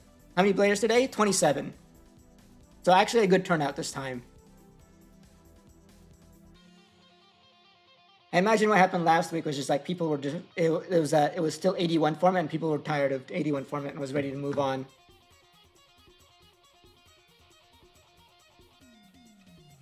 So I want to see, what did Nais play? Oh, he played Glowing Dawn. Possibly BDIF. At least I would say so. I mean, not by a wide margin, but based on the testing, based on the games that I viewed in the little bit limited amount of testing that I've experienced, I'm starting to feel that like Glowing Dawn is the #1 deck, just by like a small margin, because there's a bunch of other stuff that's pretty viable.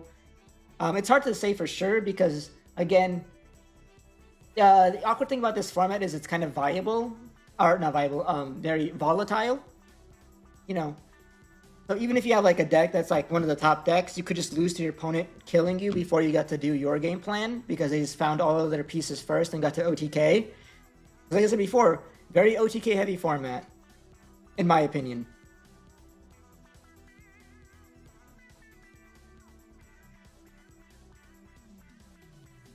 Maybe I'll go ahead and show what the winning list looks like so we can talk about it real quick.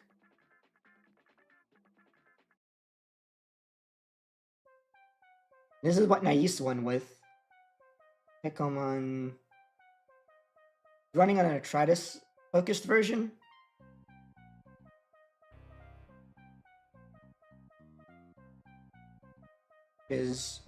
Which seems to be the version of the deck that people are leaning towards, except for the people that I talk to, which are leaning more towards Habakiri, or at least an even split. They were talking about before how Habakiri is it's a lot easier to find early OTKs with Habakiri-mon. Atritus feels like he's more focused on playing like a more like back and forth / tempo style, considering that he has the bottom decking the delete, so 2 removals plus a protection, plus an immunity plus reboot blocker, which, you know, if you're going for more of a exchanging blows type, is a bit better than Habakiri in that sense, because Habakiri doesn't have like block or anything, and no way to gain blocker either. If you go into Habakiri and don't kill them, he just sort of sits there and does nothing during your opponent's turn, except for maybe like protect himself once. But in my experience, anytime they do that, they basically make themselves lose harder because they just, you know, trash their own security. In DCGO, I won so many games because my opponent was at like 4 security because they recovered 1 off of Habakiri-mon, and then I go swing Raremon, link effect, attempt to bottom deck, or attempt to return to hand their Habakiri, which they prevent, so they go down 1. And then I go slam Vulcanus, swing for lethal. GG. Actually, it's more often than that. It's something like my board is empty. I slam Vulcanus and swing him, and then they protect. And then I have the inherit underneath them, or the title stream underneath it, so they protect, trashing their security, which makes Vulcanus swing for the rest of their security. And then I go, the thing, tap Dan and cannon, vectorial area, play out a body, it swings for game. So both Arthritis and Habakiri are valid. There's both super valid right now. With the only thing being that, like, Habakiri is better for OTK and Arthritis is better for back and forth.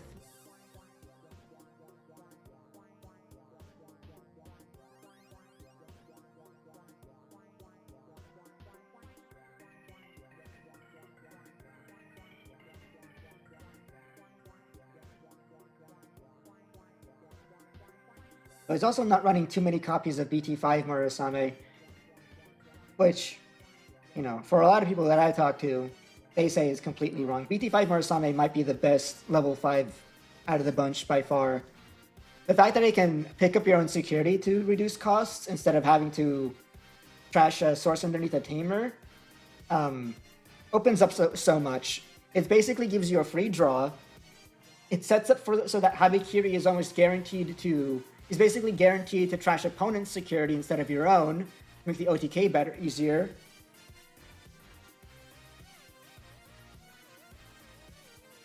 And the fact that it, like, there's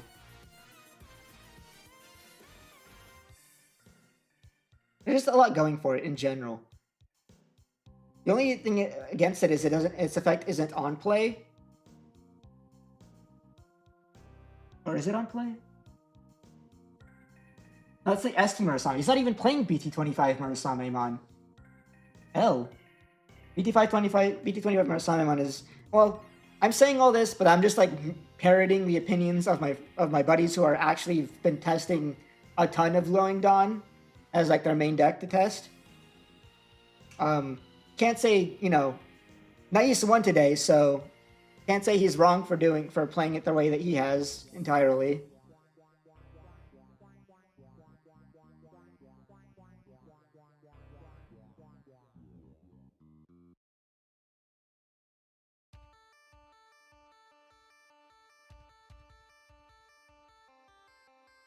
Yeah, the fact that the BT25 Murasame has the option of doing the effect when attacking also comes up a lot in terms of allowing specific specific lines to work.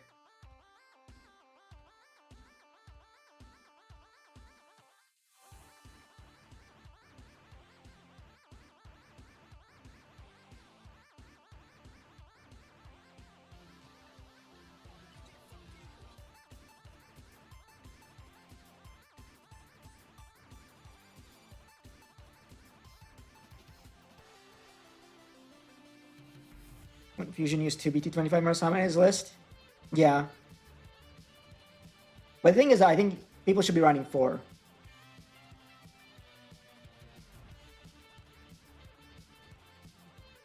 Or dual Monarch Lizard is obviously correct though, yeah.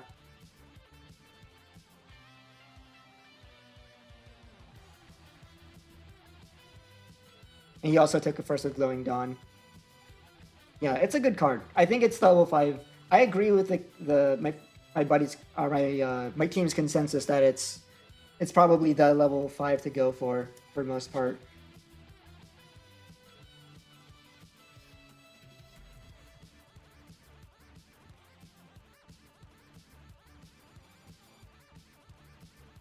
Like maybe like the one thing you can okay, there's like 2 things you can like potentially argue against for said Murasame Mon. One is it's not on play, which can matter quite a bit. Somewhat. It still feels like you have a lot of ways to take advantage of it regardless. Like if you're running any copies of BT25 Cougarmon, you can still just slam him and then go on play trash 2 sources to evolve into said Murasame. The other thing is that like picking up security could potentially put you at like closer to lethal, but like we've had a format with Agiomon long enough to know that that's not actually that super huge of a detriment, right?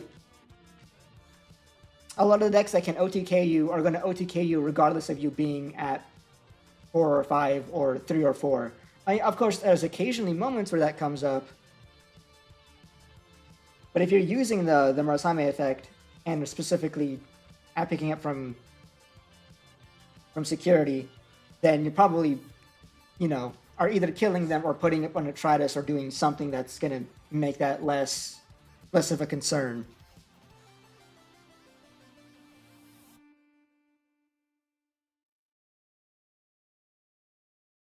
I mean, he is playing 4 of the ST Monarch Lizard, so maybe he really values the DP boost.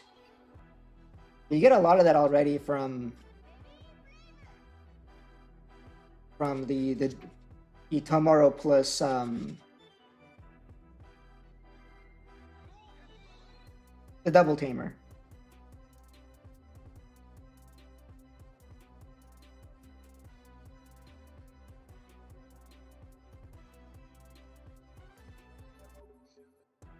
Oh yeah.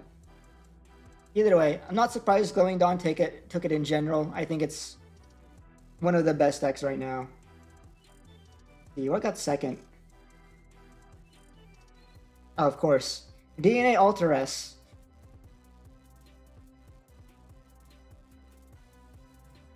It's another deck that can just suddenly kill you, and another super viable, super meta strategy IMO. And then BL-Star underneath that, and then Rebootmon underneath that. Now that's what I call. And then 5th place is Yellow Vaccine. I'm guessing this is, yep, Juno, Minerva. Yeah, this is Angels OTK. Top 5 is basically what I would consider to be the meta, right? Glowing Dawn versus Alter S, BL-Star, Reboot, and then Angels OTK. A pretty even spread there for the top 5. Yellow strongest meta? Yeah. Between Glowing Dawn and Angels, and even like Jupiter and other such, Yellow's pretty good overall. Repassion got 2-1-1? He's still playing, oh. Yeah, no, he's still playing the same Jupitermon he always has.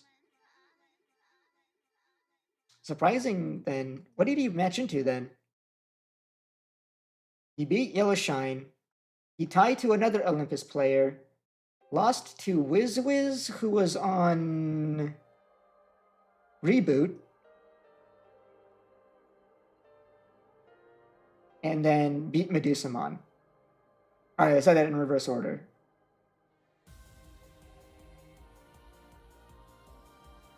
Huh. I was thinking that Jupiter still looked pretty good into this meta, in this format. But I wonder if he might be getting gatekept by stuff like Reboot. Because the interesting about Reboot is that it has protection. Maybe the first time we've ever seen a protection effect that starts during your opponent's turn and lasts during your turn. So it doesn't lose to lingering effects like Jupiter does, like Jupiter inflicts.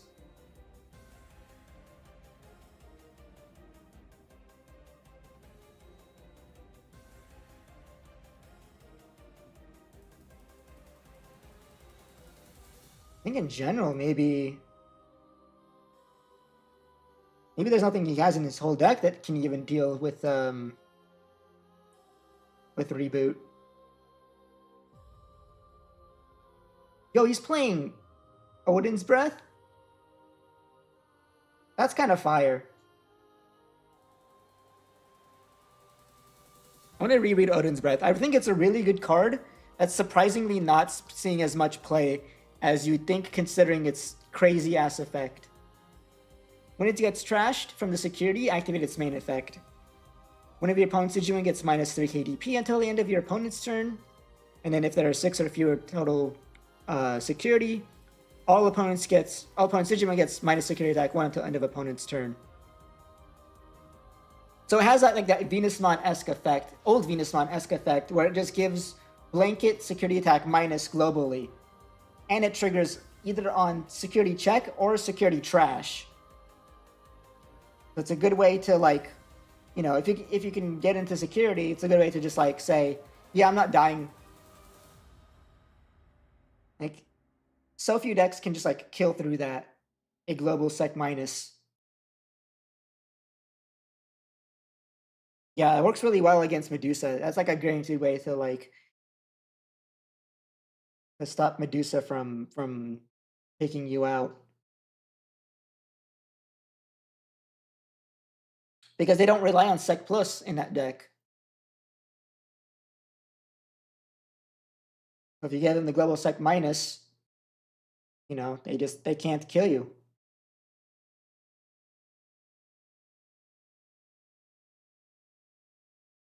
Odin's Breath is kind of like one of the cards that makes me surprised that like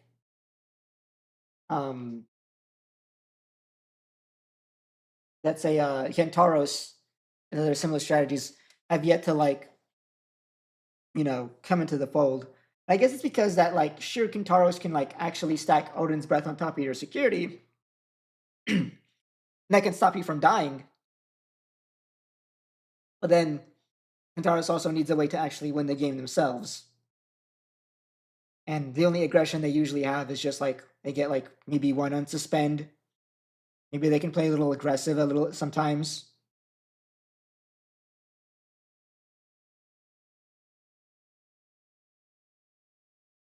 Honestly, Odismons might be even better in Dynasmon than it is in Kentaros. Because Dynas can run Wizardmon X, who can just put Odin's Breath directly into your last security, which is probably the place where it's like at its best.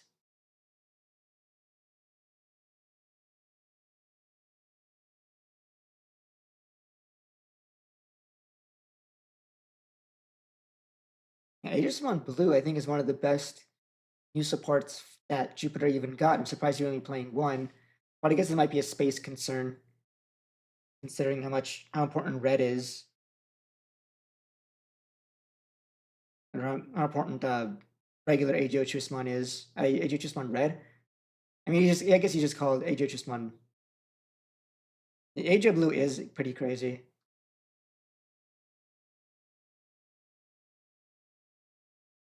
And of course, we also see him and finally cut the promo for the new Aegiomon.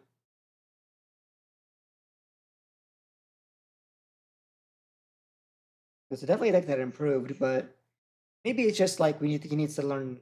He needs to get used to the new meta. But I think it must also just be like a bad matchup thing because kind of unlucky that you run into one of the only reboot players on round 2. When it looks like the deck doesn't really have like an out to reboot at all.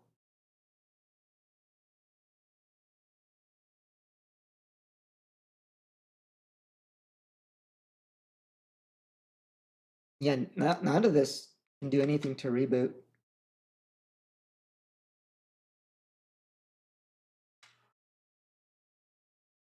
Maybe V Passion is the one who'd ought to consider running Monica. Because theoretically, Monica could be a way to deal with Reboot Mon. Because it's prevents Digimon from attacking whenever you use an option card. But his list only runs like 2 option cards. So it probably wouldn't actually work out. Yeah.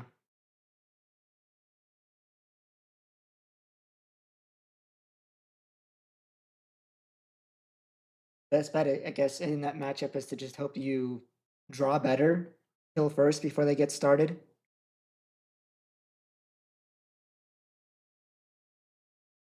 You think you gotta keep 2 to 3 of the promo for the blocker, I guess?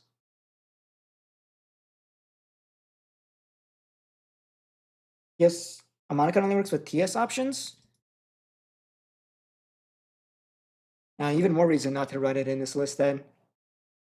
Yeah, you're right. I knew it grabbed back TS options from the trash, but I didn't realize it also needed to use a TS option for the stun. Damn, so that's not an out either.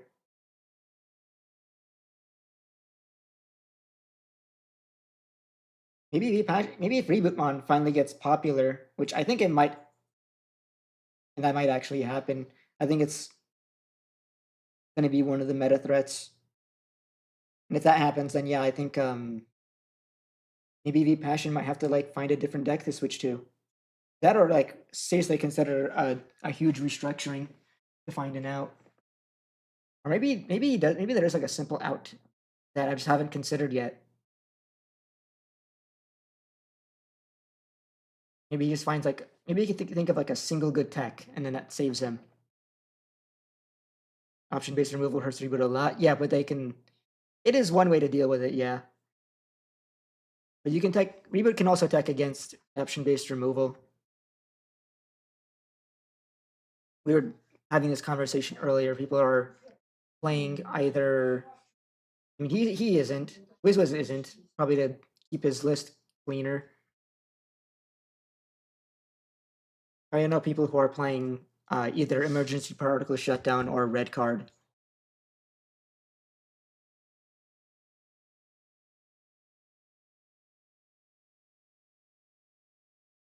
WizWiz is also doing the even split between the two lines too.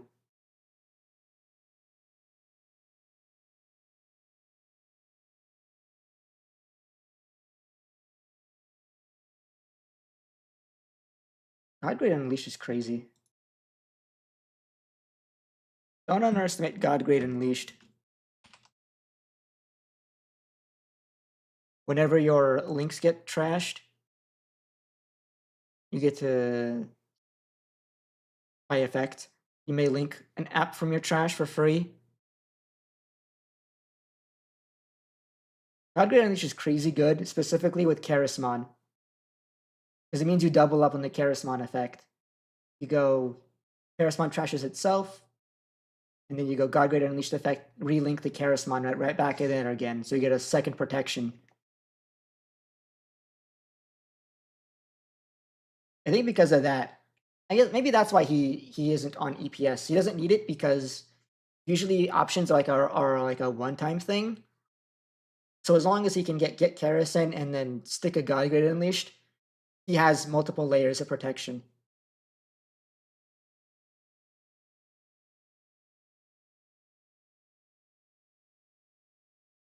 At this point, you only get outed by like tamer effects. Not even tamer effects, because again, if it's a tamer effect, depending on what the tamer effect is, but like this protects them from what's his name? Karada. Karada is one of those cards or one of those decks I was thinking. Karada Belfamon might be one of those things I was considering might like actually help out Reboot. Because it's a tamer effect that pops. But with multiple Charismons, you insulate yourself from that. So like you kind of only lose to specifically like DDG from an option effect.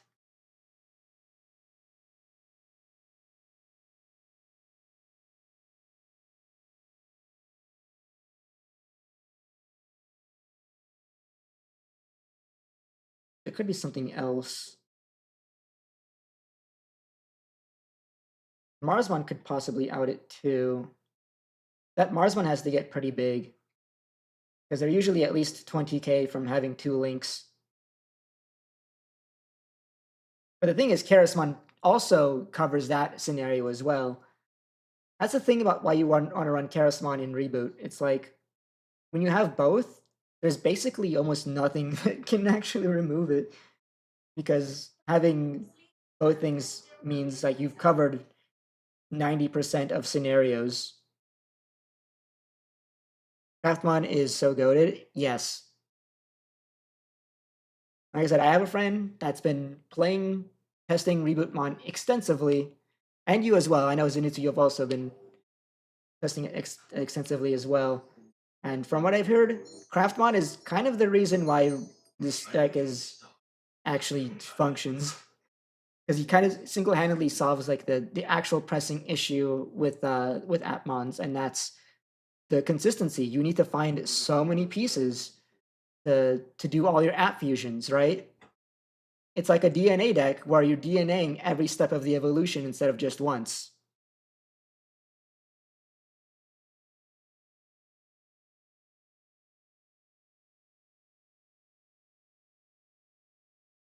Security effect is also insane.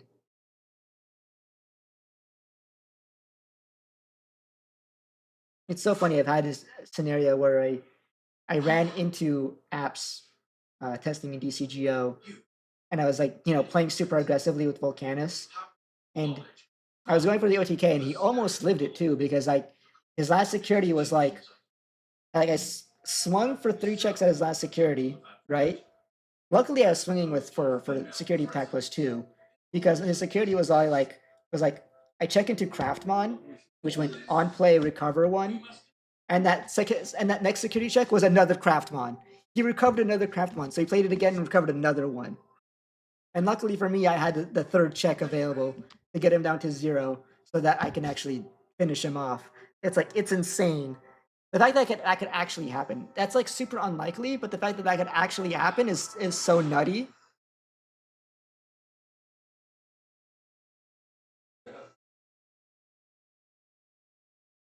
I think 90% of decks would not be able to like kill through that position unless they're like that much more ahead, like I was at that time, because he was kind of bricked.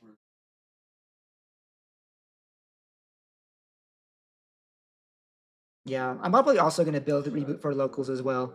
I happen to pull 2. They seem pretty cheap. I think there's a couple. I don't know anybody else in my locals that wants to build it, so I can probably yoink some from them. And the rest of the deck seems to be pretty easy to put together. There's no crazy expensive promos or secret rares. I mean, there are promos, but they're all store promos, so nothing crazy. So solid deck if you're. I think it's meta viable, solid, and affordable. I think that's huge. It also plays on a different access too than a lot of the other meta decks, because I was saying earlier that it was the game is very OTK heavy, and here's a viable meta strategy that isn't as focused on the OTK and is more about putting up a big towers, a guy that can't be outed.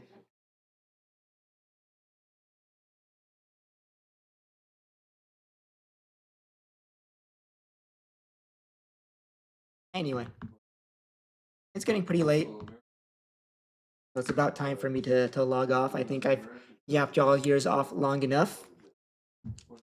I gave you all my takes so far. So I'm gonna say bye now. See you guys on the next stream, or if y'all watch Zenitsu's podcast, I'll be there on there as well. So I'll see y'all then.